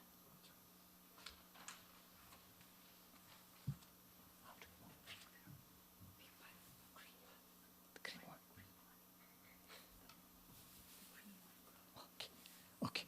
So the message of our review is that good governance is central to achieving 2030 SDG agenda, not only 2030 SDG agenda, but it's crucial for achieving a planet that's healthy and happy and prosperous. So, and the problem with achieving good governance is that the number one problem that actually all of us will agree is that corruptions. I think it's one of the barriers to implementing good governance. The inequality. You have seen the inequality has risen by manyfold. If you look at US, 3 people hold more than 60% of the assets, you see. So that's the world that we are living in, very unequal world. And the institutions have weakened. If you look at the Nobel Prize by A.C. Muglu and Robinsons, there they have talked about the importance of institutions. And institutions are not built on one day. It's built from generations to generations. It has taken such a long time. And these institutions have been weakened. And people who are actually responsible for managing these institutions have actually played a very important role in weakening it so that they can exercise control over it. And in this review paper, we'll look into 6 fields: the educations, the health, the IP, infrastructures, climate, and digital. So another key message is that digital and AI-enabled governance, as all of you highlighted, it presents opportunities, but also it presents risks. It's about how do we actually govern digital technology, the AI? That's one thing that we talk about.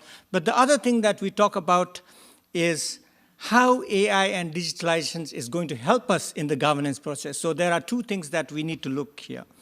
And future models must be very context-specific in the sense that our earlier presenter highlighted, like it has to be very localized. You cannot have what works in New York may not work in a remote village in Bhutan or Vietnam. So we really need to be very context-specific. And we need to be very inclusive.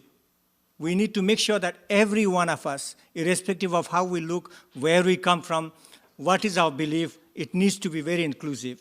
And it needs to be resilience, agile and adaptable, as our speaker in earlier sessions have highlighted.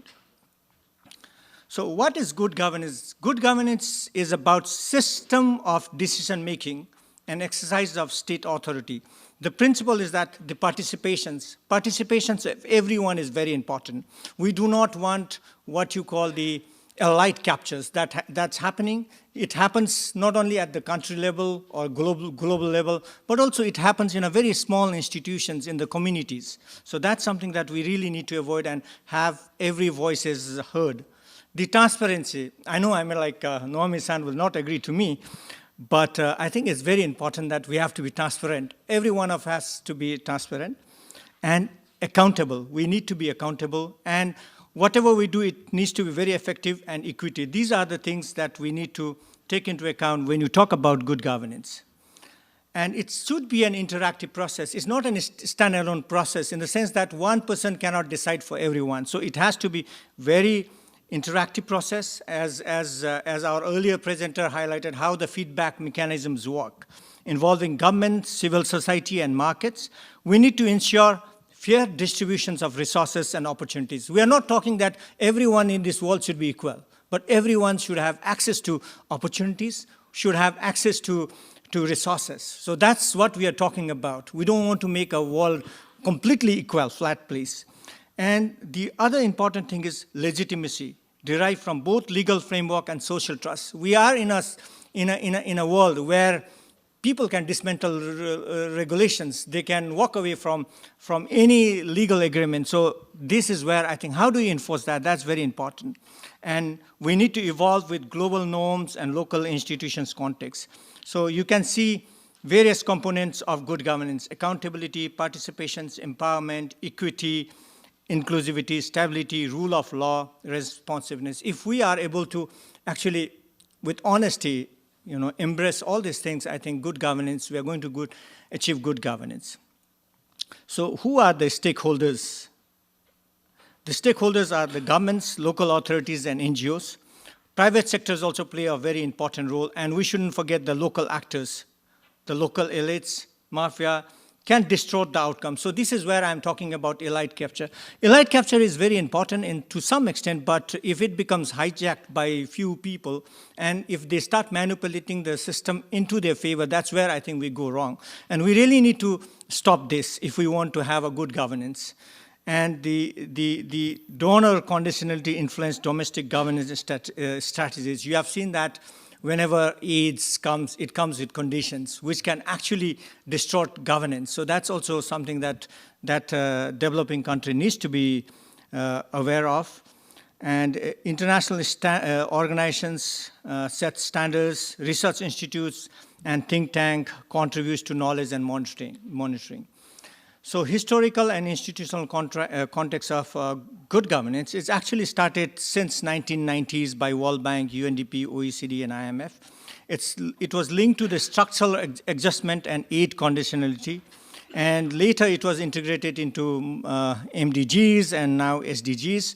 So global governance discourse expanded from just efficiency to human right, as you have rightly said.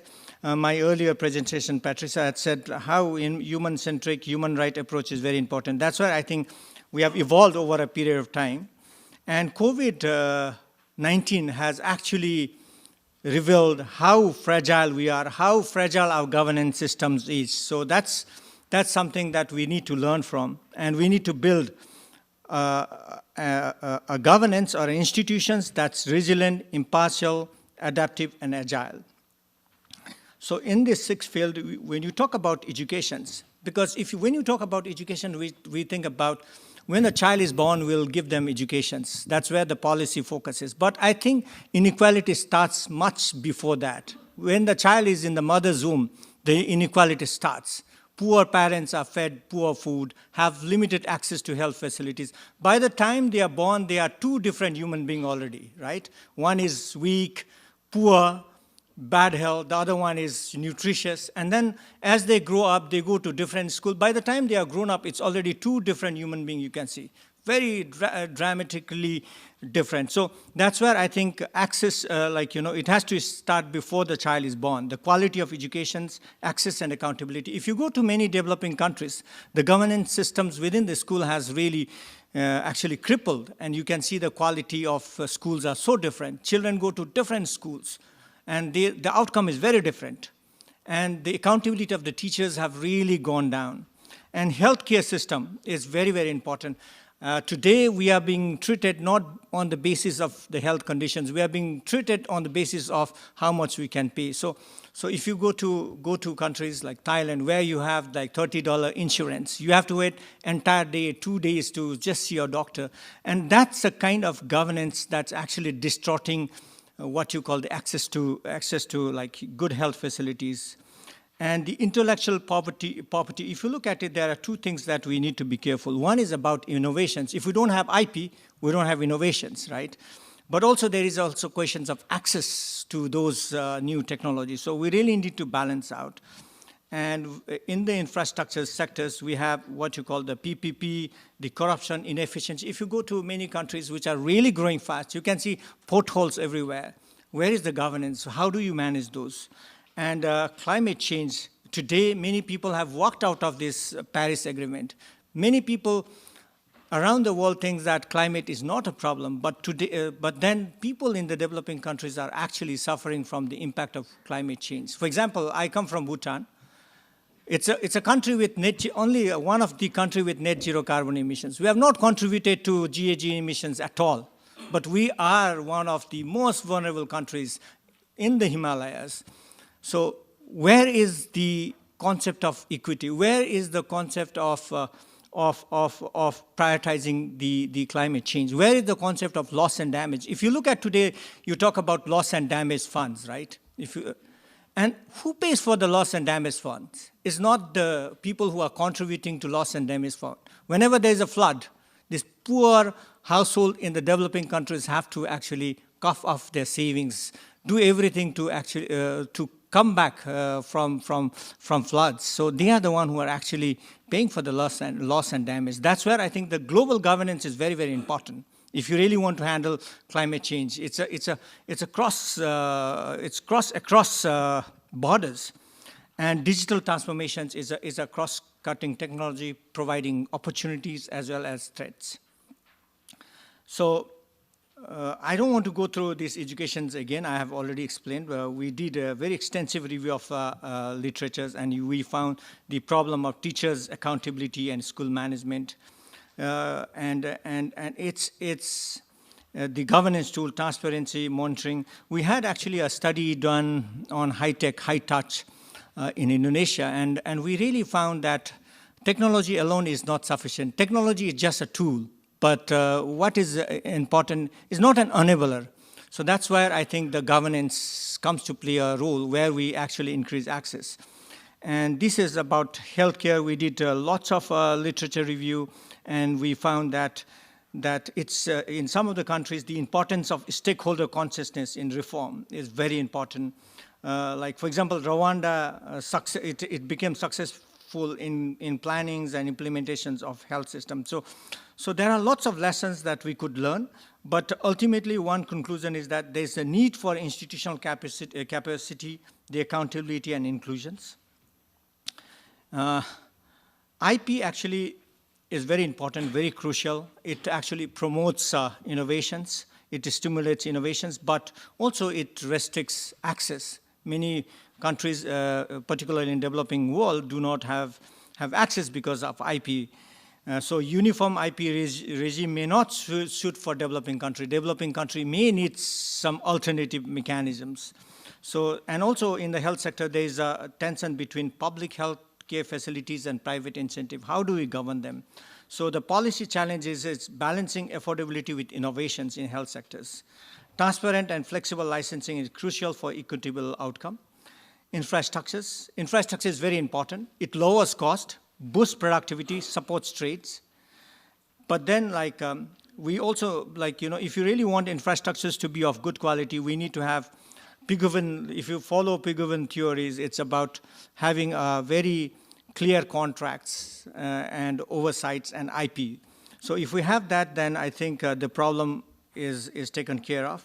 But when there is a weak governance, it leads to delay, overruns, and corruption. And this happens particularly in developing countries. So how do we improve those governance?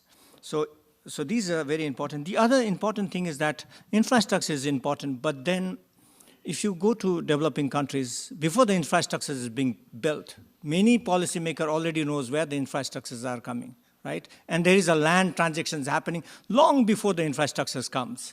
And poor people start selling the lands, and it's being hijacked by elites groups. So how do you handle that? Unless we have good governance, we cannot. So there is need for inclusive planning and transparent procurement system, as it was highlighted. Developing country like us, we face high vulnerability despite low emissions. Government must align local priorities with global climate goals. Sectors that we need to focus on governance, particularly in developing countries: energy, agriculture, and transport. Adaptations and resilience strategies must be central. Needs for climate finance and mechanism to support developing countries. We need to integrate climate governance with broader development planning. So we cannot have our development planning without including climate governance. Finally, digital transformations in AI. E-governance improves transparency, service delivery. And like me, I think many of you have experienced how e-governance has actually brought service to your doorstep. You know, like many things that we had to go to government offices, we can do it in our house. We can do from our chairs. But the problem is that how do you make it happen in countries like where the infrastructures are poor, where internet doesn't work?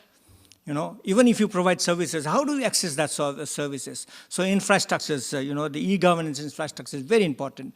And sometimes government develops sophisticated tools which takes hours to fill, you know. We We need systems which is very agile, which can be filled very easily, right? If I have to spend an entire day trying to fill a form, it doesn't work. So that's something that we need to be careful. So AI-enabled, data-driven policy making is very important, but also could include risks. There is algorithm bias, data privacy, unequal access. All these things are actually distorting the entire benefit that the AI technology is bringing. Digital divides is also has been highlighted. Many marginalized peoples are left out. We need to have digital literacy, inclusive designs, and good regulations. Sometimes, if you look at today, human beings are being the information that you're overloaded with is tremendous amount, right? And you get fake news. You are being pushed to do things that you really didn't want to do. You may go and vote, today the entire voting systems are being you are manipulated by technology. How do you control that? How do you control fake news? How do you control things that actually distort the information? So these are some of the challenges that we are facing. So failure of good governance. I think the number one, I am sure everybody will agree with me, is corruptions. And the second one is weak rule of law, which fosters injustice and inequality. And allied captures, you have seen and you have felt, not only in the country, but also in multilateral institutions, even in the local institutions. You see how allies have captured and it limits inclusivity and policy design. Even in some very small forum that I went and I did surveys, I found that a time comes when poor households in rural communities, they don't go and participate in the meetings because they know that their voice is not heard. Nothing will happen. Somebody will decide. And accountability is very important because without accountability, you cannot enforce. Low state capacity also leads to ineffective program implementations. Failure creates a vicious cycle of poor governance and development outcome. So future policies should focus on effectiveness, transparency, participation, and e-governance, of course. So it should be tailor-made. Local context should not be ignored. And we need to strengthen accountability and anti-corruption framework. Without that, I think good governance is not possible. And we need to invest in digital literacy and cybersecurity. We need to develop inclusive AI governance framework, promote resilience and adaptability in governance system. So good governance is essential for achieving sustainable development. Institutions must be very strong, adaptive, inclusive, and digitally enabled. Corruption and weak accountability remains major threat. We need to prioritize strengthening rights, institutions, citizen trust, needs for international cooperation in governance. That's, I think, one of the agenda that KIPA has actually started with this. And the research gap on governance management in digital age, AI impact, and public services is a must. Thank you very much.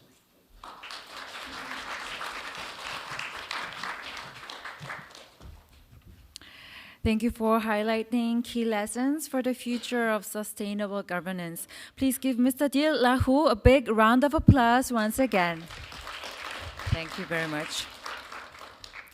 Thank you once again to all speakers. We will now conclude the forum with our final panel discussion. In this session, Mr. Kwon Huck-Ju, President of the Korea Institute of Public Administration, will moderate the discussion.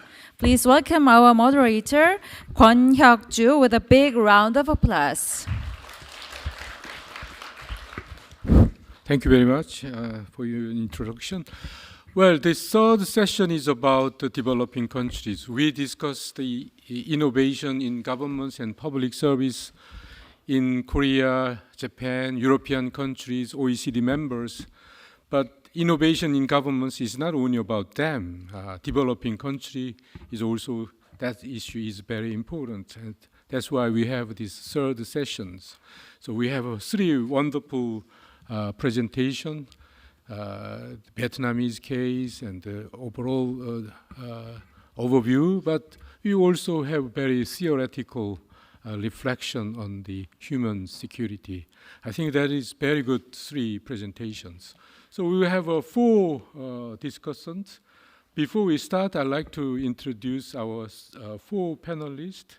So I'd like to introduce first Professor Min-Jae, Hansung University.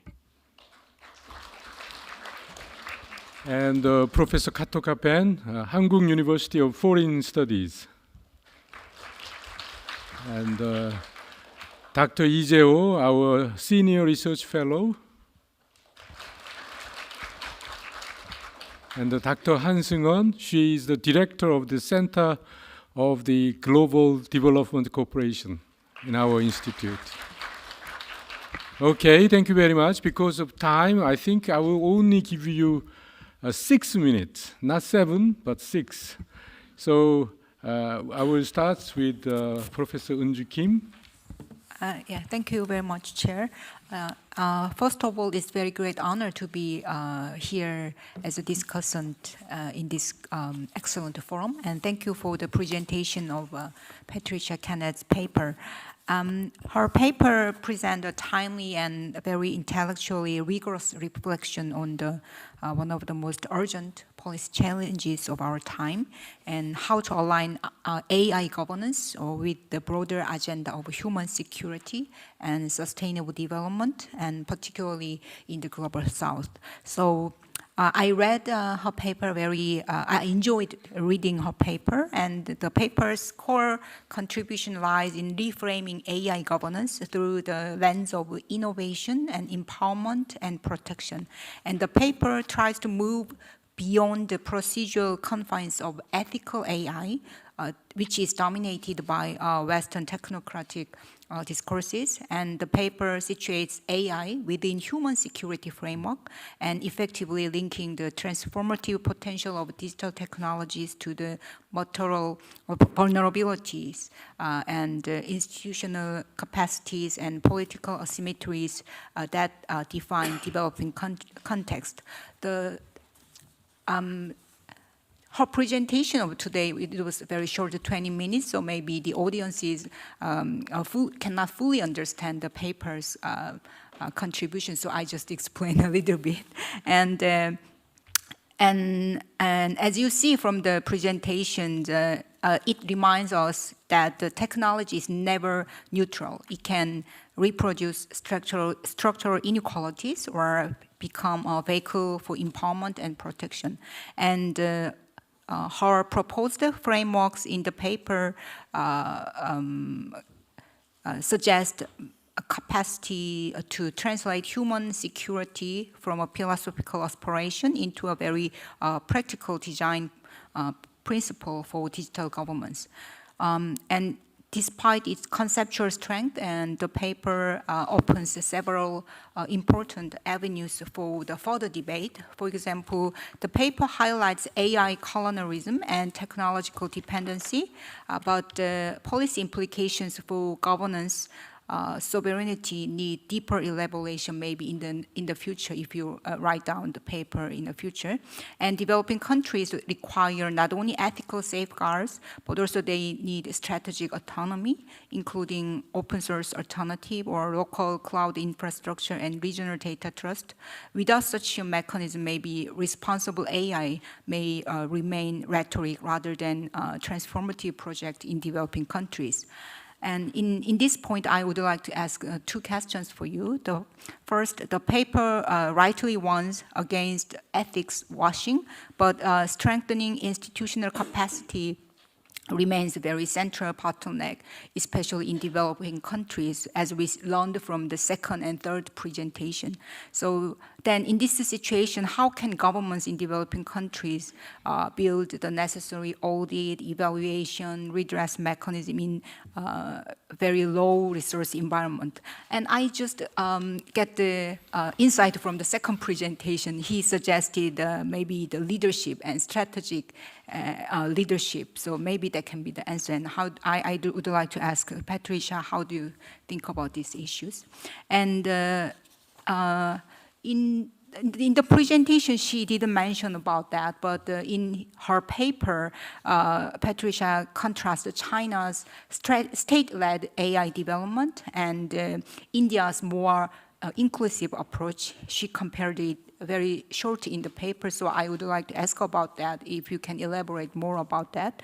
And she also mentioned the global AI governance in the final part of the paper. So I also would like to ask to elaborate more about you think the global AI governance in the future, because she mentioned that AI global governance can be led by the traditional international organizations like United Nations, but I'm not sure whether those kind of big traditional international organizations can be the chair of the global AI governance, because nowadays the global AI governance is led by the global private companies, especially private sectors.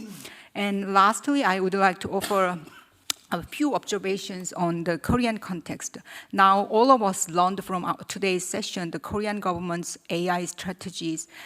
They established the Korean government's AI strategy, but it can be critically examined through the lens of human security and inclusive AI governance.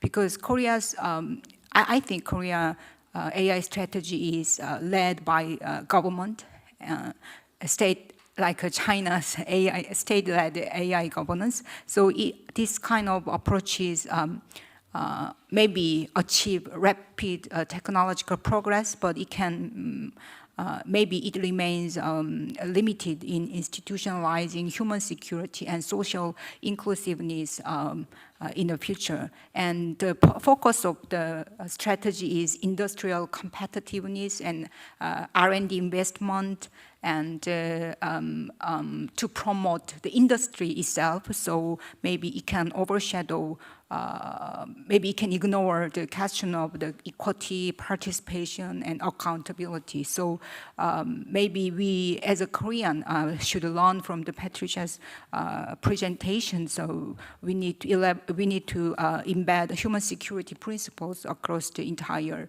the AI and digital transformation policy process in the future. So I will stop here. Thank you very much. Okay, thank you very much. Maybe we finish the panelists first, then I will give you a chance to respond. So, Professor Bend-Katoka. So you have also 6 minutes. Okay. All right. So, good afternoon. Thank you very much for the very good presentations.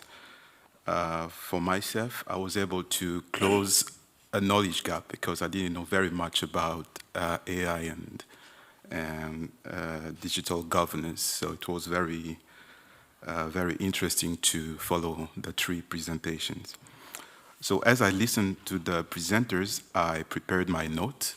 So I have a few comments for the 3 presenters, and then I will draw on these comments to maybe pose one question to Dr. Raut. Yeah, so the first one, my first comment goes to Professor Kenneth. She talked about the dimensions of human security, which I found very interesting. So she mentioned the economic dimension, the health dimension, food, environment, community, personal, and political dimension. Which are very important, of course. But at the same time, I think these dimensions are not equally important across countries, comparing the global north and south. For example, in fragile context or conflict-affected context, the dimensions related to political or community or personal security are more important compared to the health or the economic dimensions, because AI in the global south is, at least not now, it's not causing labor displacement, for example. So AI is not threatening jobs in the global south, at least not now. So maybe when we talk about governance, we should consider global governance, how to put in place mechanisms to control AI at the global level. But then my question is, how are we going to put in place these mechanisms at the global level, considering the global context, the current context of declining multilateralism? So you probably heard of the new Washington dissensus, according to which rich countries are prioritizing their own interest, so they distance themselves from multilateral institutions like the UN. So we see this with the American President Donald Trump, who is distancing himself from multilateral institutions. And so how do you think global governance is going to succeed in this context of declining multilateralism? So that is my first question to Professor Kenneth. And my second question goes to Dr. Hong, because you talked about the e-government experience in Vietnam, very, very interesting, of course. And you talked about the differential performance in e-governance or e-government across regions or provinces. So you mentioned that some provinces are very successful in Vietnam and others are not. And you mentioned leadership as the key determinant for success.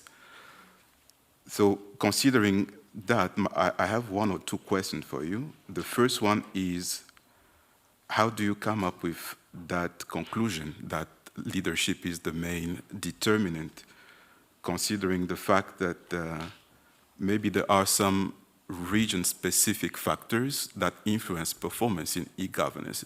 So did you take into account these differences, or how do you measure leadership in that context? And on the other hand, the point I want to mention is that within countries there are differences, geographical differences and sectoral differences. So geographical differences is just like what you mentioned, that there is a differential performance across regions. But there is also sectoral differences in the sense that even countries where state capacity, for example, is weak, there are still what in the literature is referred to as the pockets of good governance. So even in settings with weak governance, there are still administrations or sectors that are still very performant. So in the case of e-government in Vietnam, do you not think that there are also sectoral differences in terms of performance? Maybe performance in the health sector is better compared to performance in the education sector. So how do you take that into account? And so building on these two or three questions, I will then move on to Dr. Raut. So Dr. Raut talked about the 6 fields of governance. So he talked about health, education, infrastructure, climate change, and digital transformation. And you also mentioned that governance is important for achieving the sustainable development goals. So you mentioned the fields of governance and the reasons for failure in governance. So you mentioned corruption, social injustice, weak accountability, inequality, lack of transparency, and so on. And on the other hand, you stated that there is a need for context-specific governance. So you mentioned context-specific governance, but at the same time, I followed your presentation. You say that donor conditionality sometimes distort governance in recipient countries. So in other words, donors have an adverse effect on good governance in developing countries. But then at the same time, how do you think in, like, let's say, dictatorships, for example, or in countries where the state is not, because capacity is not just, institutional weakness or bad governance is not just about the lack of capacity, but it's also about the willingness to achieve good governance, right? So if, say in the case of a country that is not willing, where the government or the leaders are not willing to achieve good governance, how do you think it is possible to build strong institutions without pressure from outside? Okay. So that is my question for you, and I think I will stop here. Thank you very much. Okay, thank you very much. Well, very, very, very parsimonious methodological questions. Well, we will expect what kind of responses are coming. Okay, but I'd like to ask you, Dr. Lee. 제가 어떻게 보면 전자정부 이제 지역 관련돼서 글로벌 사우스 쪽을 연구를 하면서 가장 공통적으로 고민해야 될 문제는 우리가 AI도 중요하지만 기본에 좀 충실할 필요가 있다는 생각이 듭니다.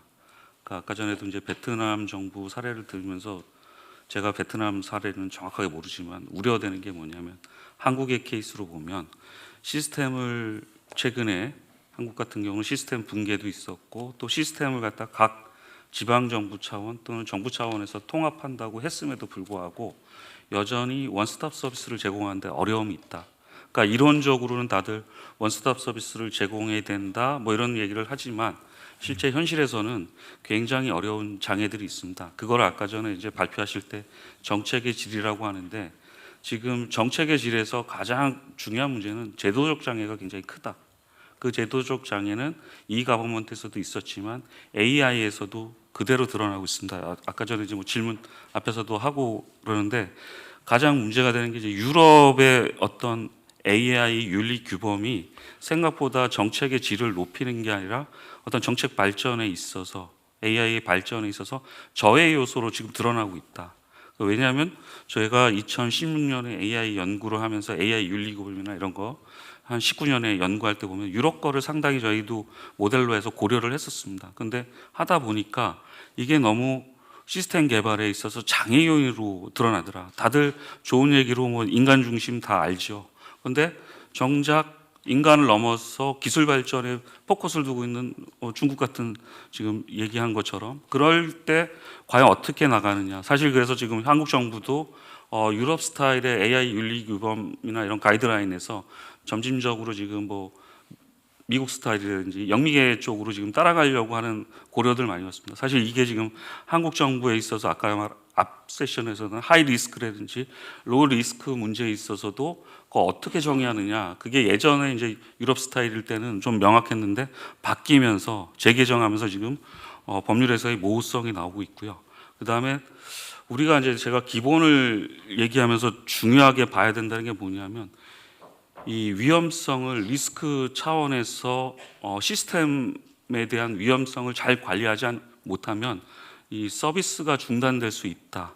그게 한국에서 이제 저는 좀 여기 국장님이 있어서 조심스러운데 대한민국의 전자정부는 블랙아웃돼서 얼마 전에 있었던 시스템 붕괴로 해서 이제 끝났다. 그럼 한국은 뭘 지금 준비해야 되느냐? 사실은 AI 쪽으로 이제 확실하게 섰는데 뭘 하나하나 이제 만들어 나가야 되느냐의 문제 있습니다. 그 중에 하나가 이제 개도국에서 좀 고민하셔야 되는 게 시스템을 어떻게 통합할 거냐에 고민하지 말고 분산되어 있는 통합 시스템을 AI를 활용해서 어떻게 연결하느냐. 이것이 지금 개도국뿐만 아니라 아마 다른 나라도 비슷할 겁니다. 왜냐하면 시스템들이 다 따로 놀고 있거든요. 우리가 그 시스템에 있어서 붕괴 있었던 이유가 옛날 시스템을 갖다 업그레이드 하는데 비용이 많이 들거든요.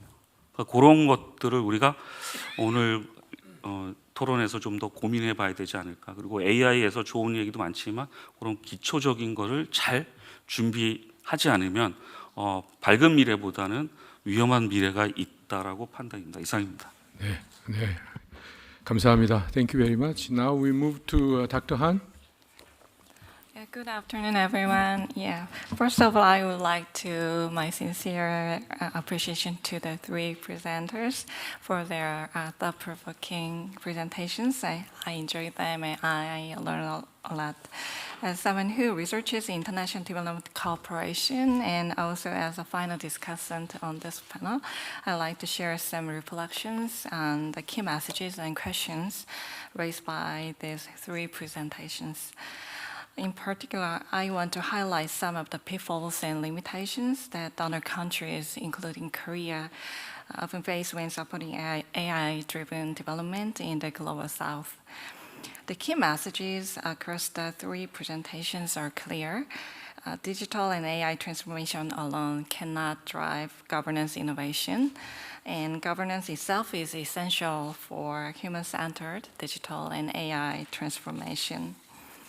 The notion of the great transformation strongly resonates with Professor Kenneth's argument that the rise of AI represents a profound shift in our societies. This transformation is widening the gap between the global North and South, creating new vulnerabilities rooted in differences in state capacity. The absence of empowerment and the absence of protection and increased uncertainty are real human security risks, and they also reflect a growing sense of precariousness in our societies. Her proposal to view these challenges through a human security lens is crucial, I think. It allows us to reposition state capacity, community resilience, and local actors as co-producers of AI governance, not just recipients. Korea is facing similar questions. In the context of international development cooperation, Korea has a comparative advantage in digital government and has invested heavily in digital ODA. As of 2022, Korea was the largest provider of ODA supporting digital transformation, accounting for 80% of bilateral ODA related to digitalization worldwide. However, despite these efforts to support digital transformation in government agencies in developing countries, many Korean projects still face the same challenges highlighted today. First of all, we focus mainly on system building, often separate from capacity building, resulting in limited impact and sustainability.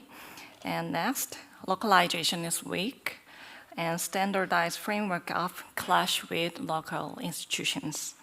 Finally, projects tend to be technology-driven, overlooking critical social and governance dimensions, including human security. Therefore, development cooperation should go beyond simply transferring AI technologies. It must also take into account partner countries' capacity to use these technologies effectively, as well as issues of ethics, institutional alignment, and governance, with the ultimate goal of improving people's life in partner countries. Another important point raised today is the issues of inclusion and participation. As Dr. Deal Rahut mentioned, this requires strong democratic governance, which is not easy to build in developing countries.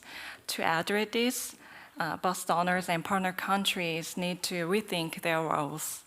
For donors, technology transfer alone isn't enough. We need to support capacity building that strengthens trust and participation. And partner countries, on the other hand, may not establish full democratic governance overnight, but they can gradually expand participation and create spaces where local actors and communities and vulnerable groups are included from the start of design, policy, and implementation, as Dr. Huang mentioned. I believe when donors and partner countries build participatory structures together, digital innovation contribute to human security. Let me end here. Okay, thank you for listening. Thank you. Thank you very much. So we listened to panel members' comments. Now it's time for presenters to respond. Maybe I just give 1 minute. Okay.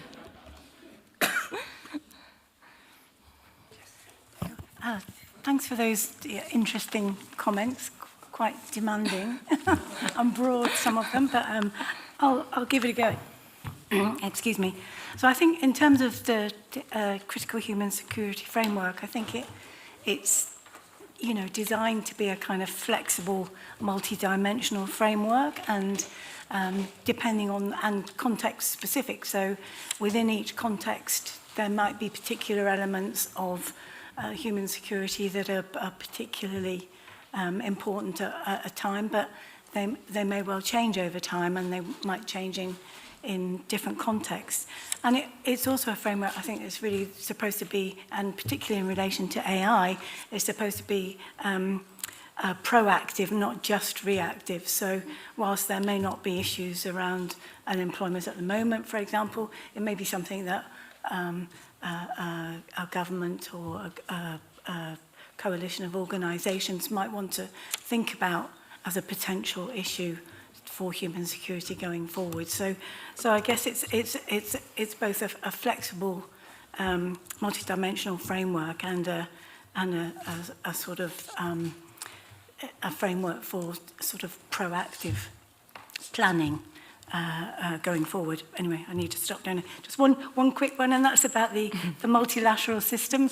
Clearly, it's under threat, but it still exists, and as you know, within a developing country context, international institutions are still very active in these countries, in parts of the world.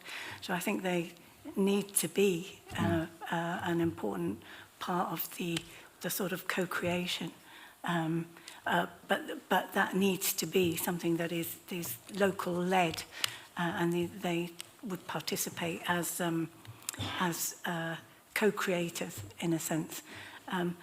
And I think that, as I mentioned, the example of the UN Human Security Unit in Mexico, that's a very multi-stakeholder framework, and it's only just started, but that would be really useful to see how that evolves and develops and see how transferable some of those things might be. I've got lots more questions to answer, but my time's up. Okay, thank you. Yes, thank you for all comments, and I just like to say that I totally agree with those comments in terms of the AI and digital government and the challenges of those issues. I would like to address briefly address the question from the Professor Ben, since he would like to know more about how I can conclude that the diverse performance of e-government come from the local leadership. So actually, based on the case study analysis, I try to select 3 case studies with the very similar background in terms of social background or in terms of economic background. From that, both from the case study analysis, document analysis, and the interview as all, I can say that the financial issues or the infrastructure issue not a key point for the diverse outcome of e-government, but the commitment of the local leader somehow push the e-government prioritize in the local agenda and also mobilize the resource to develop e-government, and after that it lead to the successfully development of e-government in those local. And also, I would like to say that a very interesting question about what can weak government, weak local government can lead to the good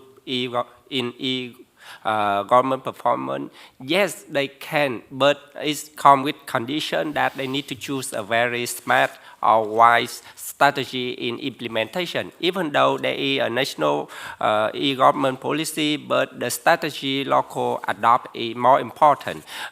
In Vietnam case, there is 2 ways. The first way is that they try to focus, emphasize, and invest all of their resources to e-government at a very early stage. The second way is they just wait for the successful lesson from the other neighbor and adopt it in their local. So that's for my part. Thank you. Thank you. Thank you very much for all your comments. I think these are all very valuable comments. And to Dr. Ben, I think you are right, but then I should have written that sentence with a caveat in the sense that where we actually take into account where actually donor pushes pressure. But many a times donor pressure actually has not worked. Many tough dictator has always evaded, no matter how much pressure we have put. So, financial pressure. So I think what you said is right, but I'll have to go back and think and see how I actually write it down. Okay. Do you have one more? I forgot to respond to the comment of Dr. Lee because it's very interesting, just a little bit, that Vietnamese, we have the big conservation discussion about the integrated system. We try to switch from decentralized modern to centralized modern, so that's the key point. But now I believe that AI and digital government, we have to focus on the centralized system. Thank you. Thank you very much. Well, very good discussion as well. And I think today we discuss innovation and the future governance, and in the context of advanced country and this session in the developing countries. I think all important, and we share our research and we compare different cases.